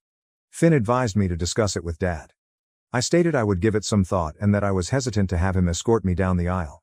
Fortunately, Sarah and her boyfriend Zach announced their engagement 2 weeks later. After exchanging glances with Kieran, I knew she would try to steal the show at my wedding or do something else, but I couldn't help myself. Finn was also not very pleased. We were both aware of the timing, but we were unable to change it, so we kept quiet. One positive outcome of this is that Sarah's wedding is scheduled for approximately 5 weeks from now, 1 month after mine. The stars didn't align in her favor, so she had to be content to be the second bride in the family, even though she had really wanted to marry before me. I resisted her attempts to guilt me into delaying my wedding, even though she was rather sour about it. She needed to grow up since I wasn't the type to give in to her whims. Thus, things remained unchanged. But it seems that Dad and Sarah agreed that he would accompany her down the aisle before he did the same for me. I'm not really sure how they came up with something that strange. Since I never had much luck with boys in school or college, I suppose they figured I wouldn't get married or would get married later. In any case, once Sarah announced her engagement, I requested Dad to accompany me down the aisle. He sadly informed me that he had promised his baby that he would accompany her first. Years ago, while she was on her deathbed, which never materialized, he said he had made that commitment. Now, he wouldn't be able to lead me down the aisle because he couldn't break his word and break her heart. To be honest, I was thrilled because I didn't want him to accompany me down the aisle in the first place. I was dancing within as I feigned sadness and hurt. I assured him that even if it hurt, it didn't, I would accept his vow to Sarah because I respected it. I called Finn right away and informed him of the situation. He was upset with his father. Finn stated that he would have seized the chance to accompany me down the aisle immediately if he had known Dad would act in this manner. He said that I could choose whatever daughter I wanted to grant this privilege to if Dad could. I was too delighted to care if Finn was upset with Dad. In the end, it had turned out to be just what I had desired, and I am overjoyed. Despite the pressure of wedding planning, everything was going smoothly. Up until yesterday, when unheard of drama entered my life, drama for which I lacked the stamina, everything looked to be in order, despite my jitteriness and nervousness. Sarah told her father last night that he would not be accompanying her to the wedding. She requested Arthur to do it instead. We were all surprised by this. Not only that, she announced it via video call. She could have been more tactful about it, and it was cruel. We were all aware of Dad's excitement for her wedding. Because she and her fiancé wanted to save money for the honeymoon, he had even covered the entire cost. Dad had nearly mentally checked out of my life, and Mom and Dad were busy organizing 2 weddings. Since all of his attention was on Sarah, he had nothing to contribute or recommend and continued to show no interest in anything pertaining to my wedding. Furthermore, he had not made any financial contributions to my wedding. We were paying for it ourselves, Kieran and I. It had gotten to the point where I was depending more on Mom and Arthur's advice than on Dad's. In contrast to Sarah, Arthur was actively involved in my wedding preparations. Because of this, even Arthur appeared surprised by Sarah's request, or rather, her demand, and was unsure of how to react. When Mom finally stated that Arthur would love to do it, he continued to stare at her. I work in corporate, where terrible calls are almost a given, but that had to be one of the worst calls I've ever been on. Dad was crying. He began cursing out Arthur instead of discussing it with Sarah, and then hung up. And that was all. I didn't ask Dad how he was feeling, but I'm sure the others did. I quickly hung up the phone since I had too many other things to think about. Besides, this wasn't my problem. He didn't want to renege on the commitment he had made to Sarah. It was between them if she broke it. I didn't want or intend to step in. They were able to resolve it among themselves. I wasn't interested in becoming involved in trivial family matters at this time. I had no idea that it would soon cause me great annoyance. A few hours after his little princess dealt him a heartbreaking blow, Dad called me last night in tears. On the phone, he was crying and telling me that he would love to walk me down the aisle now and that he was foolish for turning down my offer. I was shocked by what I heard. It was astonishing how entitled they were.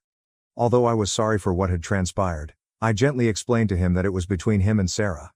It had no bearing whatsoever on my wedding plans. I informed him that this had been decided months prior and that Finn was escorting me down the aisle. I also informed him that I was unable to make a last-minute modification. He promised to speak with Finn, saying that I didn't need to be concerned about Finn's disagreement because Finn was merely a placeholder for him. I explained to him that I didn't want to hurt Finn, not that he agreed. Dad didn't need to know that I didn't want him to be my father in the first place. I informed Dad that no swap was taking place, despite his insistence that he speak with Finn and make amends. The final step was for Finn to lead me down the aisle. He believed I was resisting because Finn wouldn't resign, and he was living in total denial. He was sure he could persuade Finn not to do it. After hanging up, I called Finn right away to let him know what was happening. It would be an understatement to say that Finn was furious. I informed him that I had always wanted him to be the one to reveal my identity when he asked what I wanted. Only at his encouragement did I ask Dad in the first place, and he was the first person I had asked. I replied in the affirmative when Finn asked if I was certain I wanted him to lead me down the aisle. Then he assured me that if Dad phoned him, he would correct him and that I shouldn't worry about anything. Since his favorite had sent him out, I told Finn that I didn't want any drama at the wedding and that Dad needed to realize that he couldn't just walk in anytime he wanted and use me as a stand-in daughter. Finn reassured me that there would be no alteration to the wedding arrangements and that he would make sure Dad knew about it. I haven't spoken to one of them since last evening. I'm getting so anxious about it. I truly don't have the energy to handle this turmoil at this time, and everything was going smoothly. I'm not sure if I should get in touch with them or hold off until I find out what transpired between Finn and Dad. I'm not even sure whether Finn has had a conversation with him yet. The anxiousness is making me queasy, and I'm at a loss for what to do. Update 1. Finn and I eventually spoke, and the situation is a complete mess, even worse than I had anticipated. Fortunately, he has taken care of the majority of it, so I won't have any issues. Finn claimed that he had been expecting a call from Dad to talk about the alleged change in plans, but the call never arrived. Finn recognized then that Dad was not going to talk about anything. Dad reasoned that since he had made the decision to accompany me down the aisle, everyone else must have agreed. After waiting a day for Dad to get in touch, Finn called him. Because I had mentioned something, he asked Dad if the arrangements had changed. In an attempt to appear casual, Dad said that because Sarah would no longer be walking me down the aisle, I had requested him to do so. Now, Finn, the more reasonable and level-headed of the three of us, is typically diplomatic. I was shocked to hear that he went completely crazy on Dad. Finn claimed that since they both knew I hadn't requested Dad to accompany me down the aisle, he urged him to stop being so rude. Rather, Dad had pleaded for the part after his beloved daughter had turned him down. Dad was enraged to hear this. When faced with the truth or anything he doesn't want to hear, he has a tendency to react violently. Finn, however, told Dad to stop talking and listen for once before he could interfere. Finn stated that considering how he had treated me over the years, Dad should be thankful that he was even receiving an invitation to my wedding. Then Finn relaxed. He later expressed regret to me for snapping at Dad, particularly so near the wedding, but he said he was unable to control himself.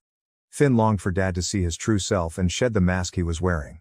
Finn admitted to Dad that he had always given preference to Sarah and had, at most, tried to get along with Finn, but I was never given any thought. In addition, he brought up the fact that I had requested Finn to accompany me down the aisle. I had only asked Dad at first because of Finn's persistence. Finn stated that he had thought Dad would use the occasion to begin repairing our relationship, but Dad squandered his opportunity. Finn said that none of his kids liked or respected Dad, calling him a failure of a father. Because Finn wasn't a fair parent, he didn't respect him. He never made an effort to love me or treat me like his daughter, therefore I didn't respect him. Sarah also didn't respect him since she wouldn't have pulled the prank she did if she did. Finn went on to claim that Dad was the source of Sarah's conceited demeanor. After years of lavishing her with attention, he was now having to deal with the fallout. Finn claimed that since Dad had been throwing out his other children since they were born, it was only fitting that his favorite child would throw out his favorite. Finn told me that although he didn't remember everything because he had shouted in a blinding passion, he did admit that he had spoken more. He reassured me that I didn't have to be concerned about Dad pulling any tricks after he got a harsh reality check. And Finn would take care of it right away if he did. Finn also clarified that the plans remained unchanged.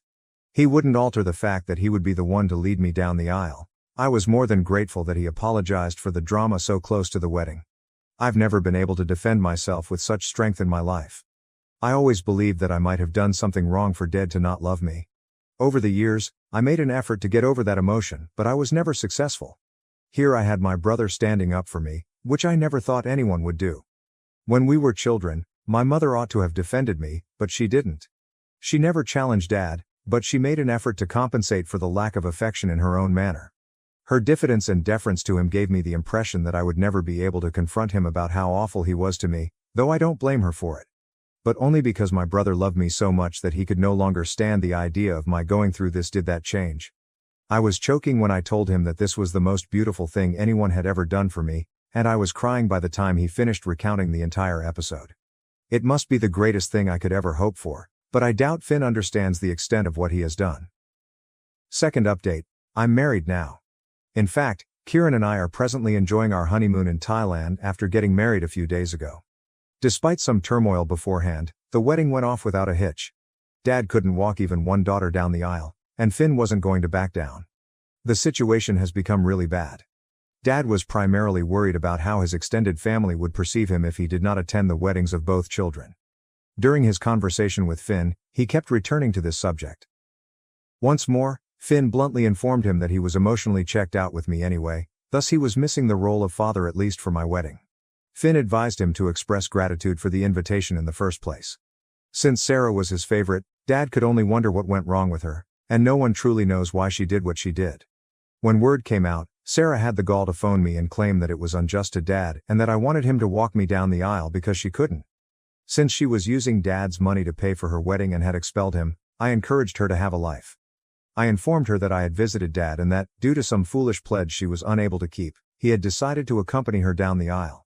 She was more than welcome to change things up at her wedding if she was so offended by her beloved father's misery. Since she was feeling awful about Dad, I assured her that Arthur would understand and that I could even speak with him on her behalf. She ended the call since she had nothing more to say. Before the wedding, I called Finn and informed him that I didn't want to be involved in any more father drama. If it came to me, it was his duty to make sure I was finished with this bullshit. I couldn't allow Dad to ruin my day because I had 100 other things to be happy about or worried about. I couldn't allow him to ruin my most memorable day because he had already made me miserable for most of my life. Finn assured me that he would handle everything and that I shouldn't worry. It would be an understatement to say that I was really anxious on my wedding day, but fortunately, everything went smoothly. I'm glad Dad didn't try to start anything, even though he appeared to be rather glum. After a point, I was too preoccupied with having fun to give his pouty face much thought. It was awkward between them, and Sarah tried to avoid Dad as much as possible, but I didn't mind. I'm happy that nobody was able to ruin the wedding because it went off without a hitch. I could feel Dad glaring daggers at my back as Finn led me down the aisle, but that was all he could do. According to what I've been informed, Dad has been left to handle some damage control after a few people questioned why Finn was up there instead of him. That's his cross to carry, then. In order to live a peaceful existence and eliminate any possibility of turmoil, I also want Sarah's wedding to be over. I'm going to cut off communication with Dad for the foreseeable future after her wedding. In any case, I don't see the need to keep in contact with him. Update 2. Yesterday was Sarah's wedding. She didn't ask Kieran and me to the wedding, so I wouldn't know how it went. I'm not sure what she was trying to accomplish, but I was more than willing to watch. It was just Mom, Arthur, and Dad there, and to her dismay, Finn did not go either. At the last minute, Dad reportedly hoped she would change her mind and ask him to lead her down the aisle, but that never occurred. It was quite unpleasant, and it's clear from the pictures she shared that Arthur would much rather be somewhere else. Mom is just finished, Dad is glum, and Arthur is uneasy. I don't really care, but aside from that, her wedding went smoothly. I was called up by Mom to provide these details. Naturally, Dad is unhappy because he had hoped that at least one of us would give in and allow him to do as he pleases.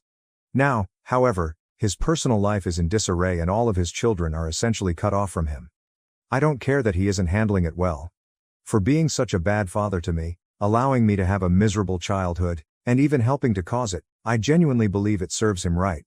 I've had enough of him, and I don't want Sarah's or his poison to affect this new stage of my life or my new family. I'm relieved they're no longer in my life. Thank you for watching. If you haven't subscribed yet, Please do so and hit the notification bell to stay updated with more shocking real-life stories happening around you. My daughter was invited to perform at her cousin's wedding but was later smeared online because her performance drew more attention than the bride. My F49 cousin, F23, asked my daughter, F16, to perform at her wedding reception, but became bitter upon seeing the positive reception to her act. She has since posted about her online, and my daughter is considering quitting original post. I hope this is okay to share here. The reason I'm posting is because of my daughter who's been hurting in the aftermath of a recent performance. I'm sorry in advance for how long this turned out, but any advice from fellow aerialists would be greatly appreciated. My cousin Dana, not real name, had her wedding 2 weeks ago, and she asked if my daughter could perform at her reception. My daughter, Jane, also fake name, has practiced Silk's Lyra for the past few years at a nearby circus studio, and she's also performed with through the studio at small gigs. She hopes to continue into adulthood and become a professional teacher, but this recent incident has shaken her confidence. She has a private Instagram to document her progress performances, and I only post certain performances on my Facebook. Her first gig with the studio and her first recital to name a few we're proud of. Some of our relatives saw her performances through my socials, and they watched her perform at her studio's Christmas recital when we hosted Christmas at our home a few years back. Something that surprised her when they visited early to see her. I love how they coordinated that, and Jane said it was her loudest cheering section to date. Dana was one of the relatives who came up early to see her Christmas recital, and she's always been super supportive. She asked me if Jane would be willing to perform at the reception, and I asked on her behalf. Jane was honored and excited when I did, and we already had a portable rig for her too. Though we ended up renting a taller one from her studio. Dana got the idea from a YouTube video featuring an aerialist who performed at a wedding reception, and she showed us while requesting white silks and a white outfit. We scoped out the venue and purchased white silks along with a white costume that Dana approved of, and Jane was really excited throughout. Jane even worked on choreography to a song that Dana requested, and she put a lot of time into it, even asking one of her coaches to help her with it. Dana insisted on paying her for the gig despite Jane not expecting to be paid, and she paid her a few hundred.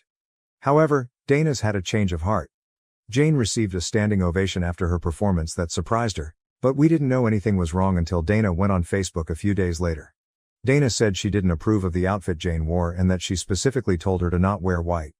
She also said my husband and I pressured her to have Jane perform and that the performance gave off an unclassy vibe, lies that my husband and I couldn't believe. We sent Dana numerous costume links, and we purchased the one she liked. There was also nothing wrong with Jane's performance. Dana was one of the people cheering afterwards. Jane received nothing but compliments afterward, but I'm disgusted that she had to see that post after all the work she put into it. The post also had comments disabled for what it's worth.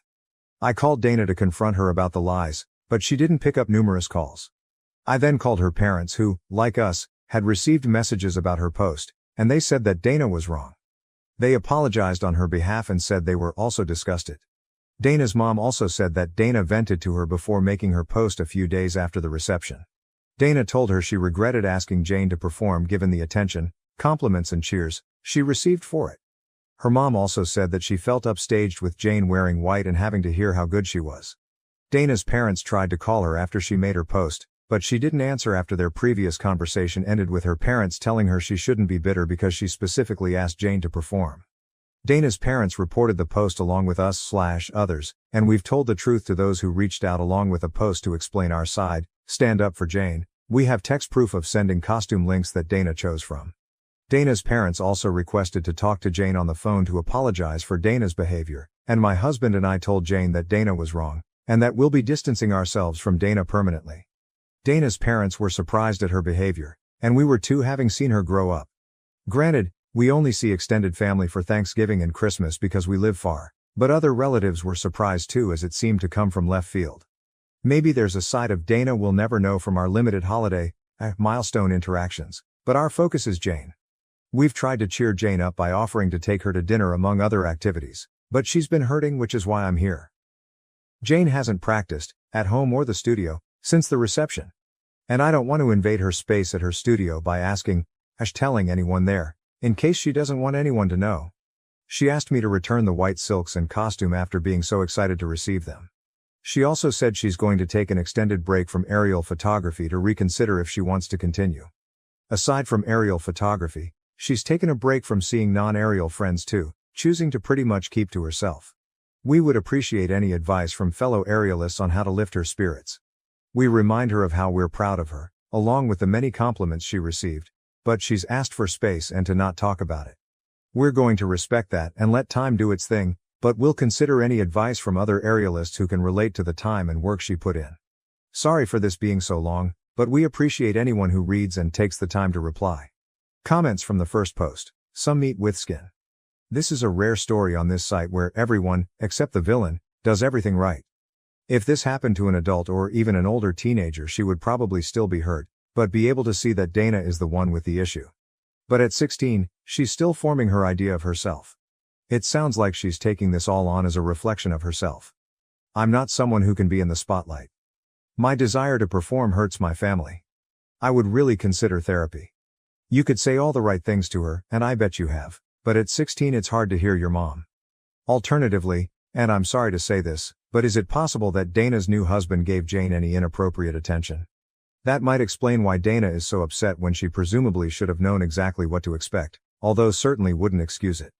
If there were any opportunities for Jane and the new husband to be alone, I would really look into that also, because it would also explain why Jane hasn't practiced since the reception even though the drama started a few days later. It is an extreme place to go, but I would just ask yourself if there was an opportunity for him to be inappropriate because she is withdrawing from her entire social life. When I was a teenager, driving up to the next city helped me sometimes. Want to take a drive? Is still a question I ask myself when I feel stuck and hopeless. Go to the big aquarium and get cannolis at the outlet mall or something equally random. Maybe she'll open up or get out of her head, or maybe y'all will just have a nice day. Lots of love to you and your family. Mistral 19. Jealousy is horrible, and Dana has just made herself look bad to anyone that came to the wedding. Also, just for reference, I have performed at multiple weddings and have always had a white costume. It suits the theme and is no way comparable to a wedding dress. Leslie Barbnope. I always see aerialists in white at weddings. Take comfort in the internet OP, and hopefully they can use it as a defense with Dana. If she wants to be that way, just post the receipts of how she asked her what to wear, etc. If she's willing to say that for a 16-year-old. Or let it go. It'll pass, because I promise Dana will have some new crazy thing to do very soon. These types always do. Chelsea Sphere 89. The bride is petty, immature and ridiculous. First off, you must see that. Help her see it too if she doesn't already. When people show you who they are, listen. This is a painful, but valuable lesson that your daughter is learning very early in her performance teaching career. Just like any obstacle or difficulty in life standing between us and the things we desire, she has the choice to either let it beat her down, or let it lift her up and make more determined than ever. If she truly wants this and does eventually go on to be an aerial coach and/or performer, she will face even more challenges. This is only serving to prepare her to face those. Making art is vulnerable. Sometimes people won't like it. But that tells you more about them than about you most of the time. We'll love dogs. Dana wanted her wedding to be all about her, which is fair to an extent, but obviously not to this extent, and I think she was happy to have a beautiful performance done for her, but forgot that people will congratulate the performer, rather than the person who hired the performer. Given how extreme the response was, I would be a bit worried what someone else mentioned about the outside chance that Dana's husband said did something inappropriate, but my guess, and hope, is it's just a general attention thing. Regardless, it sounds like you and Dana's parents are handling things as best you can. Defending your daughter but respecting her privacy and boundaries sounds exactly like the right thing to do. Well done you. I would just continue to be there for your daughter in a low-pressure way and make sure she knows she has safe people to talk to whenever she's ready. Maybe see if there are any non-aerial activities any of her friends are down to do with her. Maybe something like rock climbing, which can feel less performance-oriented and attention-grabbing but can still feel fun for an aerialist because there's a fair amount of strength crossover. Hopefully she'll be comfortable with aerial photography again in future, but I think just trying to help her not socially withdraw too much would be good for her well-being for now. So sorry she's going through this. She sounds like a great kid and a very talented aerialist. Update. Before I get into what's happened since my last post, I want to thank everyone who took the time to comment. 2 pieces of advice really stood out, and I'll get to them shortly. Since my original post, Dana's Facebook post is gone. I don't know if she deleted it or enough people reported it for Facebook to remove it, but we're glad it's gone. She never apologized to us, or Jane, or even bothered to call, so our position on being permanently done with Dana stands. My husband and I made a post on my Facebook addressing the lies she spewed about our daughter, and we shared photo proof of Dana's text where she approved of Jane's white costume from links we sent, Not to mention the song choice she sent us too. Better yet, Dana's mother reposted it on her account, which really surprised me. Dana's mother wrote that they loved Jane's act and that they disapproved of Dana's actions. My husband and I also made sure that Jane was okay with us addressing it on Facebook, and she said it was fine. Normally, I wouldn't use Facebook to address drama if aimed at me, but since this involves a grown adult attacking a minor, we felt the need to address it publicly because she disparaged her publicly, and Jane will remember whether we stood up for her or not years from now. I had a chance to speak with Dana's mother since my original post on the phone, and she spoke to Dana again after our last call. Dana reiterated how she regretted asking Jane to perform, but she harped on the standing ovation that bothered her the most. Dana told her that she expected Jane to get some polite applause, but that the overwhelming response really set her over the edge because she expected the loudest cheers to be when she and her husband entered the reception, but that went to Jane instead. Dana and her husband also received a great reception when they entered the reception, but Jane's performance did too, and Dana didn't expect it. Heck, even Jane was surprised by it too. She never received a standing ovation from a solo act before. But Dana's mother believes that if Dana had asked someone to sing who received a similar reception, Dana's jealousy would have been all the same. Someone suggested seeing if Jane would be interested in speaking to a therapist given how hurtful Dana's comments could be for a teen, and Jane said she's open to it so long as it isn't a counselor at school because, as of now, she doesn't want anyone at school or her studio to know about the incident, and she vaguely told the coach who helped her choreograph that it went fine. We will respect her privacy request as it's her right to control the narrative. But in the same vein, I suggested therapy for Dana to Dana's mother since her reaction might be a bigger insecurity, and she said she'd ask. The other thing someone suggested was the possibility of Dana's husband, or anyone, making an inappropriate comment to Jane during the reception that made her shut down and not want to see friends or practice days before Dana's post. My husband decided to ask her, and Jane said no when he did. If something happened, perhaps she'd be more comfortable telling a therapist with time. But on the bright side, she said she might want to try a different aerial studio because she doesn't want to answer questions about how it went, or share a video, at her home studio, so we will help her find somewhere new as she asked. We hope she doesn't permanently leave her current studio because she has friends and coaches who are supportive, and she performs with that studio's troupe at festivals gigs. But I personally understand the need to sometimes go somewhere where nobody knows you for a break, and we hope that that will help her. She hasn't said definitely yet. But if we do, we'll take her. She still wants an extended break from aerial photography in the meantime. But even if when she goes back, she said she may never want to perform again and would rather do it leisurely, one of the reasons she doesn't want to return to her home studio where she's a part of their troupe. She asked if we'd tell her troupe coach that she won't perform with them anymore if it comes to it. And if that's what she wants down the road, then we will. Hopefully time heals this wound and helps her at least keep the friends she has there, but we can only hope. Comments from the update. Fluffykins_pie. I'm so glad that you and the rest of the family are backing Jane up as much as possible. Hopefully the support you show her now will eventually win out over Dana's hateful behavior. I also hope that Dana actually gets therapy, because going after a minor like that was beyond out of line. Maybe the suggestion coming from her own mom will make Dana reevaluate and make some changes. But regardless, it sounds like you guys are doing a great job parenting.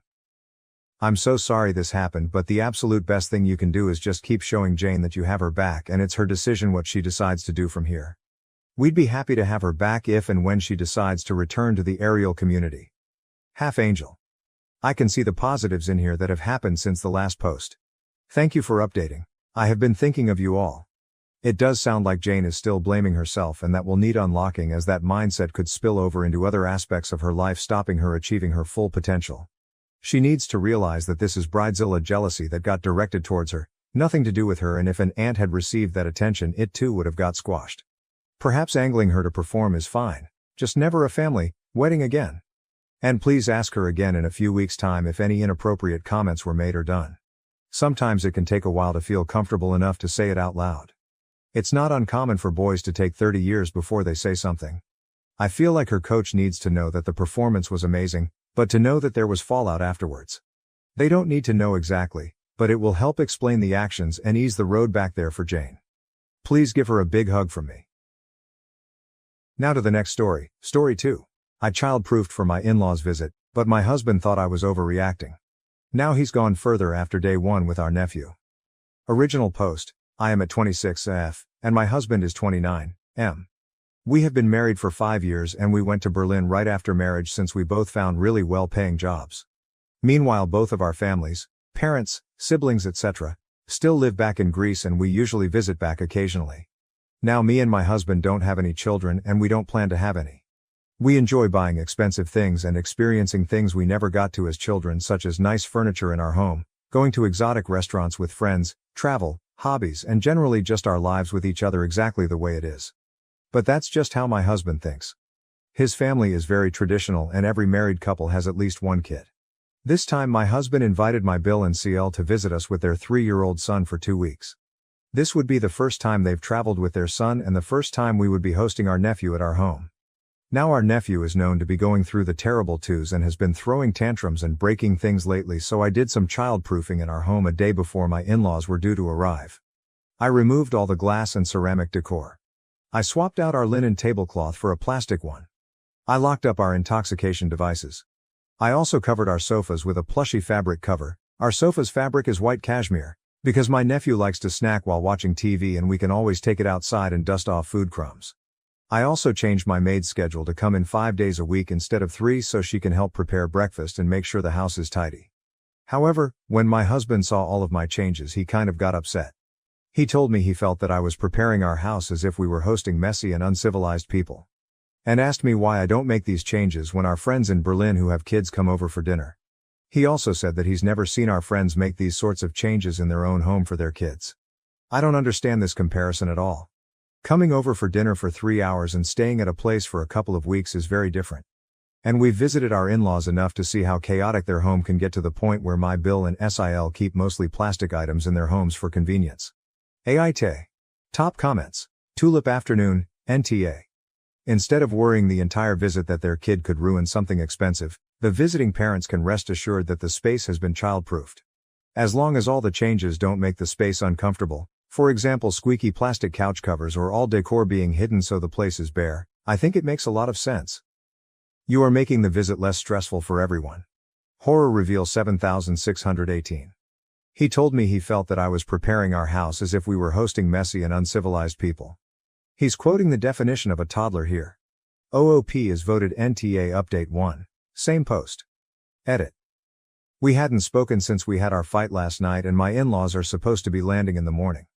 My husband brought food from a restaurant I liked and told me he wanted to apologize. He told me he overreacted because he wasn't admitting to himself how different his brother is as a person ever since he became a dad and that his life is going in a very different direction with more financial hardships too, and that makes him angry and helpless. He told me he misdirected his frustration at me and thought what I did was really nice, especially since he is more finicky than I am.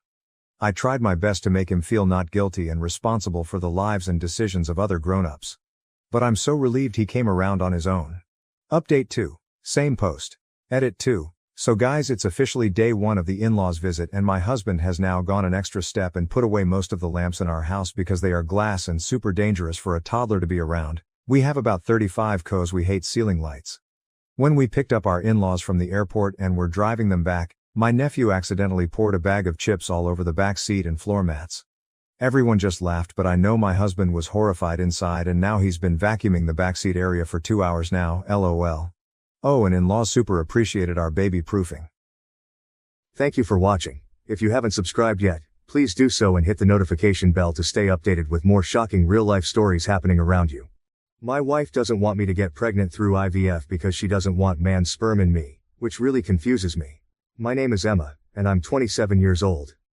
7 years ago, in Copenhagen, my life changed in ways I could never have imagined. It was a vibrant city, full of life and possibilities, and I was a 20-year-old student, ready to embrace everything it had to offer. I was studying primary education, driven by my love for children and teaching.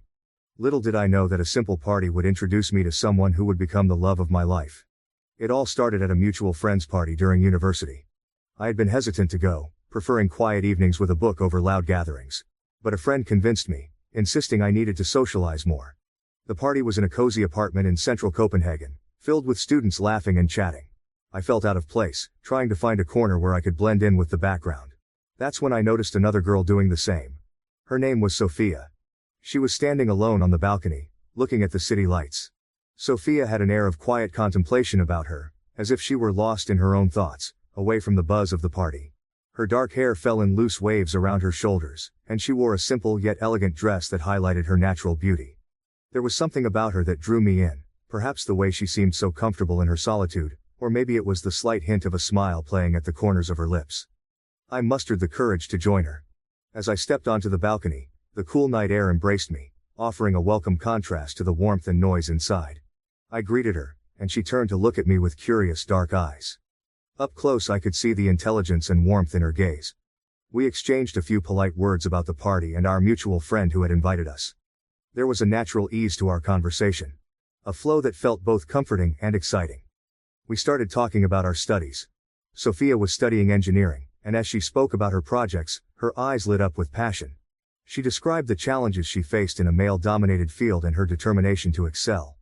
I could see the dedication and drive in her, and it was inspiring.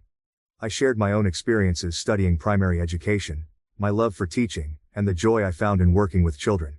She listened intently, her genuine interest making me feel valued and understood. As we talked, I found myself drawn to her not just physically, but intellectually and emotionally. Sophia had a way of speaking that was both articulate and thoughtful. She expressed her ideas clearly and confidently, yet there was a humility about her that made her incredibly approachable. I admired her strength and the quiet resilience that seemed to underpin everything she did. We continued our conversation, moving from our studies to our future aspirations. Sophia spoke of her dreams to design sustainable energy solutions, hoping to make a difference in the world. I shared my hopes of becoming a teacher who could inspire and nurture young minds. There was a moment when our eyes met, and I felt a connection that was deeper than words. It was as if we had known each other for much longer than just a few minutes. The sounds of the party faded into the background as we became engrossed in our own little world. I felt completely at ease with Sophia, a sense of comfort and familiarity that was rare for me in social situations. She had a calming presence, and her thoughtful responses and insights made our conversation enriching and engaging. We eventually realized how much time had passed and decided to exchange contact information, not wanting to lose the connection we had just discovered. As I left the party that night, my mind was buzzing with thoughts of Sophia. There was something special about her, something that made me eager to see her again. After our initial meeting at the party, Sophia and I quickly became close friends. We started meeting up regularly, our favorite spots being cozy cafes and serene parks around Copenhagen. There was a quaint little cafe near our university that became our go-to place. It had an inviting atmosphere with warm lighting, comfortable chairs, and the smell of freshly brewed coffee lingering in the air. We would spend hours there, talking and laughing, losing track of time. Our conversations ranged from light-hearted topics to deeply personal stories. Sophia would share her experiences studying engineering, the challenges she faced as a woman in a male-dominated field, and her dreams of designing sustainable energy solutions. Her passion for her work was infectious, and I admired her determination and drive. I, in turn, talked about my love for teaching, the joys and frustrations of working with children, and my hopes of making a difference in young lives. Sophia listened intently, her genuine interest and encouragement making me feel valued and understood. We also bonded over our shared interests in classic literature and science fiction. We would recommend books to each other, discussing the characters and themes in great detail. There was something incredibly comforting about these shared moments, a sense of connection that went beyond words. As our friendship deepened, I started noticing the small quirks that made Sophia unique. The way she furrowed her brow when she was deep in thought, the soft chuckle that escaped her lips when she found something amusing, and the gentle way she would brush a stray lock of hair behind her ear. Each of these quirks made her more endearing to me. At the same time, Sophia seemed to appreciate my passion for teaching. She often told me how much she admired my dedication and the way I connected with my students. Her compliments meant a lot to me, and I found myself looking forward to our meetups more than anything else. As the months passed, my feelings for Sophia grew stronger. I found myself thinking about her constantly, my heart fluttering whenever we were together. I knew I had fallen in love with her, but the fear of ruining our friendship held me back. I was terrified that confessing my feelings would make things awkward between us, or worse, that she wouldn't feel the same way. One rainy afternoon, we were sitting in our favorite cafe. The soft jazz music playing in the background created a comforting atmosphere. I had been debating with myself for weeks, writing down my feelings in my journal, trying to muster the courage to tell her how I felt. My heart pounded as I decided to finally confess. "Sophia," I began, my voice trembling slightly. "There's something I need to tell you." She looked up from her coffee, her dark eyes filled with curiosity and concern. "I've been feeling this way for a while now, and I can't keep it to myself any longer. I love you. More than just a friend." As the words left my lips, a wave of anxiety washed over me. I expected the worst, but to my surprise, Sophia's eyes filled with tears. Not of sadness, but of joy. She reached out and took my hand, her touch sending a shiver down my spine. I've been feeling the same way, she confessed, her voice soft but steady. I've been so scared of ruining what we have and of how people might react. But I love you too, Emma. Her words filled me with a mix of relief and overwhelming happiness. We sat there, holding hands, both of us smiling through our tears. In that cozy cafe, surrounded by the warmth and familiarity of our favorite spot, we shared our first kiss. It was a moment of pure connection and happiness, marking the beginning of our romantic relationship. Our journey was far from easy. We faced societal judgments and prejudice. While Copenhagen was a relatively accepting city, there were still instances of discrimination and hostility. Some of our peers made hurtful comments, and there were moments when we felt the weight of societal expectations pressing down on us. However, we found solace in the acceptance of the local LGBT community, attending events and gatherings that made us feel embraced and understood. Family reactions were another hurdle. My family was immediately supportive. My parents especially were overjoyed and threw a small, intimate party to celebrate our love. They had always been open-minded and loving, and their acceptance meant the world to me. Sophia's family, on the other hand, was more reserved. Her mother was particularly concerned about societal judgment, and her father remained silent, needing time to process the news. Sophia's family, on the other hand, was more reserved. When she first came out to them and told them about our relationship, it was met with a mix of silence and concern. Her mother was particularly worried about societal judgment. She expressed fears about how the extended family and their small-town community would react. Her father remained silent, processing the news at his own pace. The first time I met Sophia's parents, I was incredibly nervous. Sophia had prepared me, explaining that they needed time to adjust. Her mother, Ingrid, greeted me politely but with noticeable hesitation. She was cordial but kept a certain distance. It was clear she was struggling with her own preconceptions and concerns about our relationship. Her father, Lars, was quiet, offering a firm handshake but saying very little. Over the following months we made several visits to her parents' home. Each time, I felt like we were slowly chipping away at a wall of discomfort and unfamiliarity. Ingrid would ask me questions about my family and my career plans. There were moments of awkward silence, but I tried to remain open and honest, hoping to show them how much I loved their daughter. The turning point came during one of these visits. We were having dinner, and the conversation turned to future plans. Sophia and I mentioned our hopes of getting married someday. Ingrid looked visibly uneasy, and Lars finally spoke up. He admitted that he had been struggling to understand and accept our relationship, not because he didn't want Sophia to be happy, but because it was so different from what he had envisioned for her. His honesty opened a door for genuine conversation. I shared with them how much Sophia meant to me and how committed I was to our future together. I expressed my respect for their family and my hope that they could come to accept and support us. It was a heartfelt and emotional discussion, and by the end of the evening, there was a noticeable shift in their attitude. They still had reservations, but they were beginning to see our relationship through a different lens. Ingrid started inviting me to more family gatherings, and her demeanor gradually softened. She began to ask more personal questions, showing genuine interest in my life and background.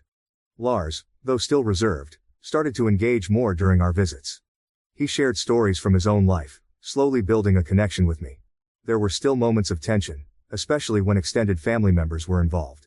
Some of Sophia's relatives were openly skeptical or disapproving, and it was clear that Ingrid and Lars were also navigating these external pressures.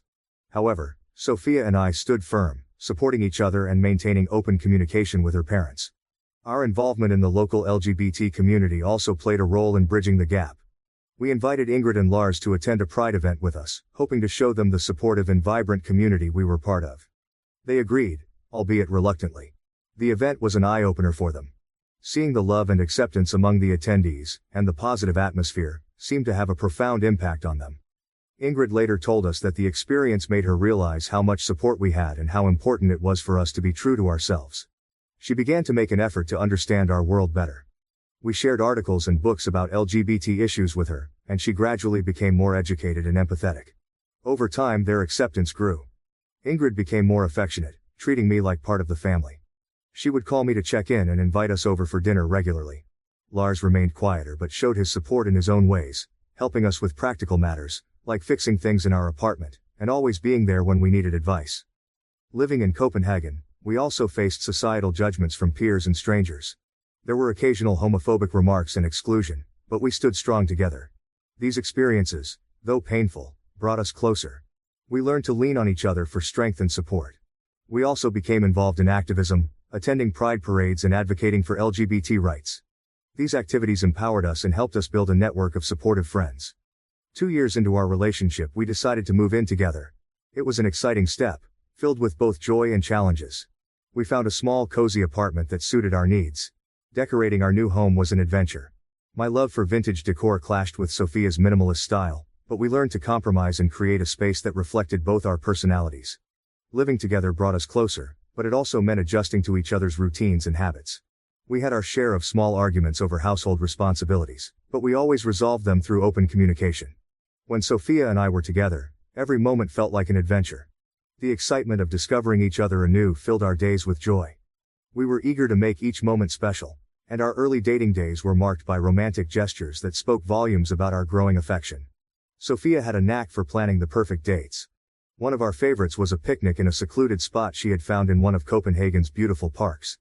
She surprised me with a basket filled with my favorite foods: fresh bread, cheeses, fruit, and a bottle of wine. We spread a blanket under a large oak tree, its branches providing shade and a sense of intimacy. The air was filled with the scent of blooming flowers and the soft hum of nearby chatter. We spent hours talking, laughing, and simply enjoying each other's company.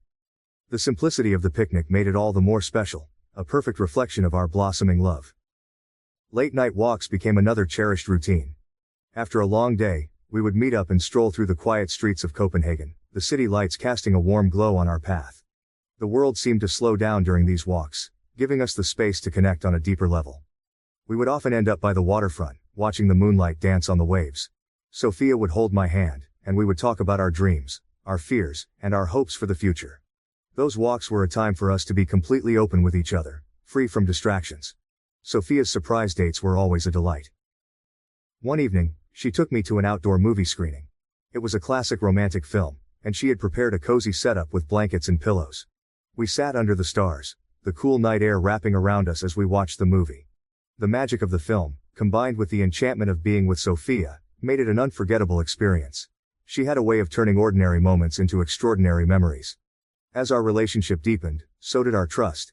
We began sharing our deeper insecurities and personal challenges, finding solace and strength in each other's support. I confided in Sophia about my fears of not being good enough as a teacher, my worries about failing my students, and the pressure I felt to live up to my own expectations. Sophia listened with patience and understanding, offering words of encouragement that bolstered my confidence. One of the major challenges we faced early on in our relationship was Sophia's struggle with sexism and homophobia at her engineering firm. It was a difficult time for her, and seeing her in pain was heart-wrenching. Sophia had always been passionate about her work, but the toxic environment was taking a toll on her mental health and self-esteem.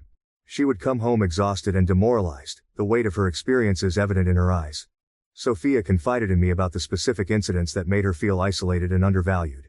She spoke about the offhand remarks, the condescending attitudes, and the blatant discrimination she faced. One particularly painful incident involved a project she had been leading. Despite her expertise and hard work, a male colleague was given credit for her achievements. The frustration and hurt she felt were palpable, and I was determined to help her navigate through it. Together, we devised a plan to address these challenges. I encouraged Sophia to document the instances of discrimination and to seek support from her company's HR department. We researched her rights and found resources that could help her build a strong case. It wasn't easy, but Sophia's resilience and determination shone through. She confronted her superiors and demanded the respect she deserved. Her courage was inspiring, and I stood by her every step of the way. Our relationship grew stronger as we faced this adversity together. Sophia's fight against sexism and homophobia became a shared battle, one that united us in a profound way. I made sure she knew she wasn't alone, that I was there to support her unconditionally. Whether it was listening to her vent after a particularly tough day or helping her prepare for meetings with HR, I did everything I could to be her rock. In the midst of these challenges, we found strength and solidarity in the LGBT community. We decided to attend a pride parade together, hoping to draw strength from the collective power of the community. The parade was a vibrant and joyous celebration of love and acceptance. The streets were filled with people of all ages, genders, and backgrounds, united by a common cause. The atmosphere was electric, and the sense of belonging was overwhelming. As we marched together, hand in hand, I felt a renewed sense of hope and determination. The parade was a powerful reminder that we were part of something larger than ourselves, a community that stood together in the face of adversity. Sophia and I cheered, danced, and celebrated our love openly, surrounded by people who understood our struggles and supported our journey. The Pride Parade strengthened our bond and gave us the courage to continue fighting for what was right. It reminded us that we were not alone, that we had allies and a supportive network behind us. The sense of solidarity and empowerment we felt that day carried over into our everyday lives, giving us the strength to face any challenge that came our way. Back in our everyday lives, we continued to support each other through the highs and lows. Sophia's determination and resilience paid off, and she began to see positive changes at work. Her superiors started to recognize her contributions, and she found allies among her colleagues who supported her fight for equality. It was a slow process, but the progress she made was a testament to her strength and perseverance. Our relationship flourished as we navigated these challenges together. The trust and support we built during this time laid a strong foundation for our future. We learned to communicate openly, to lean on each other during tough times, and to celebrate each other's successes. The weekend getaway that Sophia planned was a complete surprise. She had hinted for weeks about a special trip, building my anticipation and curiosity. On the Friday morning of our departure, she packed the car with supplies, and we set off on a drive away from the city's hustle and bustle. The urban landscape gradually gave way to rolling hills and serene countryside, and I felt a sense of peace wash over me as we left the familiar sights behind. After a few hours, we arrived at our destination, a secluded beach. The scene was breathtakingly beautiful, with golden sand stretching out to meet the gentle waves of the sea. It was a private spot, away from the usual tourist trails, offering a perfect escape from the world.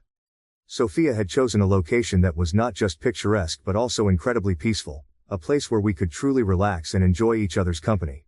We spent the first day exploring the coastline, collecting seashells and swimming in the clear, cool water. Sophia had packed a picnic basket filled with our favorite foods, fresh bread, cheeses, fruit, and a bottle of wine. We spread a blanket under a large oak tree near the beach, enjoying a leisurely meal while the sound of the waves provided a soothing soundtrack. The simplicity of the picnic made it all the more special, a perfect reflection of our relationship. That evening we sat by a campfire, roasting marshmallows and talking about everything and nothing. The stars above us were bright and numerous, and the moon cast a silver glow over the water. The ambiance was magical, and I felt incredibly lucky to be sharing this moment with Sophia. On the last night of our getaway, Sophia suggested we take a walk along the shore. The sun had set, and the sky was a deep indigo, dotted with countless stars. The moonlight reflected off the water, creating a shimmering pathway along the waves. We walked hand in hand, the cool sand beneath our feet, the gentle breeze carrying the scent of the ocean. Sophia led me to a spot where she had laid out a blanket and some pillows, creating a cozy setup for stargazing. We settled down, and she pointed out constellations, sharing stories and myths associated with them. I was entranced by the beauty of the night sky and the thoughtfulness of Sophia's planning. She had always known how to make me feel special and loved, and tonight was no exception. After a while, Sophia told me she had a small surprise for me. She handed me a seashell, its pearly surface glistening in the moonlight. I opened it, expecting to find a simple token or perhaps a note. Instead, nestled inside the shell was a delicate ring, its design intricate and elegant, perfectly capturing Sophia's taste and thoughtfulness. I looked up at Sophia, my heart pounding with surprise and emotion. She took my hands in hers, her eyes filled with love and sincerity. Her voice was steady despite the emotion evident in her eyes as she spoke. "Emma, you mean everything to me. I can't imagine my life without you. You've been my rock, my confidant, and my greatest love. Will you marry me?" Tears of joy streamed down my face as I realized the magnitude of the moment. I felt an overwhelming rush of happiness and love. The world seemed to fade away, leaving just the two of us in that perfect magical moment. I could see the depth of her feelings in her eyes, and I knew without a doubt that this was where I belonged. "Yes," I said, my voice trembling with emotion. "Yes, Sophia, I will marry you." The relief and joy on Sophia's face mirrored my own. We embraced, holding each other tightly, both of us overwhelmed by the intensity of our feelings. The love and connection we shared felt more profound than ever before. Our first kiss as an engaged couple was tender and filled with promise, sealing our commitment to each other. We spent the rest of the evening on the beach, talking about our future and dreaming of the life we would build together. The stars seemed to shine brighter that night, as if they were celebrating with us. Sophia had brought a small bottle of champagne, and we toasted to our future, clinking our glasses as we sat on the blanket, the sound of the waves providing a soothing background. The following morning, we watched the sunrise together, sitting wrapped in a blanket, our fingers intertwined. The sky gradually changed from dark blue to hues of pink and orange, signaling the start of a new day and a new chapter in our lives. We were filled with a sense of hope and excitement, knowing that we were stepping into the future together. As we packed up and prepared to leave the beach, I couldn't help but reflect on how far we had come. From our first meeting at a friend's party to this incredible moment of engagement, our journey has been filled with love, challenges, and growth. Sophia's proposal was the perfect culmination of our relationship, a testament to the deep bond we shared and the unbreakable commitment we had to each other. The drive back to Copenhagen was filled with laughter and joy. We talked about our engagement, the wedding we would plan, and the life we envisioned together. The excitement and anticipation of what lay ahead made the journey seem shorter, and before we knew it, we were back home, ready to share our news with friends and family. The engagement marked the beginning of an exciting and somewhat stressful period of wedding planning. Sophia and I were determined to create a day that truly reflected our love and values, blending traditional elements with modern inclusive touches. We quickly realized that planning a wedding was not just about choosing flowers and venues but also about navigating family dynamics and societal expectations. Sophia's family had come a long way since she first came out to them. Her parents, Ingrid and Lars, had grown to accept and support our relationship, but there were still moments of hesitation and uncertainty. They wanted to be involved in the wedding planning, and their support meant a lot to us. However, they sometimes struggled with the idea of a non-traditional wedding. On the other hand, my family was enthusiastic and eager to help from the start. My parents especially were thrilled about the wedding and offered their assistance in any way they could. My mother took on the role of chief planner, coordinating meetings and helping us make decisions. Her excitement was contagious, and her organizational skills were invaluable. Bringing both families together for planning sessions was an interesting experience. There were differences in opinions and expectations, but it was heartening to see everyone working towards a common goal. We had many discussions around the dining table, sipping coffee and brainstorming ideas. Ingrid and Lars slowly opened up, sharing their thoughts and suggestions. They wanted the wedding to be a beautiful and memorable day, and their input, though sometimes traditional, was rooted in a genuine desire to support us. One of the main challenges we faced was balancing traditional wedding customs with our desire for a modern, inclusive ceremony. We wanted our wedding to reflect who we were as individuals and as a couple, which meant incorporating elements that were meaningful to us while respecting the customs and traditions that our families held dear. We decided on a garden wedding, a perfect blend of natural beauty and elegance. The botanical garden we chose was stunning, with lush greenery and vibrant flowers providing a picturesque backdrop. However, planning an outdoor ceremony came with its own set of challenges, such as weather concerns and logistics. Traditional customs, such as walking down the aisle and the exchange of vows, were important to us, but we wanted to put our own twist on them. We decided to walk down the aisle together, symbolizing our partnership and equality. This decision was met with mixed reactions. While my family embraced the idea, Sophia's parents were initially unsure. They had envisioned a more traditional procession, but after some discussions, they came around and supported our choice. Writing our own vows was another way we personalized our ceremony. We spent many evenings crafting words that truly reflected our journey and our commitment to each other. It was a deeply emotional process, filled with tears and laughter, as we revisited memories and expressed our hopes for the future. Sharing these intimate promises in front of our loved ones was incredibly important to us. Navigating the guest list was another challenge. We wanted to invite those who had supported us throughout our relationship, but we also had to consider family expectations. Sophia's extended family included some conservative members who had been less than supportive. Deciding whether to invite them was difficult, but ultimately, we chose to surround ourselves with people who genuinely cared for and supported us. Throughout the planning process, we were overwhelmed by the support and love from our friends and family. Our close friends rallied around us, offering their time and talents to make our wedding special. A friend who was a graphic designer created beautiful invitations and programs, incorporating a subtle rainbow motif that celebrated our pride and love. Another friend, a talented musician, offered to perform at the ceremony, adding a personal touch to our special day. Our families, despite their initial reservations, came together in ways we hadn't expected. My mother and Ingrid formed an unlikely bond over wedding preparations, spending hours discussing flower arrangements and decorations. Lars, who had been more reserved, took on the task of handling logistics, ensuring everything ran smoothly. As the wedding day approached, the sense of unity and support grew stronger. Our friends organized a pre-wedding celebration, a mix of traditional and modern elements, that brought everyone together in a joyous and relaxed atmosphere. It was a beautiful reminder of the love and community that surrounded us. The day of the wedding dawned clear and bright, with a gentle breeze rustling the leaves in the botanical garden. Sophia and I woke up feeling a mix of excitement and nervousness. We had planned and prepared for this day for months, And now it was finally here. The garden was transformed into a magical setting, with flowers and decorations that reflected our personalities and love. The ceremony took place in a secluded part of the garden, under a large oak tree. White chairs were arranged in rows, adorned with delicate floral arrangements. A beautiful arch made of intertwined branches and flowers stood at the front, framing the spot where we would exchange our vows. We decided to walk down the aisle together, hand in hand. As we made our way through the garden path, the string quartet played our favorite song, creating an enchanting atmosphere. The sight of our friends and family, smiling and teary-eyed, filled us with a deep sense of love and gratitude. Our officiant, a close friend who had been with us from the beginning, welcomed everyone and spoke about the journey that had brought us to this moment. She highlighted the importance of love, commitment, and the courage it took to be true to ourselves. Her words were heartfelt and touching, setting the perfect tone for the ceremony. When it was time for our vows, Sophia and I faced each other, our hands clasped tightly. We took turns reading the promises we had written, our voices trembling with emotion. Sophia spoke about the strength and resilience she saw in me, the joy I brought into her life, and her commitment to stand by my side through everything. I shared my gratitude for her unwavering support, her kindness, and the deep connection we shared. As we spoke, there wasn't a dry eye among our guests. The emotional weight of our promises, coupled with the beauty of the setting, made the moment incredibly powerful. One of the highlights of the ceremony was a surprise musical performance by a friend who had known us since college.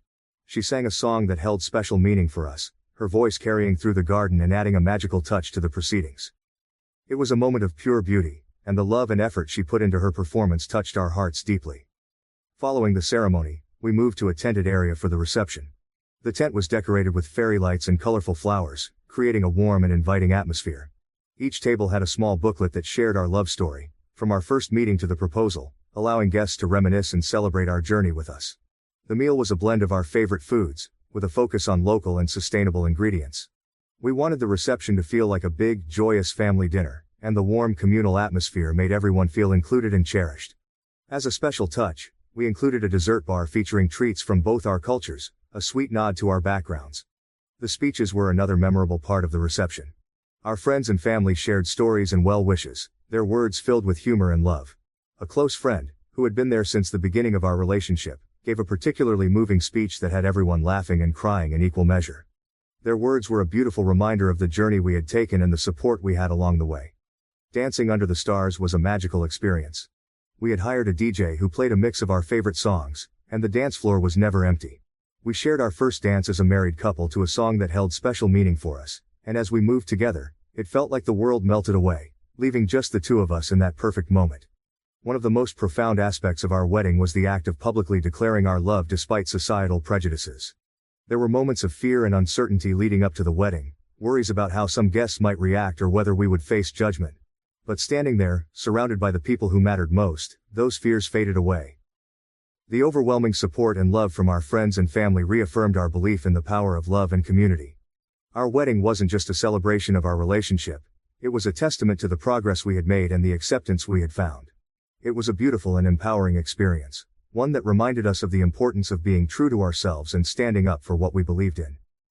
As the evening came to a close, we took a moment to step away from the festivities and reflect on the day.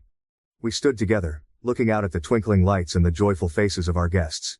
It had been a day filled with love, laughter, and memorable moments, a perfect start to the rest of our lives together.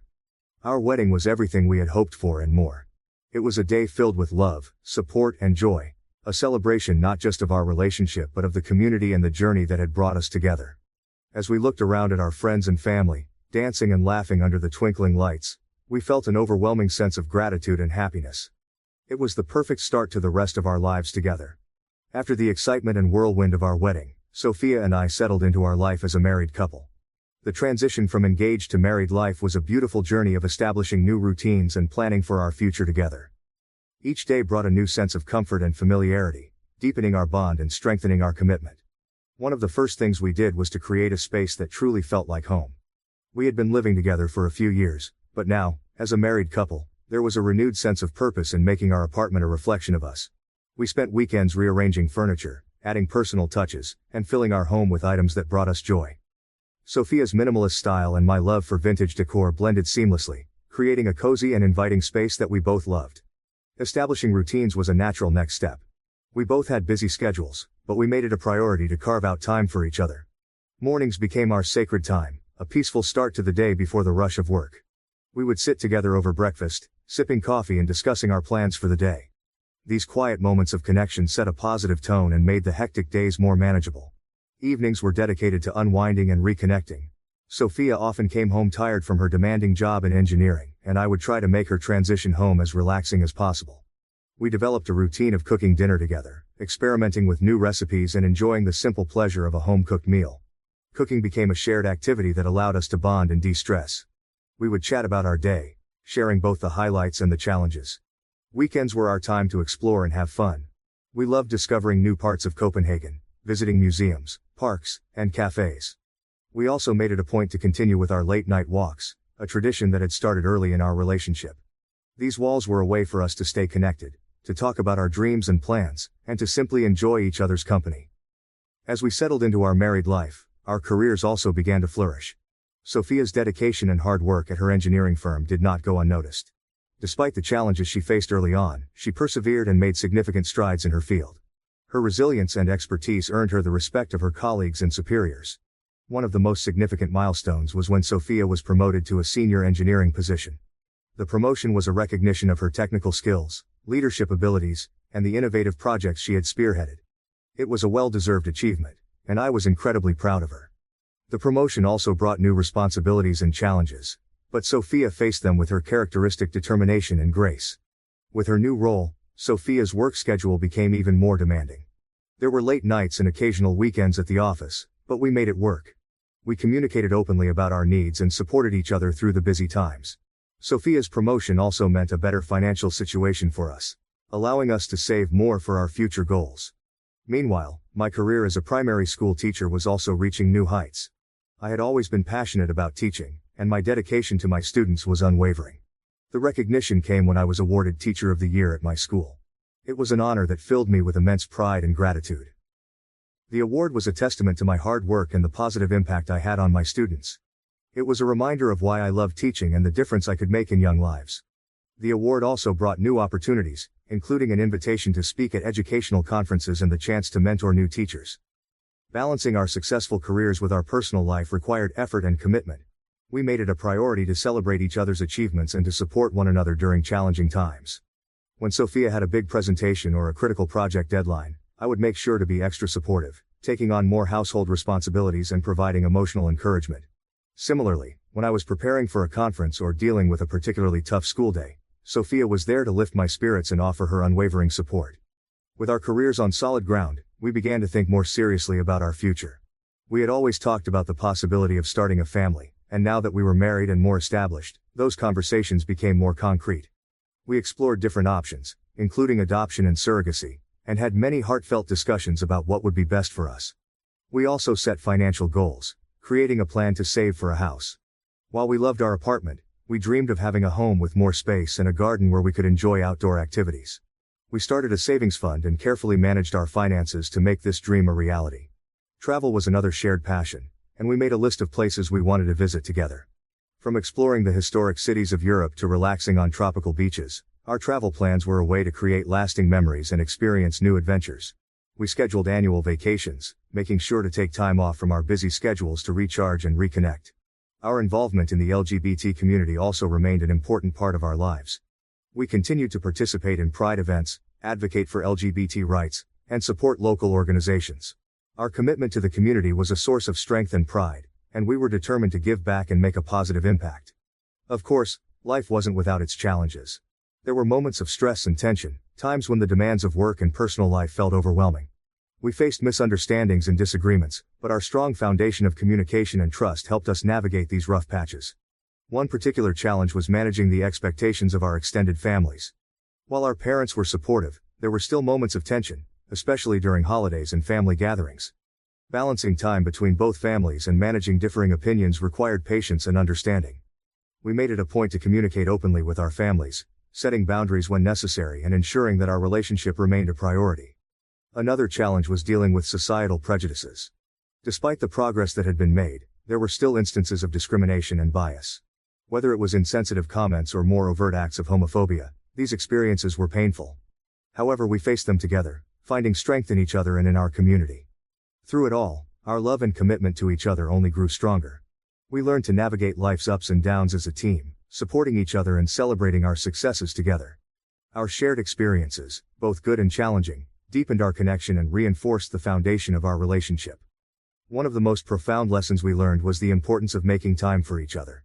Despite our busy schedules, we prioritize our relationship, making sure to have regular date nights and moments of connection.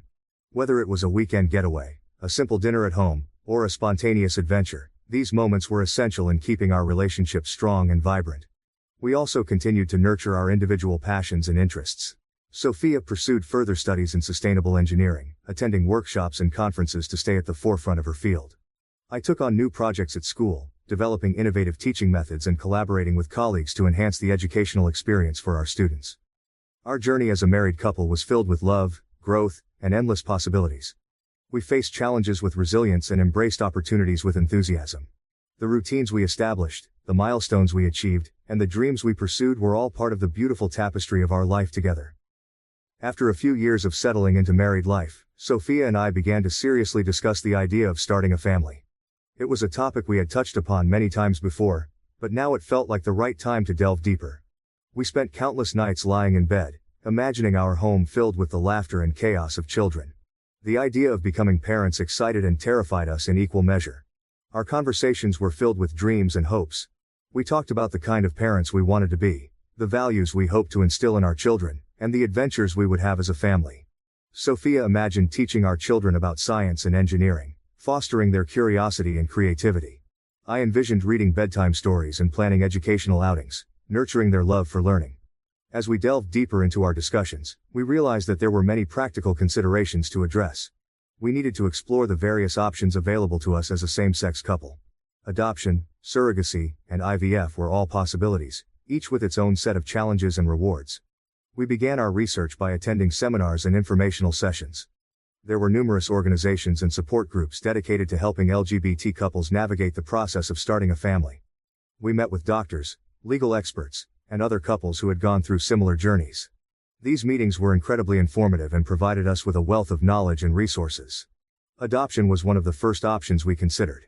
We attended several adoption seminars and met with agencies that specialized in placing children with same-sex couples. The idea of providing a loving home for a child in need was deeply appealing to both of us. However, the process was long and complex, involving extensive paperwork, background checks, and a waiting period that could stretch for years. We also learned that there were legal hurdles to navigate, especially when adopting internationally. Surrogacy was another option we explored.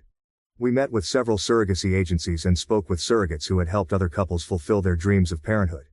The idea of having a biological connection to our child was important to us, and surrogacy seemed like a viable path. However, it was also an expensive and emotionally taxing process. We would need to find a surrogate who was a good match, navigate the legal aspects, and be prepared for the financial investment. IVF was another option on the table, and we attended several consultations with fertility specialists. The medical professionals explained the process in detail, including the use of donor sperm. The idea of IVF intrigued us, but it also brought up a host of emotions and concerns. As we delved deeper into the IVF discussions, I began to notice a growing discomfort in Sophia. At first, she didn't say much, but I could sense her unease. During one of our consultations, she finally voiced her concerns. Sophia expressed discomfort with the idea of using donor sperm, saying she didn't want a man's cum in me. Her words took me by surprise, and I almost laughed at the absurdity of it, but I quickly realized she was serious. I tried to understand her perspective, but I felt hurt and confused. To me, IVF seemed like a simple and logical solution to our desire to have a child. The science was clear, the success rates were promising, and many same-sex couples had successfully used IVF to start their families.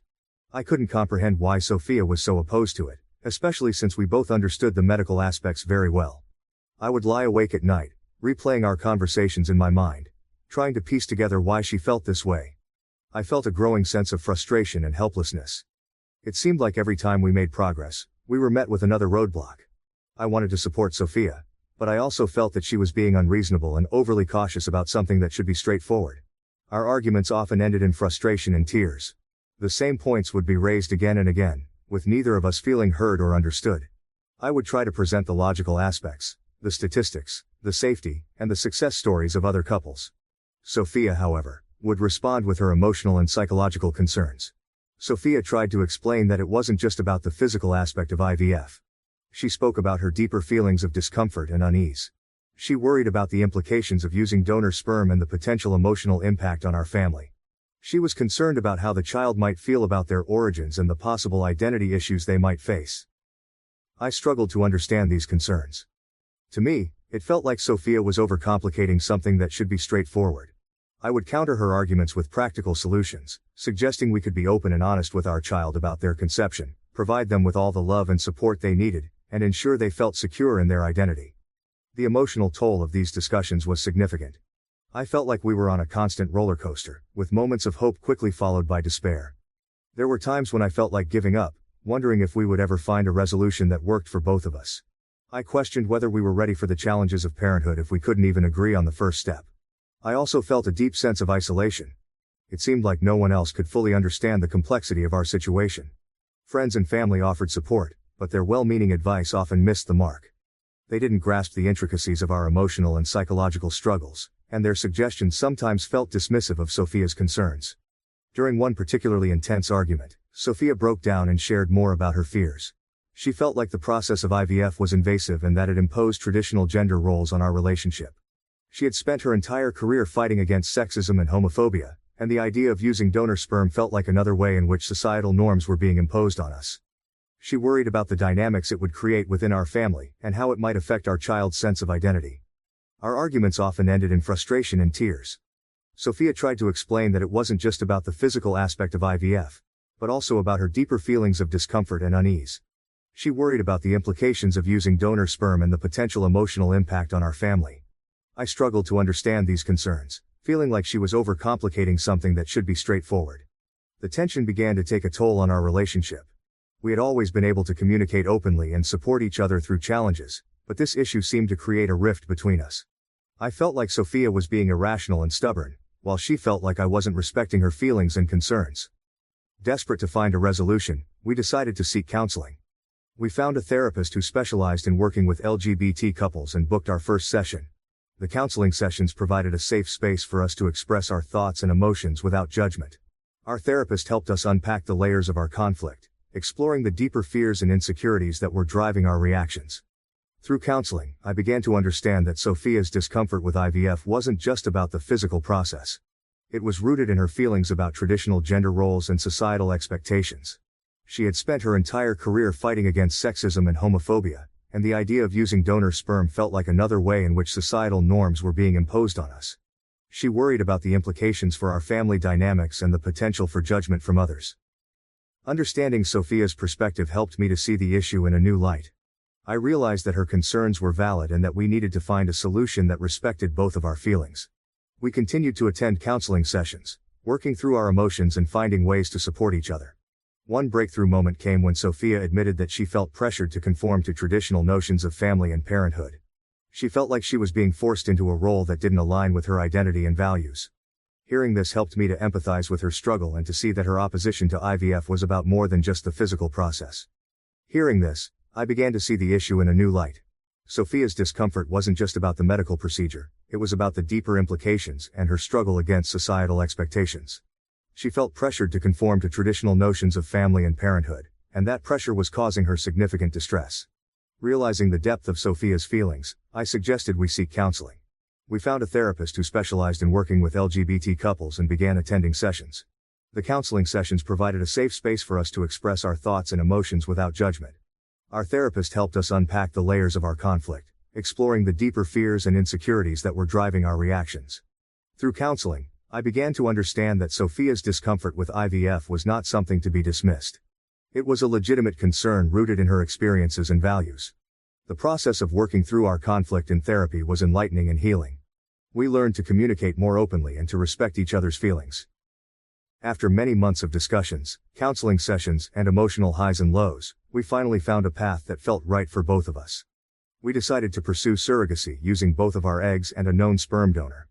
This approach allowed us to have a biological connection to our child while respecting Sophia's discomfort with traditional IVF. The decision brought a sense of relief and renewed hope. We felt that we had found a solution that honored our individual needs and our shared vision for our family. We began the process by reaching out to a close friend who had previously expressed a willingness to be a sperm donor. His name was Mark, a longtime friend from our university days. Mark had always been supportive of our relationship and understood the unique challenges we faced. We invited him over for dinner, intending to discuss our hopes and concerns openly. The dinner was filled with nervous anticipation. As we settled into the cozy ambiance of our living room, we explained our decision to pursue surrogacy and why we felt Mark would be the ideal donor. We emphasized that his role would be more than just a donor. He would be part of our extended family, playing a significant role in our child's life. We discussed our hopes for the future and the kind of relationship we envisioned him having with our child. Mark listened intently, nodding thoughtfully as we spoke. He then shared his thoughts, expressing his admiration for our courage and commitment. He agreed to help us in our journey to parenthood, stating that he felt honored to be part of something so meaningful. His support and understanding were incredibly reassuring, and it felt like a significant step forward in our journey. With Mark on board, our next step was to find a surrogate. We worked with a surrogacy agency that specialized in matching couples with surrogates who shared their values and vision. The agency was known for its rigorous selection process, ensuring that surrogates were well-informed, healthy, and genuinely committed to helping couples achieve their dreams of parenthood. Our case manager, Sarah, guided us through the process. She provided profiles of potential surrogates, each with detailed information about their backgrounds, motivations, and health. We spent countless hours reviewing these profiles, hoping to find someone who resonated with us. After several interviews, we found a wonderful surrogate named Laura. Meeting Laura for the first time was a heartwarming experience. She had a warm smile and an easygoing demeanor that immediately put us at ease. Laura shared her reasons for becoming a surrogate, explaining that she wanted to help couples like us, because she believed in the importance of family and wanted to give the gift of parenthood to those who couldn't achieve it on their own. We felt an instant connection with Laura. She was kind, empathetic, and genuinely excited to help us bring our child into the world. We spent several meetings discussing our expectations, hopes, and concerns. Laura's openness and sincerity reassured us that she was the right person to join us on this journey. The legal and medical aspects of surrogacy were complex, but we navigated them with the support of our agency and legal advisors. The first step was to create a detailed surrogacy agreement that outlined everyone's rights and responsibilities.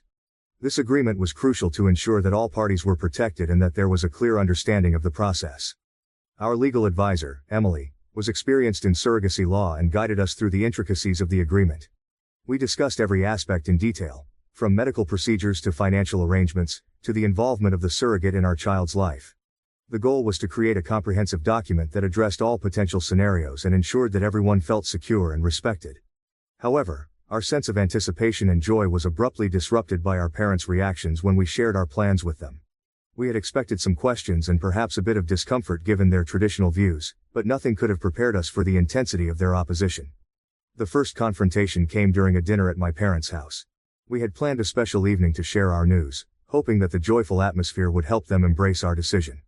As we sat around the dinner table, Sophia and I carefully explained our journey so far, the consultations, the legal preparations, and our connection with Laura. My parents listened quietly at first, their expressions growing more strained as we spoke. My father was the first to break the silence. "I don't understand why you can't just do it the natural way," he said, his voice laced with confusion and disappointment. "One of you should be carrying the child. It seems so impersonal, having someone else do it." His words stung. I had anticipated some resistance, but his outright rejection felt like a blow. I tried to explain our reasoning again, emphasizing Sophia's discomfort with IVF and our desire to find a solution that felt right for both of us. But my father was unmoved. My mother, who had been silent until then, chimed in. "We thought we'd see you with a baby bump, Emma. We thought it would be a part of you. Surrogacy feels so detached, so clinical." A similar confrontation occurred when we spoke to Sophia's parents via a video call. We had hoped that explaining everything in detail would help them understand, but Ingrid's voice trembled with emotion as she expressed her disapproval. "This isn't how we imagined becoming grandparents. We thought one of you would carry the baby. It feels so detached, having a surrogate." Lars, usually more reserved, was visibly upset. "Why go through all this when you can just carry the child yourselves? It doesn't make sense to us." The discussions quickly escalated into heated arguments. Both sets of parents were adamant that surrogacy was not the right choice for us. They brought up concerns about the emotional bond between us and our future child, societal perceptions, and their own expectations of what family should look like. They couldn't understand why we would choose a path that seemed so unconventional and complicated to them. Our parents' arguments were emotionally charged and often harsh. They accused us of taking the easy way out, of not considering the emotional implications for the child, and of disregarding their feelings and expectations. It was heartbreaking to hear such accusations from people we loved and respected. Sophia tried to explain our reasons and the emotional journey that had led us to choose surrogacy. She spoke about her discomfort with IVF and how surrogacy felt like the best solution for us. But our parents were unmoved. They viewed our decision as an abandonment of traditional family values. The arguments became more intense, with accusations and harsh words flying back and forth. I felt caught in the middle, trying to mediate between Sophia and our parents, but it was clear that we were facing a deep and painful divide. The hurt and frustration on both sides were evident, and it felt like we were stuck in an impasse. The emotional toll of these conflicts was significant. Sophia and I found ourselves questioning our decision and feeling torn between our own desires and our parents' expectations. The stress and strain of these confrontations affected our daily lives, leading to sleepless nights and tense conversations. I felt a profound sense of betrayal and disappointment. I had always imagined that our parents would support us unconditionally, but their harsh words and rigid stances made me question everything. I struggled with feelings of guilt and anger, torn between wanting to make them happy and staying true to what felt right for us. Sophia, who had already battled significant emotional turmoil over IVF, was deeply hurt by the lack of support from our families. She felt misunderstood and isolated, her fears and concerns dismissed as irrational. The pressure from our parents to conform to traditional notions of family and pregnancy only added to her distress. After the intense argument at home, Sophia and I decided to temporarily stop our surrogacy plans. The conflicts with our parents and the emotional strain it placed on us were too overwhelming to continue without a pause. The decision to take a break felt like a relief but also left a void. Our dreams of starting a family were put on hold, and the uncertainty weighed heavily on us. We tried to focus on our work to distract ourselves from the emotional turmoil. Sophia threw herself into her projects at the engineering firm, taking on more responsibilities and working late into the evenings. Her promotion had brought new challenges, and she channeled her energy into excelling in her role. I immersed myself in my teaching career, preparing lessons, and spending extra time with my students. While work provided a temporary escape, the unresolved issue of starting a family lingered in the background. The conflict over starting a family became an increasingly pressing issue between Sophia and me. Despite all our love and the depth of our relationship, this one topic seemed insurmountable. I had tried to bring it up multiple times, hoping for a breakthrough, but every discussion ended the same way. Sophia repeated her discomfort with IVF and the idea of using donor sperm, but her explanations never seemed to go beyond that. It felt so irrational to me. I was trying to be understanding and patient, but I was reaching my limit. Sophia's stance felt like a barrier I couldn't penetrate. She would say she didn't want a man's cum in me, and that would be the end of it. I tried to delve deeper, to understand her underlying fears and concerns, but she would shut down or deflect. It was incredibly frustrating.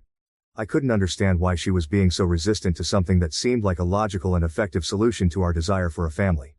What made it even more confusing was how loving and kind Sophia was in every other aspect of our life. She was attentive, affectionate, and went out of her way to make me happy. She cooked my favorite meals, planned surprise dates, and was there for me emotionally in every way. It was like she was compensating for the tension around our family planning discussions by being extra attentive in other areas. This only added to my confusion and frustration. I felt like I was living in two parallel worlds. One where our relationship was perfect, and another where we were stuck in an endless loop of disagreement and misunderstanding. I tried to bring up the topic gently, avoiding pushing too hard to not come off as annoying or demanding. I would mention it casually during our evening walks or while we were cuddling on the couch. But each time, Sophia's response was the same. She would reiterate her discomfort, and the conversation would stall. I began to feel like I was hitting a brick wall. It wasn't that Sophia was refusing to talk about it. She would engage in the conversation, but it always ended at the same point. I asked her if she didn't want children right now, suggesting that maybe we were rushing the process. I wanted to reassure her that we didn't have to make any decisions immediately, and that we could take our time. But Sophia insisted that she did want children. Her words and her actions were at odds, and I couldn't reconcile the two. The emotional toll of this unresolved conflict was heavy. I loved Sophia deeply and wanted to understand her, but I felt shut out. I was in a state of constant confusion and frustration.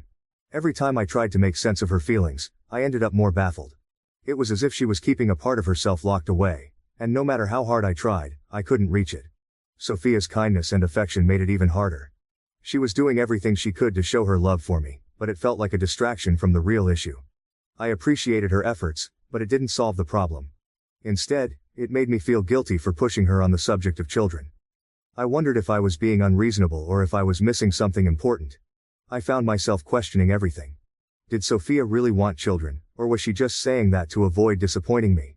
Was there something deeper that she wasn't sharing? I knew her so well, yet in this one crucial aspect, I felt like I didn't know her at all.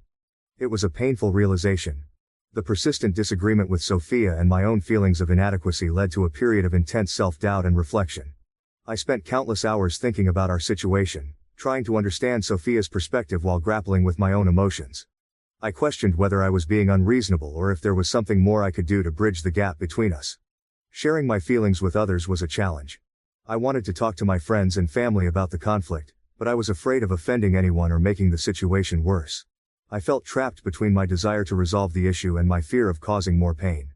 The weight of the unresolved conflict was a constant burden, and I often found myself lying awake at night, consumed by worry and uncertainty. Work became my refuge during this difficult time. I threw myself into my teaching career with renewed vigor, finding solace in the familiar routines and the joy of working with my students. I volunteered for extra projects, attended professional development workshops, and even started a new after-school program focused on creative writing. The satisfaction of making a difference in my students' lives provided a temporary reprieve from my personal struggles. Sophia also found solace in her work. Her engineering projects were demanding and required her full attention, which helped her cope with the emotional strain at home. She achieved several milestones in her career, earning accolades and recognition from her peers and superiors. While her professional success was gratifying, it also highlighted the growing distance between us as we each dealt with our personal pain in different ways. Despite my best efforts to cope and find a resolution, the conflict between Sophia and me remained unresolved. The surrogacy plans that had once filled us with hope and excitement now seemed like a distant dream. Our relationship, once so strong and resilient, was strained to its breaking point. Sophia's persistence in maintaining her opinion on IVF was both admirable and frustrating. I admired her for standing by her beliefs and values, but I also felt deeply hurt that she couldn't compromise. My feelings of helplessness and inadequacy grew stronger, and I began to question whether our relationship could survive this level of conflict. As I continued to grapple with these emotions, I realized that part of my struggle was rooted in my own expectations and desires. I had always envisioned a future where we could have a child and create a loving family together. The reality of our situation, with all its complexities and challenges, was far from that ideal. Sitting at my desk late at night, the room illuminated only by the soft glow of my desk lamp, my thoughts are as dim and uncertain as our future seems to be. My mind is a whirlpool of questions, swirling endlessly without finding any solid answers. How did we get to this point? When did our mutual dreams start to feel like battlegrounds? The issue of having a child, once a shared dream filled with hope and excitement, has become a source of division and discord. It feels like we're both holding pieces of a puzzle that no longer fit together. I love Sophia deeply, more than I ever thought possible. Our relationship has always been built on a foundation of mutual respect, understanding, and unwavering support. Yet now, I find myself questioning everything. I wonder how I should navigate this delicate issue of starting a family without disappointing my parents, who have their own expectations and dreams for us, and without further fraying the bond between Sophia and me. I find myself trapped in a cycle of guilt and frustration. I feel guilty for wanting something that causes Sophia so much pain, and frustrated that we can't find a way to move forward together. My parents' expectations add another layer of complexity to the situation. They have their own dreams for us, dreams that include a grandchild. I don't want to disappoint them, but I also don't want to force Sophia into a situation that makes her uncomfortable. The house is silent, save for the occasional creak of the floorboards. Sophia is asleep in the next room, and I envy her ability to find some semblance of peace, even if only in sleep. I wish I could quiet my mind long enough to find some clarity, to see a way through this darkness. I love Sophia more than words can express. She is my partner, my confidant, my best friend. I want to build a future with her. A future that includes the laughter and chaos of children. But I also want her to feel safe and respected. To know that her feelings and fears are valid. As I sit there, the quiet of the night pressing in around me, I wonder how we can mend this rift. How can we find a solution that honors both of our needs and desires? Sophia and Emma's story is a deeply moving and multifaceted narrative that offers valuable lessons on relationships, love, and the challenges of starting a family. Their journey underscores the importance of understanding, empathy, and communication in overcoming personal and societal obstacles. Here are some profound lessons drawn from their experiences. One of the central lessons from Sophia and Emma's journey is the power of empathy and understanding in relationships. Initially, Emma struggled to comprehend Sophia's discomfort with IVF. To her, the procedure seemed like a logical solution to their desire for a child. However, Sophia's feelings were deeply rooted in emotional and psychological concerns, including societal expectations and traditional gender roles. Emma's journey to understanding Sophia's perspective underscores the necessity of approaching conflicts in relationships with empathy. Effective communication isn't just about talking, it's about listening deeply and validating each other's feelings. By seeking to understand Sophia's deeper fears and insecurities, Emma learned to appreciate her partner's perspective, which was crucial in finding a path forward. This lesson teaches us that empathy is a critical component of any relationship. Taking the time to truly understand a partner's feelings and concerns can help bridge gaps and resolve conflicts that may seem insurmountable. It's not enough to merely acknowledge a partner's discomfort. One must delve deeper to understand the root causes and address them compassionately. Another significant lesson from their story is the challenge of balancing family expectations with personal values and desires. Both Sophia and Emma faced considerable pressure from their parents, who had traditional views on family and parenthood. Their parents' resistance to surrogacy and insistence that one of them become pregnant highlighted the generational and cultural differences that often complicate family dynamics. This aspect of their story highlights the importance of finding a balance between respecting family opinions and staying true to one's values and needs. While family support and approval are important, personal decisions, especially those as significant as starting a family, must align with what feels right for the couple involved. Sophia and Emma's experience underscores the importance of open dialogue and finding common ground. It shows that while it's essential to consider family expectations, ultimately, the decisions about starting a family must reflect the couple's shared vision and values. This lesson is particularly relevant for anyone navigating similar pressures from family or society. Respecting individual perspectives within a relationship is another crucial lesson from their story. Sophia's discomfort with IVF was not something Emma could initially understand, but it was a deeply personal issue for Sophia. The journey to finding a solution that worked for both of them required Emma to respect Sophia's feelings, even when they didn't align with her own perspective. Thank you for watching. If you haven't subscribed yet, please do so and hit the notification bell to stay updated with more shocking real-life stories happening around you. Brother got my fiancée pregnant before our wedding. Now my family wants me to forgive them, but I told them to fuck off and moved away. This is going to be a long story, and it's just as crazy as it sounds. I'll try to be as succinct as possible, but there's a lot to cover here. I don't care if anyone believes this or not. It's so absurd that I need to vent. Also, I'm not going to sugarcoat anything. But I will omit any specifics that could identify me to anyone who is unfamiliar with the scenario. I'm 32 years old, and until a few months ago, I was engaged to my 5-year girlfriend. We'll call her Sarah. My younger brother Mike is 29 and has always been the golden kid in our family. To truly grasp the gravity of this betrayal and why it has hit me so hard, I need to give you some background on my family and how we arrived at this point. Growing up, Mike could do no wrong in our parents' eyes, whereas I was continually chastised and punished for minor infractions. This wasn't your average sibling rivalry or subtle favoritism, it was obvious and intense. Mike would break something and I would be accused. He'd start a fight, and I'd get grounded. If we both got straight A's, he'd get a new video game console, and I'd get a pat on the back and a reminder to keep it up. Our parents, Tom and Linda, were constantly making excuses for their actions. Mike's younger, he needs more attention, nor, you're the older one, you should know better. Nor, Mike's just more sensitive, we have to be careful with him. The relentless assault of false standards and gaslighting made me feel useless and despised in my own house. As we grew older, the preference became more evident. When I was accepted into a good college on a partial scholarship, my parents scarcely recognized it. However, when Mike opted to attend community college, they gave him a lavish celebration and purchased him a car to travel in. Never mind that I had been biking 5 miles each way to my part-time job for several years.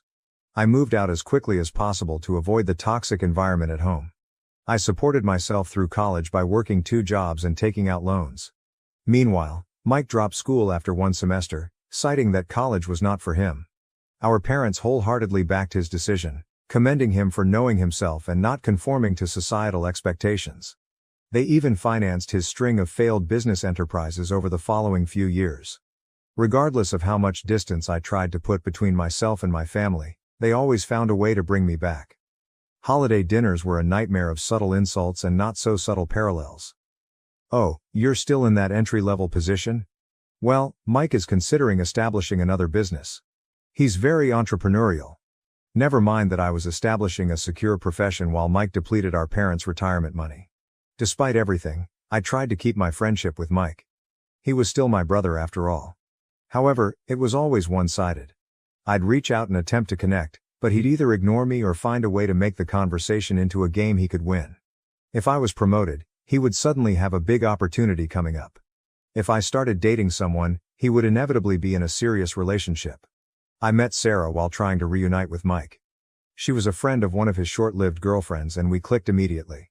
Sarah was everything I wanted in a partner: brilliant, humorous, kind, and stunningly beautiful. We began dating, and for the first time in my life, I felt truly satisfied and valued. My folks, obviously, were not pleased. They made sarcastic remarks about Sarah being out of my league and asked what she saw in me. Mike, on the other hand, became quite interested in my life. He was always asking about Sarah, wanting to know everything about her.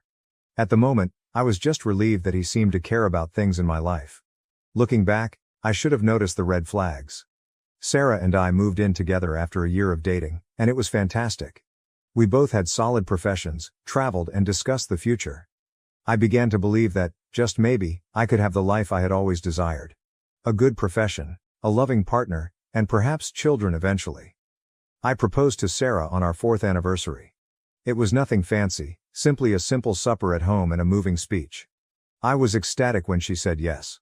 We planned to have a long engagement and spend our time arranging the wedding. We weren't rushing, we had our entire lives ahead of us, or so I believed. When we told my family about our engagement, their emotions were diverse, to say the least. My mother put on a fake smile and remarked, "Oh, how nice," in a tone that implied it was anything but. My father grunted and murmured, "Good luck with that," before returning to the television. Mike, however, had the weirdest reaction. He congratulated us, but there was something strange about his smile, almost predatory. I dismissed it at the time, attributing it to my own fears. The following year was filled with wedding plans and job stress. Sarah and I were both working long hours at our jobs to save up for the wedding and a down payment on a home. We hadn't seen each other as much as we used to, but I assumed it was simply a phase. Every partnership goes through difficult times, right? Looking back, I should have seen the indications. Sarah grew distant, always on her phone, smiling at texts from people she swiftly dismissed as business friends. She began going out more with her companions, arriving home late and smelling of wine and cologne. But I fully trusted her. I never considered that she may be cheating, let alone with my own brother. Sarah began acting strangely around 4 months ago. She was moody, irritated, and always nauseous. I was excited by the possibility that she might be pregnant. We hadn't tried, but we had discussed the possibility of having children in the future. I began to plan how I would help her, thinking nursery colors and baby names. Then one night, she sat me down with tears in her eyes and delivered the bomb. She was pregnant, but it was not mine. I was stunned. We hadn't been intimate in a while due to our hectic schedules, but I never expected her to cheat on me. When I asked who the father was, she broke down and mumbled, "It's Mike." My entire universe came crashing down at that moment. Everything I thought I knew, everything I had based my existence on, came crumbling down. I could not breathe. I could not think. All I could feel was an overwhelming sense of betrayal and loss. Sarah attempted to explain, her words coming out quickly between sobbing. Apparently, it began during our engagement party. Mike had approached her and informed her that she was making a mistake by marrying me. He played on her insecurities, telling her she could do better and that he could provide her with everything I couldn't. It wasn't a one-time occurrence. They'd been having an affair for months. I kicked Sarah out that night. I couldn't bear to look at her or be in the same room with the lady who had deceived me so totally. She begged me to forgive her, explaining that it was a mistake and that she loved me. But all I could think of was how many times she had lied to my face and been with my brother while wearing the ring I had given her. After Sarah left, I contacted Mike. I can't recall what I said, it was all a swirl of wrath and pain. He initially tried to play it casual, claiming that it was merely a drunken mistake and had no meaning. But when I questioned him, he became defensive, saying, "Well, maybe if you'd been a better fiancé, she wouldn't have come to me." I saw red. I got into my car and headed to his apartment, determined to do something that would make him regret what he said. I'm not sure what I was planning to do, but when I arrived, our parents were already there. Mike apparently called them first, telling them a narrative about Sarah seducing him and how sorry he was. And you know what? They believed him. They always do. My mother immediately began lecturing me about forgiveness and family, while my father simply stood there with his arms crossed, looking disappointed in me, but not in his beloved Mike. I tried to explain what had actually happened, but they wouldn't listen. They kept telling me that I needed to forgive Mike and support Sarah throughout her pregnancy because family comes first. I lost it. Years of pent-up resentment and anger spilled forth. I told them exactly how I felt about their twisted sense of devotion, how they'd always favored Mike over me, and how they'd never taken my side or backed me. I told Mike that he was no longer my brother and that he had died. I told my parents they could have the son they'd always wanted because they didn't have me. I stormed off, ignoring their cries and pleads. I drove for hours with no destination in mind, only a want to be away from everything and everyone. When I eventually got home, I discovered dozens of missed calls and messages. Sarah begged for another opportunity, as Mike alternated between apologies and accusations. The majority, however, came from my parents, who demanded that I grow up and make amends. I ignored them all, rarely eating and sleeping. I called out of work, depleting all of my vacation days. I couldn't face anyone and couldn't handle the prospect of explaining what had happened. I just sat in my apartment, revisiting every detail of my relationship with Sarah and every interaction with Mike, trying to figure out where I went wrong. It has been 3 months now. I've relocated to a new apartment, changed my phone number and begun treatment to deal with all of this. But my family will not give up. Despite my efforts to cut off communication, they continue to intrude in my life. They've begun showing up at my office, attempting to ambush me and push a reconciliation. My mother confronts me in the parking lot, wailing about how I'm ripping the family apart. My father left harsh voicemails telling me to man up and forgive Mike. Mike himself has attempted to approach me several times, but I've managed to dodge him thus far. They've even dispatched flying monkeys disguised as extended family members to guilt-trip me into forgiving Mike. Aunts, uncles, and cousins I haven't spoken to in years are suddenly calling, telling me how important family is and how I should let bygones be bygones. It's as if they're in another reality where Mike and Sarah made a little mistake rather than a life-altering one. I received a message from Sarah yesterday. She is keeping the baby and intends to co-parent with Mike. And guess what? My parents are overjoyed to become grandparents, forgetting the circumstances and the harsh remarks they used to make when Sarah was with me. The letter was full of apologies and explanations, including how she and Mike discovered real love via this terrible scenario. She even had the nerve to suggest that she hoped we could all become friends eventually for the sake of the child. I am at my wit's end. Part of me wishes to sever ties altogether and start over somewhere else, perhaps moving to another state, changing my identity and creating a new life where no one knows about this mess. But another part of me is so outraged that I want to stay and fight, to show them how twisted up the situation is. I don't know what to do now. The treachery has had an impact on all aspects of my life. I cannot take being alone with my thoughts. I haven't even considered dating again. The idea of trusting someone like that scares me. I've also lost friends over this. Those who believe I should take the high road and reunite with my family. As if I'm terrible for refusing to play happy families with the people who have wounded me the most. The idea of Sarah and Mike raising a kid together, a child who should have been mine, is like a continual stab in my gut. I understand cognitively that the child is innocent in all of this. It is not the baby's fault that its parents are lying, cheating scumbags, but I can't bring myself to feel good about its existence. My parents have begun to discuss how I should be involved in the child's life and how I will become an uncle. The concept makes me feel physically ill. How can I look at this youngster and not recognize the ultimate emblem of my brother's betrayal? So, Reddit, I guess my question is, am I the idiot for refusing to forgive my brother and ex-fiancé? Am I wrong to want to lose relations with my family over this?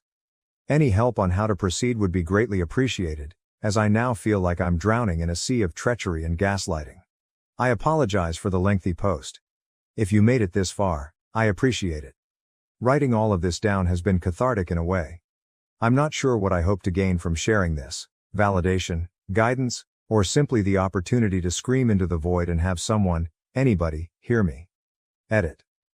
Holy God, this exploded up overnight. Thank you all for your help and advice.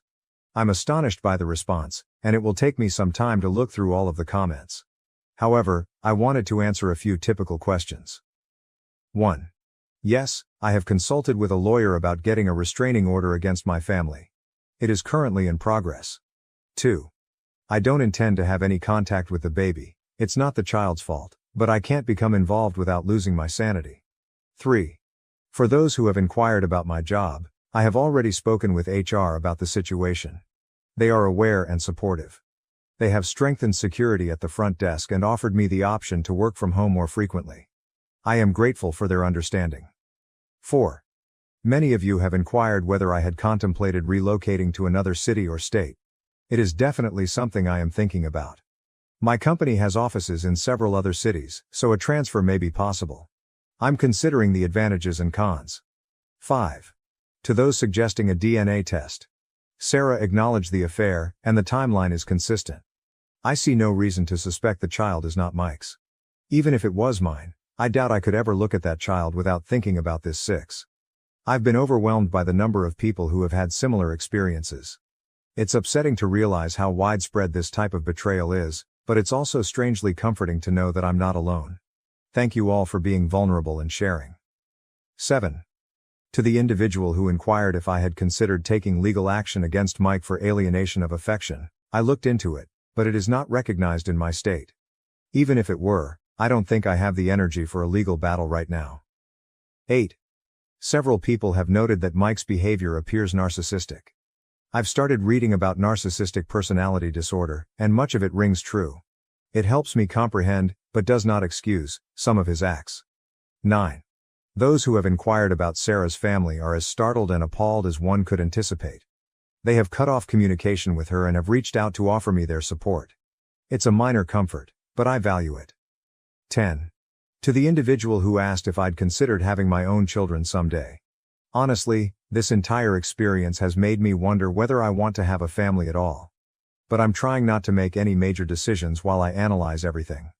I'll keep you updated if anything big happens, but for the time being my focus is on recovering and moving ahead. Thank you again, Reddit. You have helped more than you realize. Your encouragement and suggestions have given me a lot to think about, and they have truly been a lifeline during this tough time. I may not be able to answer every remark, but please know that I read them all and they are making me feel less alone in this. Update. Hello Reddit. It's been approximately 2 weeks since my previous post, and it has been a full roller coaster.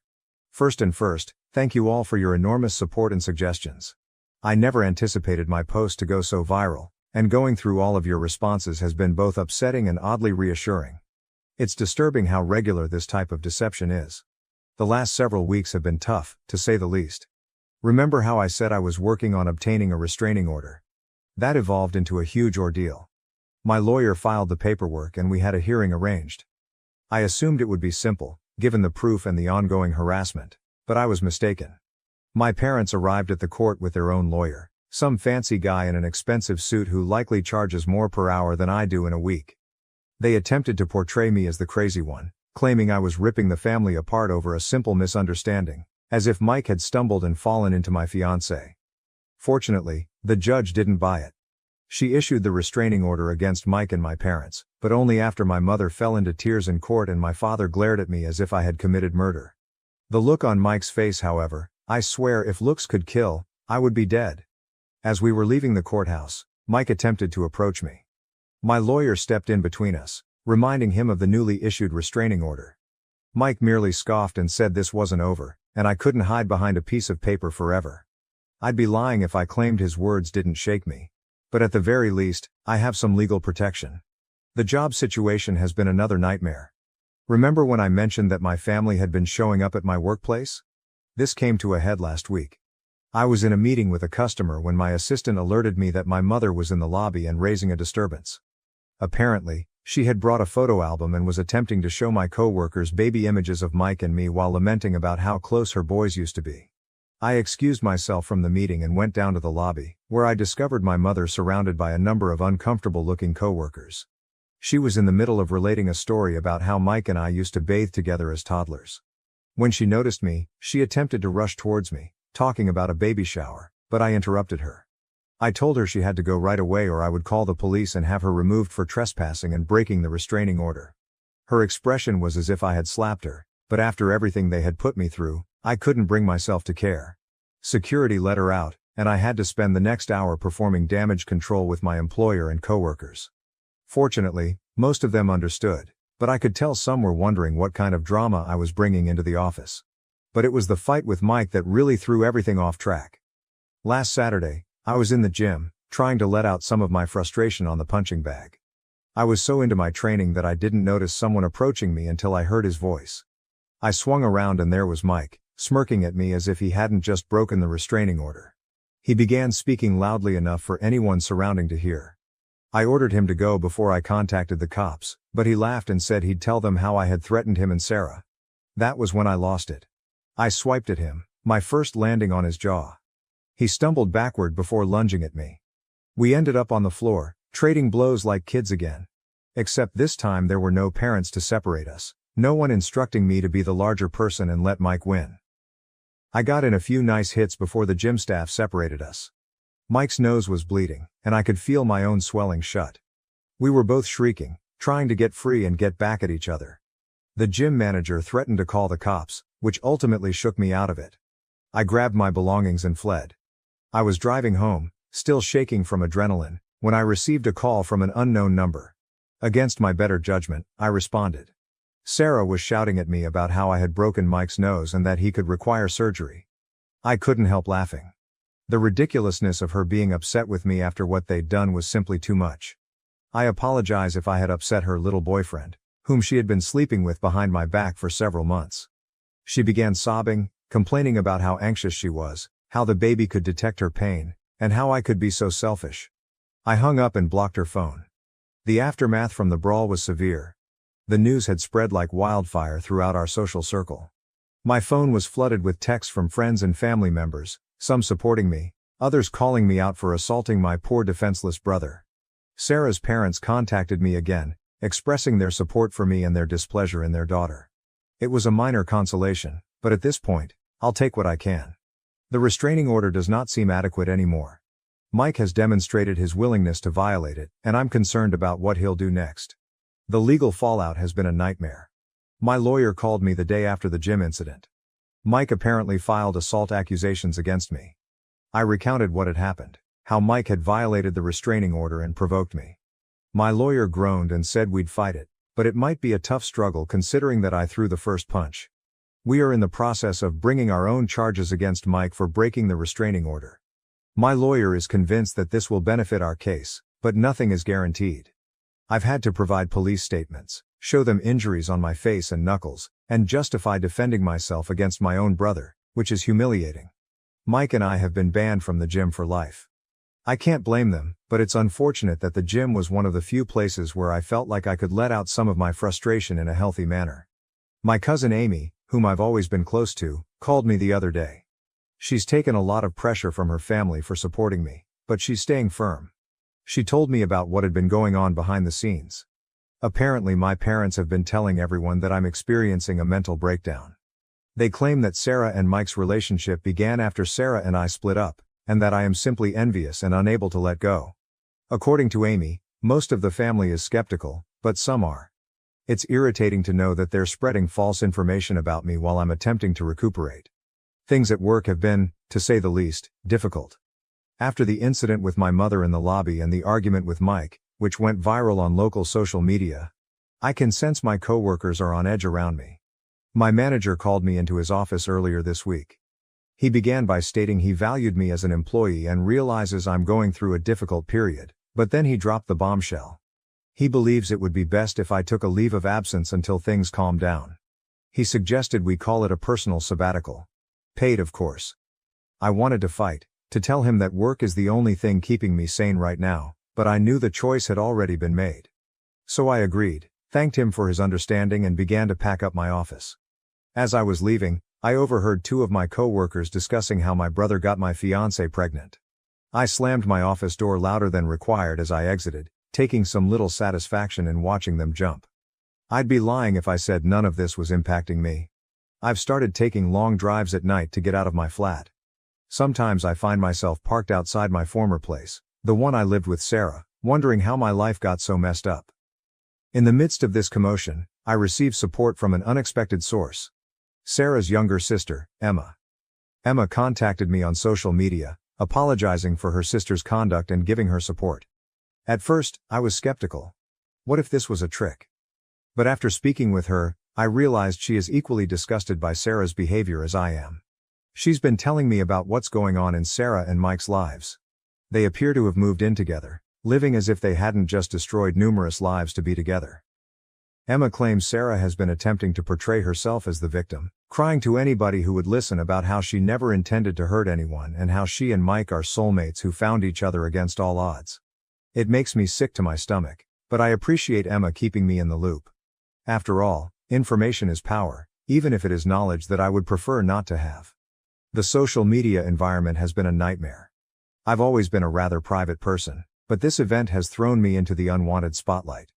Someone, probably one of Mike's friends, posted about our gym feud on a local Facebook page. The post did not mention our names, but it described the incident in enough detail for anyone who knows us to figure it out. The comment area became a battleground. Some individuals defended me, claiming Mike received what he deserved. Others described me as unstable and said I needed to be locked up. I made the mistake of looking over some of the comments one night after having too many beers. A huge mistake. I ended up hurling my phone across the room so hard that the screen cracked. Since then, I've canceled most of my social media profiles. I can't deal with the continuous notifications and messages from folks I haven't spoken to in years who suddenly want to know all the juicy details about my personal life. With everything that has happened, I have realized that I cannot stay in this city any longer. There are too many memories and chances to run into Sarah, Mike, or my parents. I've started looking for internal moves, and there's a promising opportunity in our Seattle office. It's not ideal. I've never been a fan of continual rain, but at this point, I'd move to the moon to avoid all of this turmoil.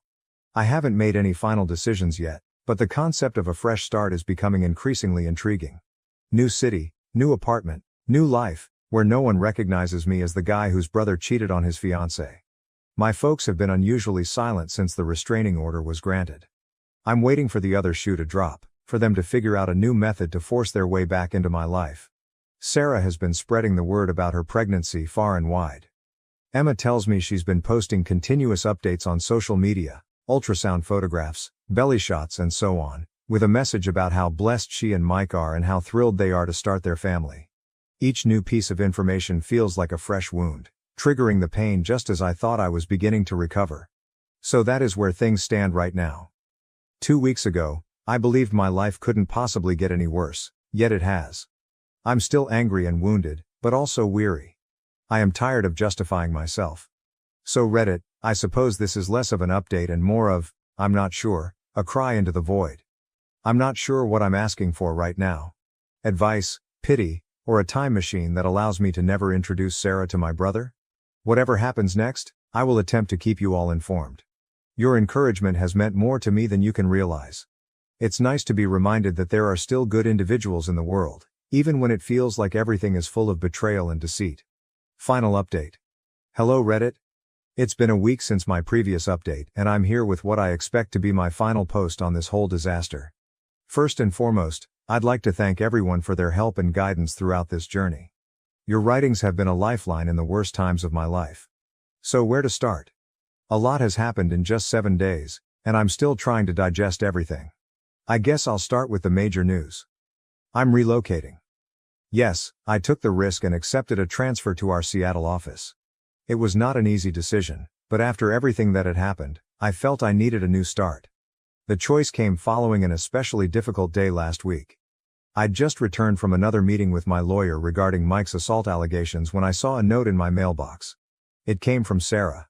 I almost tossed it out before opening it, but curiosity got the best of me.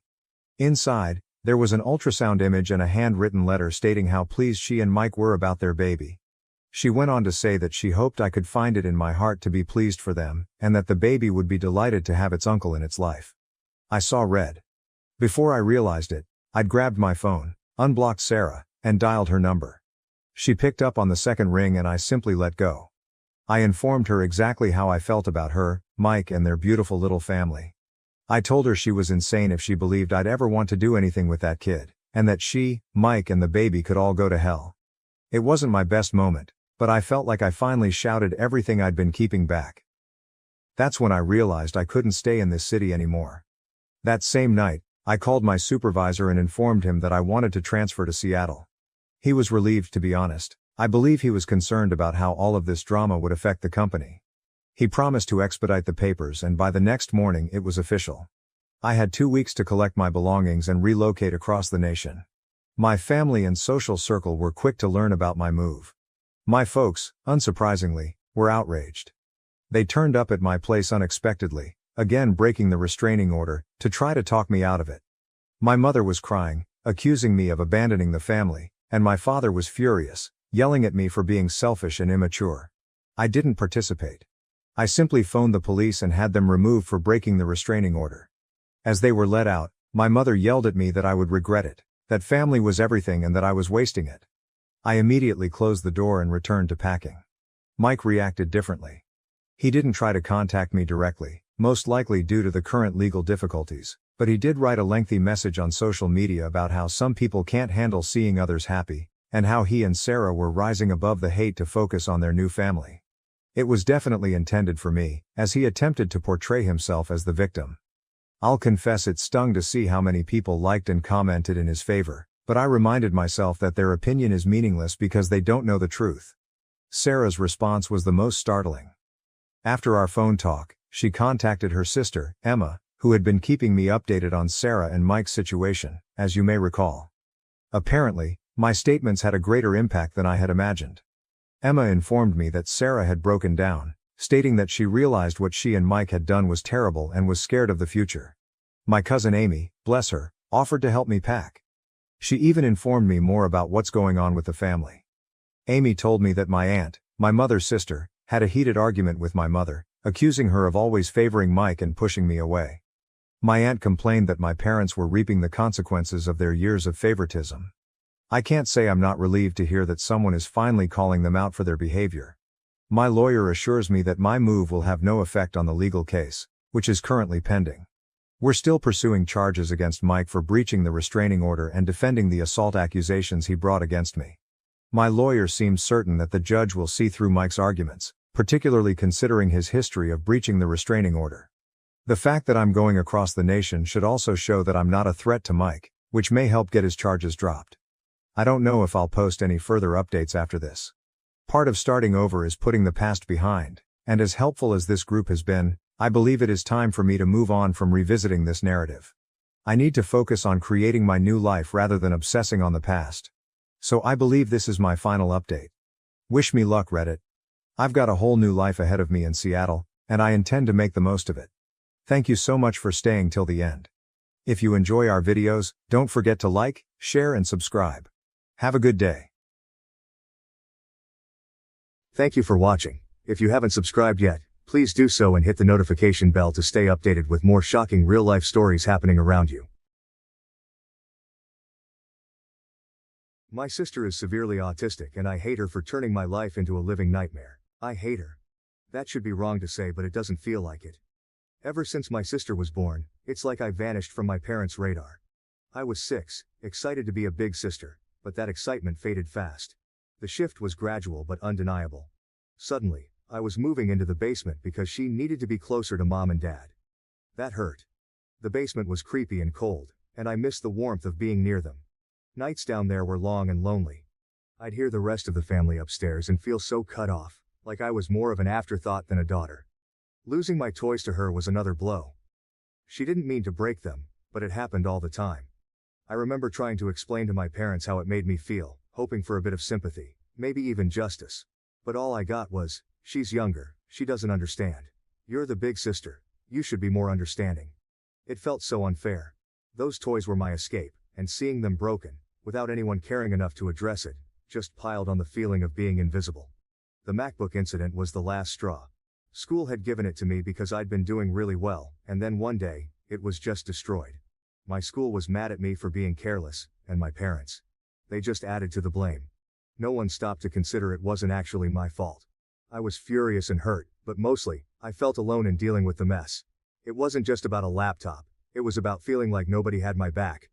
Honestly, trying to balance being a sister and having a life is rough. I love my sister, sure, but it's like my parents forget I'm still a kid too.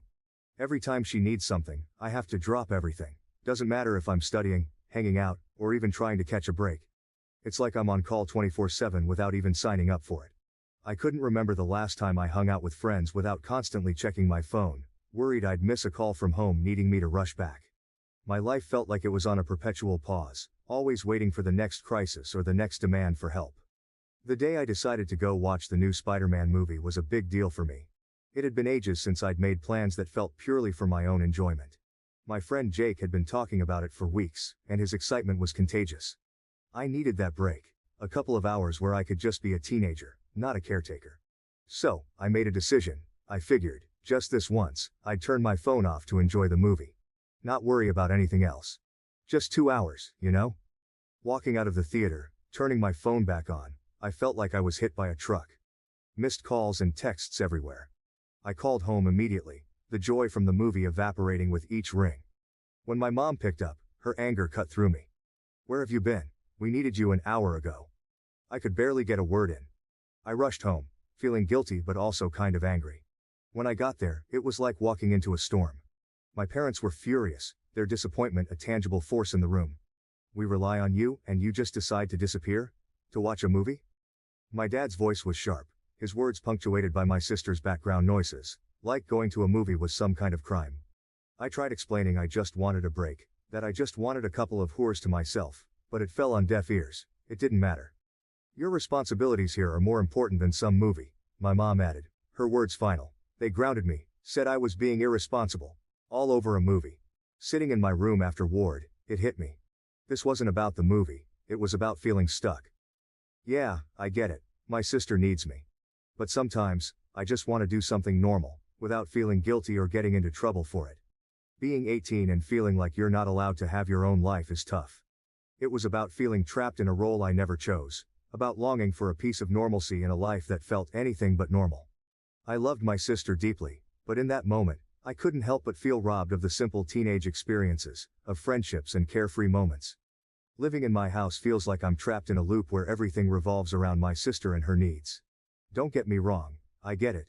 She needs a lot of care, and I want to be there for her. But sometimes, it feels like I'm just another item on the family's to-do list. Help your sister. Make sure she's okay. Can't you see we're busy with her? It's exhausting, feeling more like an extra hand. It's like I'm invisible unless they need something for her.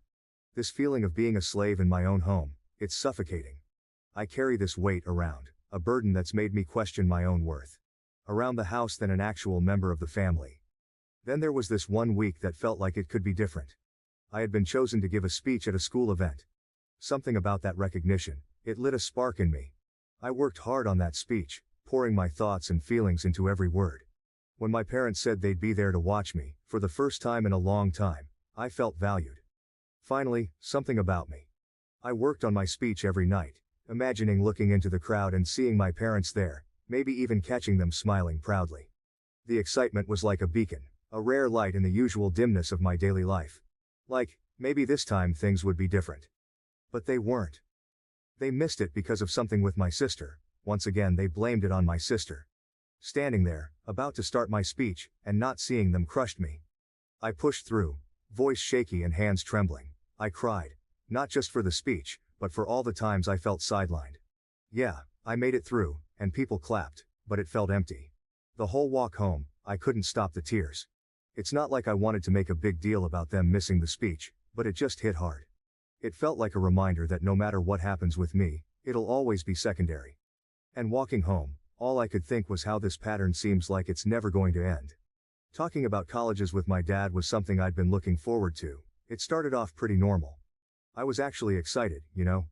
For once, it felt like we were focusing on my future, on something that was about me. I was getting into the idea, thinking maybe college was my chance to get out and do my own thing, away from all the chaos at home. We were looking at some brochures, talking majors and campuses. It was the closest to dreaming I'd gotten in a long time. Then my dad made that joke. Something about picking a high-paying major so I'd be set to take care of my sister when they're gone. He laughed, thinking it was just a light-hearted comment, I guess. But it hit me hard. All my bottled-up feelings just exploded. I lost it. I couldn't hold it in anymore. I started crying, then yelling, telling him how unfair it was that my entire life was expected to revolve around being my sister's caretaker. It was all coming out, every bit of resentment, every moment of feeling overlooked and undervalued, trying to make him see how much I've had to give up, how everything always circles back to what my sister needs. But they didn't get it. My parents just stood there, staring at me like I was speaking another language, watching me lose it. No comfort, no apologies, nothing. Their faces were so cold, so detached. It was like they couldn't understand why I was so upset over a joke.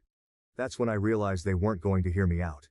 I ran to my room, slammed the door, and I've been here ever since. And here's the thing.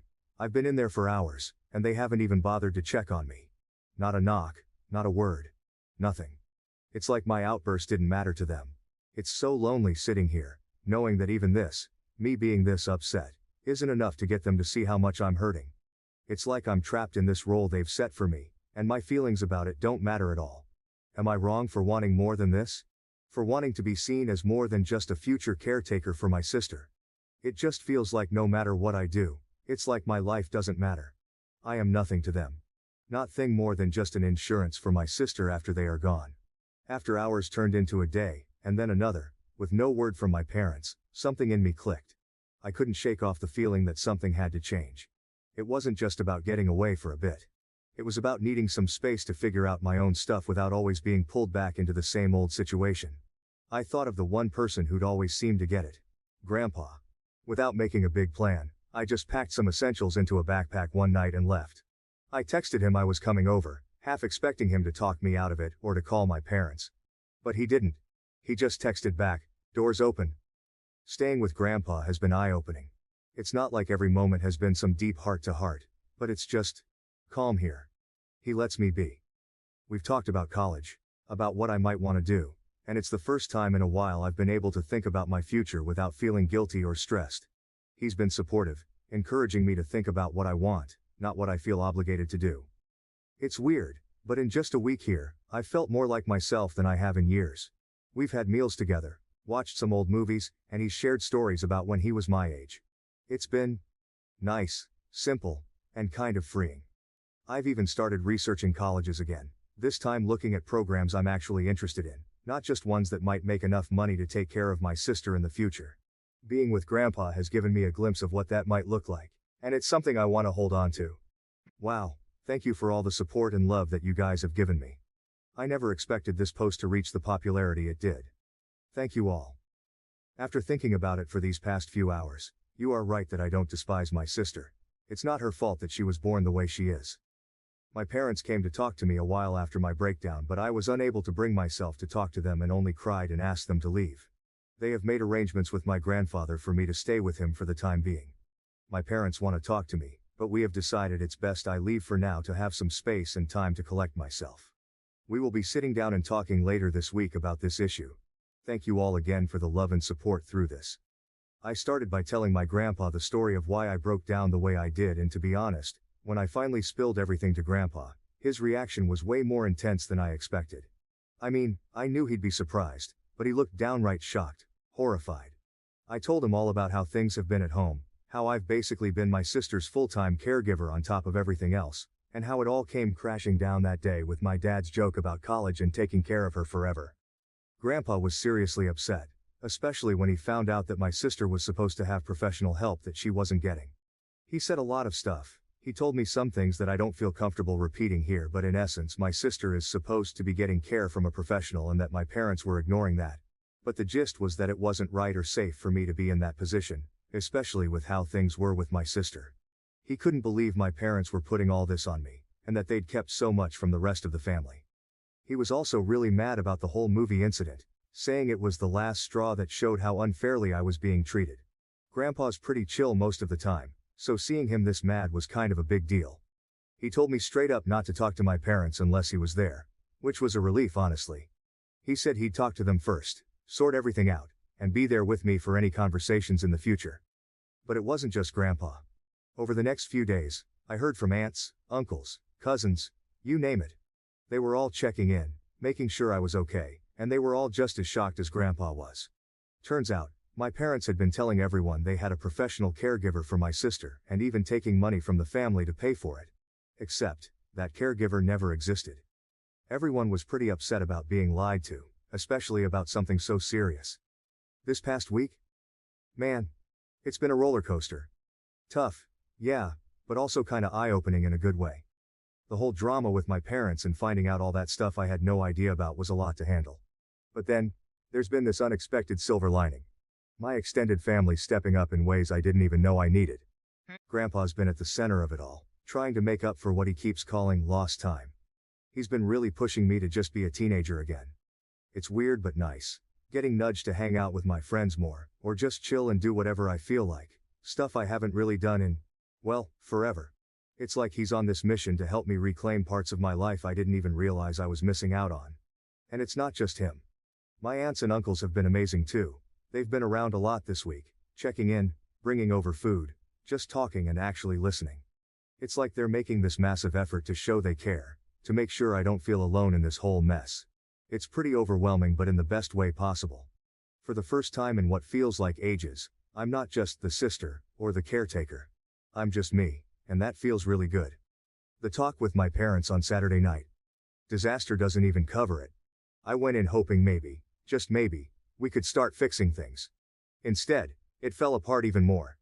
They actually admitted to a bunch of stuff. Stuff so messed up I can't even bring myself to type it out here. But the kicker? Not a single sorry came out of their mouths. Instead they doubled down, saying I was pretty much born to be my sister's caretaker. Yeah, my dad actually said that. Like my whole purpose was just about taking care of her. I couldn't keep it together. All the stuff I'd found out, all the support I'd been getting from the rest of the family, it all just bubbled up. I called them out on everything. The lies about the caretaker, the money they were supposedly spending on it but actually weren't, all of it. But they just dodged and made excuses. By the end of the talk, things were even worse than before. It felt like hitting a brick wall, trying to get through to them. I'd gone into that conversation with a sliver of hope that we could mend things, but I walked out feeling like that chance was completely torched. So, after that disaster talk with my parents, I made up my mind. I'm done. Had a long chat with Grandpa and my uncle last night, and we all agreed it's best if I don't go back.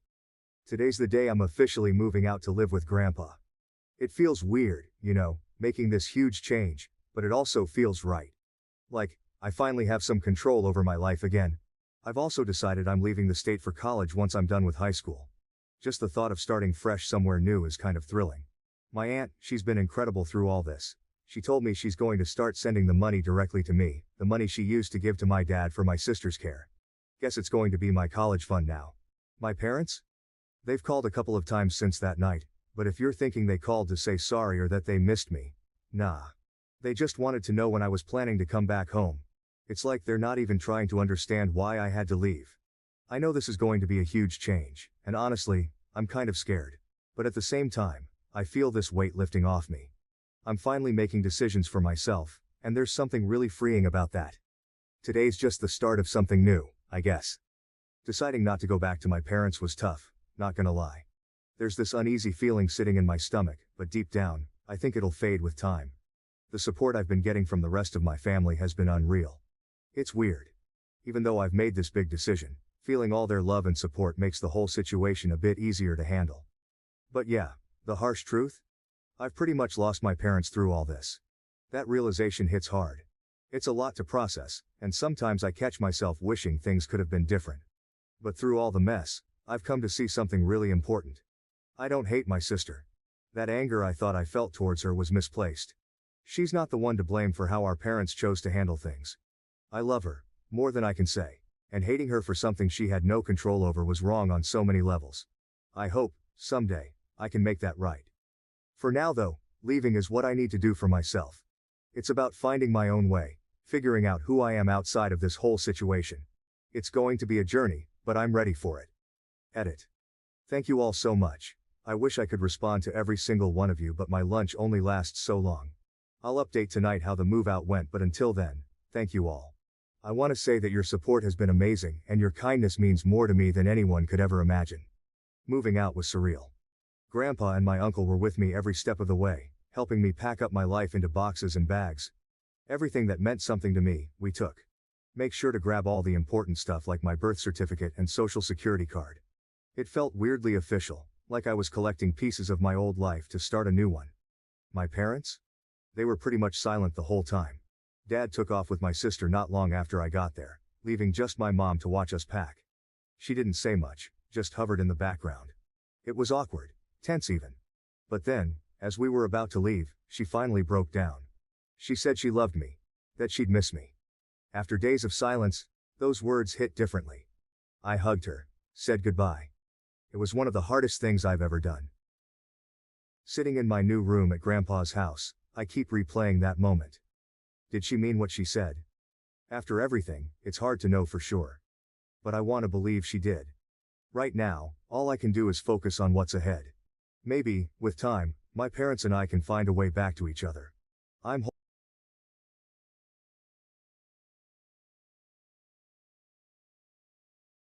punched an autistic kid after he groped me and now everyone hates me.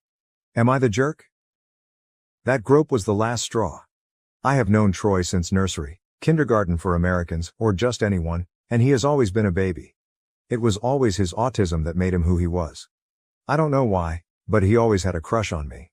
I rejected him gently multiple times, but he never took no for an answer. As we grew older, he got worse. He started commenting on my chest. Asking to touch them.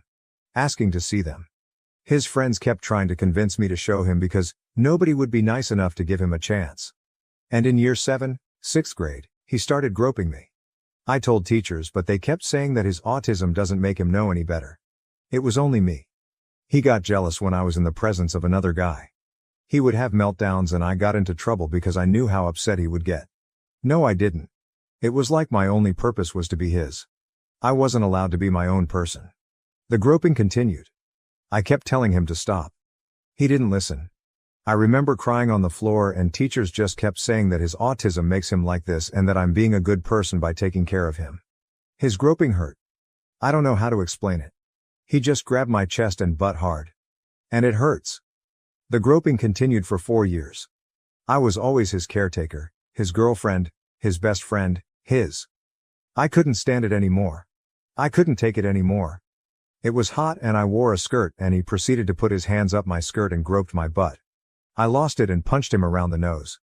His nose got broken and unfortunately now I am getting put into isolation for 2 months for bullying an autistic kid. He's not a kid though. He's 16 years old. He acts normal around his friends. He treats everyone else with respect. He's not a kid. Now everyone hates me. I have been receiving death threats and people have been saying he should have done worse. Now all I want to do is curl up and die. Maybe I should have been nicer. Maybe I should have been more sympathetic. Maybe I should have just accepted it. I could have been his only chance. For the record, I don't despise autistic people. He is not a representative of them. He is just an awful person. Troy is just a horrible person. Thank you for letting me vent. Edit. Hi all. I didn't expect so much attention, so thank you for the validation. Giving my context. His parents are prominent people in our community. His dad is a third-generation Army something, IDK, and his mom is known for always holding all of the stuff for kids. Like the summer fairs, etc. She is also part of the school board and friends with the higher-ups if you will, which is why this happened at all. I wasn't technically his caretaker because I didn't have to feed him, clothe him, etc. I just had to be his friend. His dad is also friends with the police station, they go way back, so that's another reason why they didn't do much. Or just took a statement then wrote him off as mentally disabled. And the police here just suck ass here. Police officers have essayed many women before here. They just get let off unfortunately. Onto a semi-update. Firstly, my parents will look into lawyers, we just couldn't afford one, and I was always too scared to get one. I guess it was because I have been so neglected, that I just thought nobody would believe me. However, my other relatives said that they would chip in and pay for a good lawyer. Meanwhile, my parents took me out of the school and I will stay at my grandma's for a while to recover. My auntie is also going to pay for my therapy. So I will enjoy that much needed therapy. Thank you so much for the kind words. I hope you all miraculously wake up with more money in your bank's accounts than you expected. Edit 2. Hi all, I didn't expect this story to end up on TikTok so quickly. I would like to thank you all again for your words and thank you so much to those who have been reaching out to me. It means a lot. I would also like to point out that this is a throwaway account, and I want to stay anonymous. But thank you all so much again for the kind words and comments. I realize that I was never in the wrong. That I am a person. Thank you. I truly hope you all have the best days ever. You all are amazing. Relevant comments from OOP. Comment 1. Is the kid cognitively challenged? OP, nope, he has mild autism if that makes sense. He's actually quite good around people. Just not me. IG. Comment 2. I would get law enforcement involved. OP, we tried to. They just didn't care because he is mentally challenged. My parents genuinely tried to do something, but when everyone defends him, they believe the majority. I mean, when I usually say this story, people automatically think I hate autistic people. I don't. Because autistic people don't do this. Horrible people do. Autism isn't the label for assault, the label is sexual assaulter. Update. Firstly, I would like to thank you all so much for your kind words and messages. Thank you for your support and validation, your words meant so much to me. Also, I thought I would explain the whole "I hope you all miraculously wake up with more money in your bank account" comment. I heard someone in TikTok say this and thought it would be a nice thing to say, as some people did question it in my messages. But yeah, thank you all again. Before this update starts, I would like to say that this all occurred like 2 weeks ago now. I just reached my breaking point and needed to vent. Hence why the update may be soon to some. This won't be the final update, but an update. I would also like to clear the air with my parents. Now, unfortunately, my parents come from a country where this stuff is normal. Not only that, but I am partially to blame as I didn't say anything. Eventually I did tell them and they tried their best to help me. But they didn't know how. Though I do acknowledge their efforts, I am still going to be taking time to heal from them as well. My entire family also had a go at them and expressed their disappointment. The best thing for now is for me to spend some time apart from them. So to begin, I left the school. After my parents had heard that I got into trouble seriously because of Troy again, they basically thought it was time to pull me out. I am due to start my new school in 2 weeks. I have also been trying to settle at my grandma's house as I just needed a fresh start with fresh people. To be honest, I have never felt so free. I have had to deal with that torment for years and years. So now I can enjoy the pleasure of walking home and not seeing him or bumping into him. So I feel great. On to the serious stuff. As I had mentioned, my family basically decided to pay for a lawyer, and we are now hoping to have a lawsuit against basically everyone involved. My grandma also had a go, to put nicely, with the school's board for basically allowing nepotism to harass other girls. She called all of the teachers a disgrace for endangering not only me but other people, and saying how none of the teachers who allowed this deserved to even step foot into a school. This experience has also not been all sunshines and daisies. After the suit was claimed or made, IDK, my parents got letters and messages basically asking for the case to be dropped. My parents obviously said no. But it still didn't stop the harassment. I eventually got harassed too. All of the people giving me death threats decided to go into graphic detail on what Troy wanted to do to me. Spoiler, it wasn't great. And Troy's parents showed up on my doorstep demanding to see me and talk to me, and how Troy is ready to apologize. Thankfully by then my uncle and I had been on the way to my grandma's house. However, my parents obviously didn't let them in regardless, and said that if they wanted to communicate it had to be through a lawyer. The harassment didn't stop. And eventually Troy sent me a message on a burner account detailing all of the things he was going to do if got the opportunity to, and that I should be grateful that I managed to walk away with just a groping. Troy also kept spewing on about how I'm nothing but a whore or slut, etc. And I should be grateful that someone so popular even looked my way. He kept saying how if I had just let him fuck me, he wouldn't have groped me. However, I know if I did that I would no longer be myself. I would be his property forever. The thought of that makes me want to vomit. Also, his logic doesn't make sense to me. Anyway, I just got receipts and blocked him. I also asked my parents to help me change my number. And I did. My grandma, being the person she is, decided that wasn't good enough and got me a whole new phone. She claims it's compensation for my trauma. Thanks, Grandma. I am starting therapy the day after tomorrow, and I am hoping to start family therapy in August, as, truthfully, I don't know if I'm mad at my parents or should be mad. Like, is it my fault for not saying anything? But that's all the update I can give you for now. The lawsuit will be a whole other process, and hopefully if I remember I can update you all again. Thank you so much for your words. I truly appreciate all of you. I hope this update is clear enough for you, and apologies if you made it this far. Now to the next story, Story 2.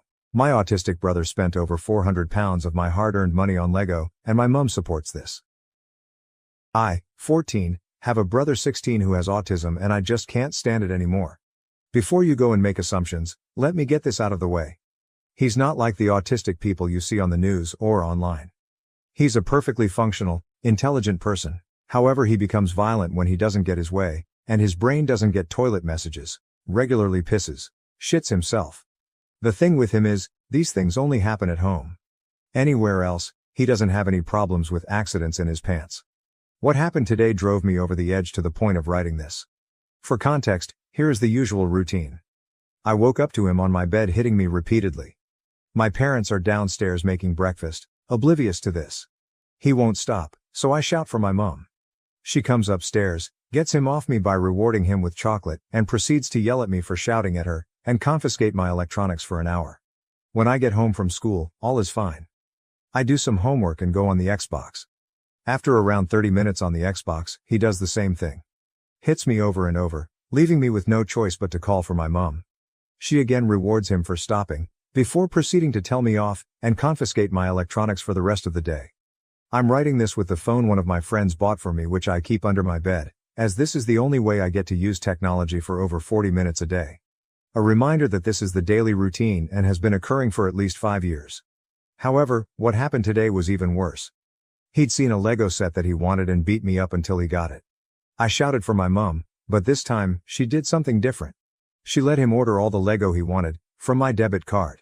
I've been saving up doing my paper round for 2 years to buy a PC, and he just blew 400 pounds of my money on Lego. I hate this. I hate my life. It feels like I'm only living to suffer. This post is purely me venting, and will likely not go anywhere, but I don't care. With all that said, is there anything I can do about this? I'm a minor in the UK if that helps. TLDR, my autistic brother spent over 400 pounds of my hard-earned money on Lego, and my mum supports this edit. Thanks for all the supportive comments. I didn't think anyone would care. Edit 2, 2,000 upvotes. You guys are insane. I didn't think anyone would care about this, but obviously you guys do. I'm writing an update to answer some of your questions, and explain my next moves. Again, thank you all so much for all of the support. Update. First, I just want to say thank you. Thank you all so much for all the support on the original post and all of your ideas in the comments. I tried to reply to every comment, but there are so many that I can't do that, although I do read them all. Second, I want to do a quick FAQ as many comments are asking the same thing. So here goes. Move in with another family member, tell another family member. They all live 100 plus miles away and don't believe that it's serious. You can get your money back as you're the cardholder. Nope, I need a legal guardian to go into the bank with me to do that. And finally, hit him back. I am a weak, 5 foot tall 14-year-old. He is a strong, 6 foot tall 16-year-old. This would cause more harm to me because he would attack back harder, and my mum would punish me more.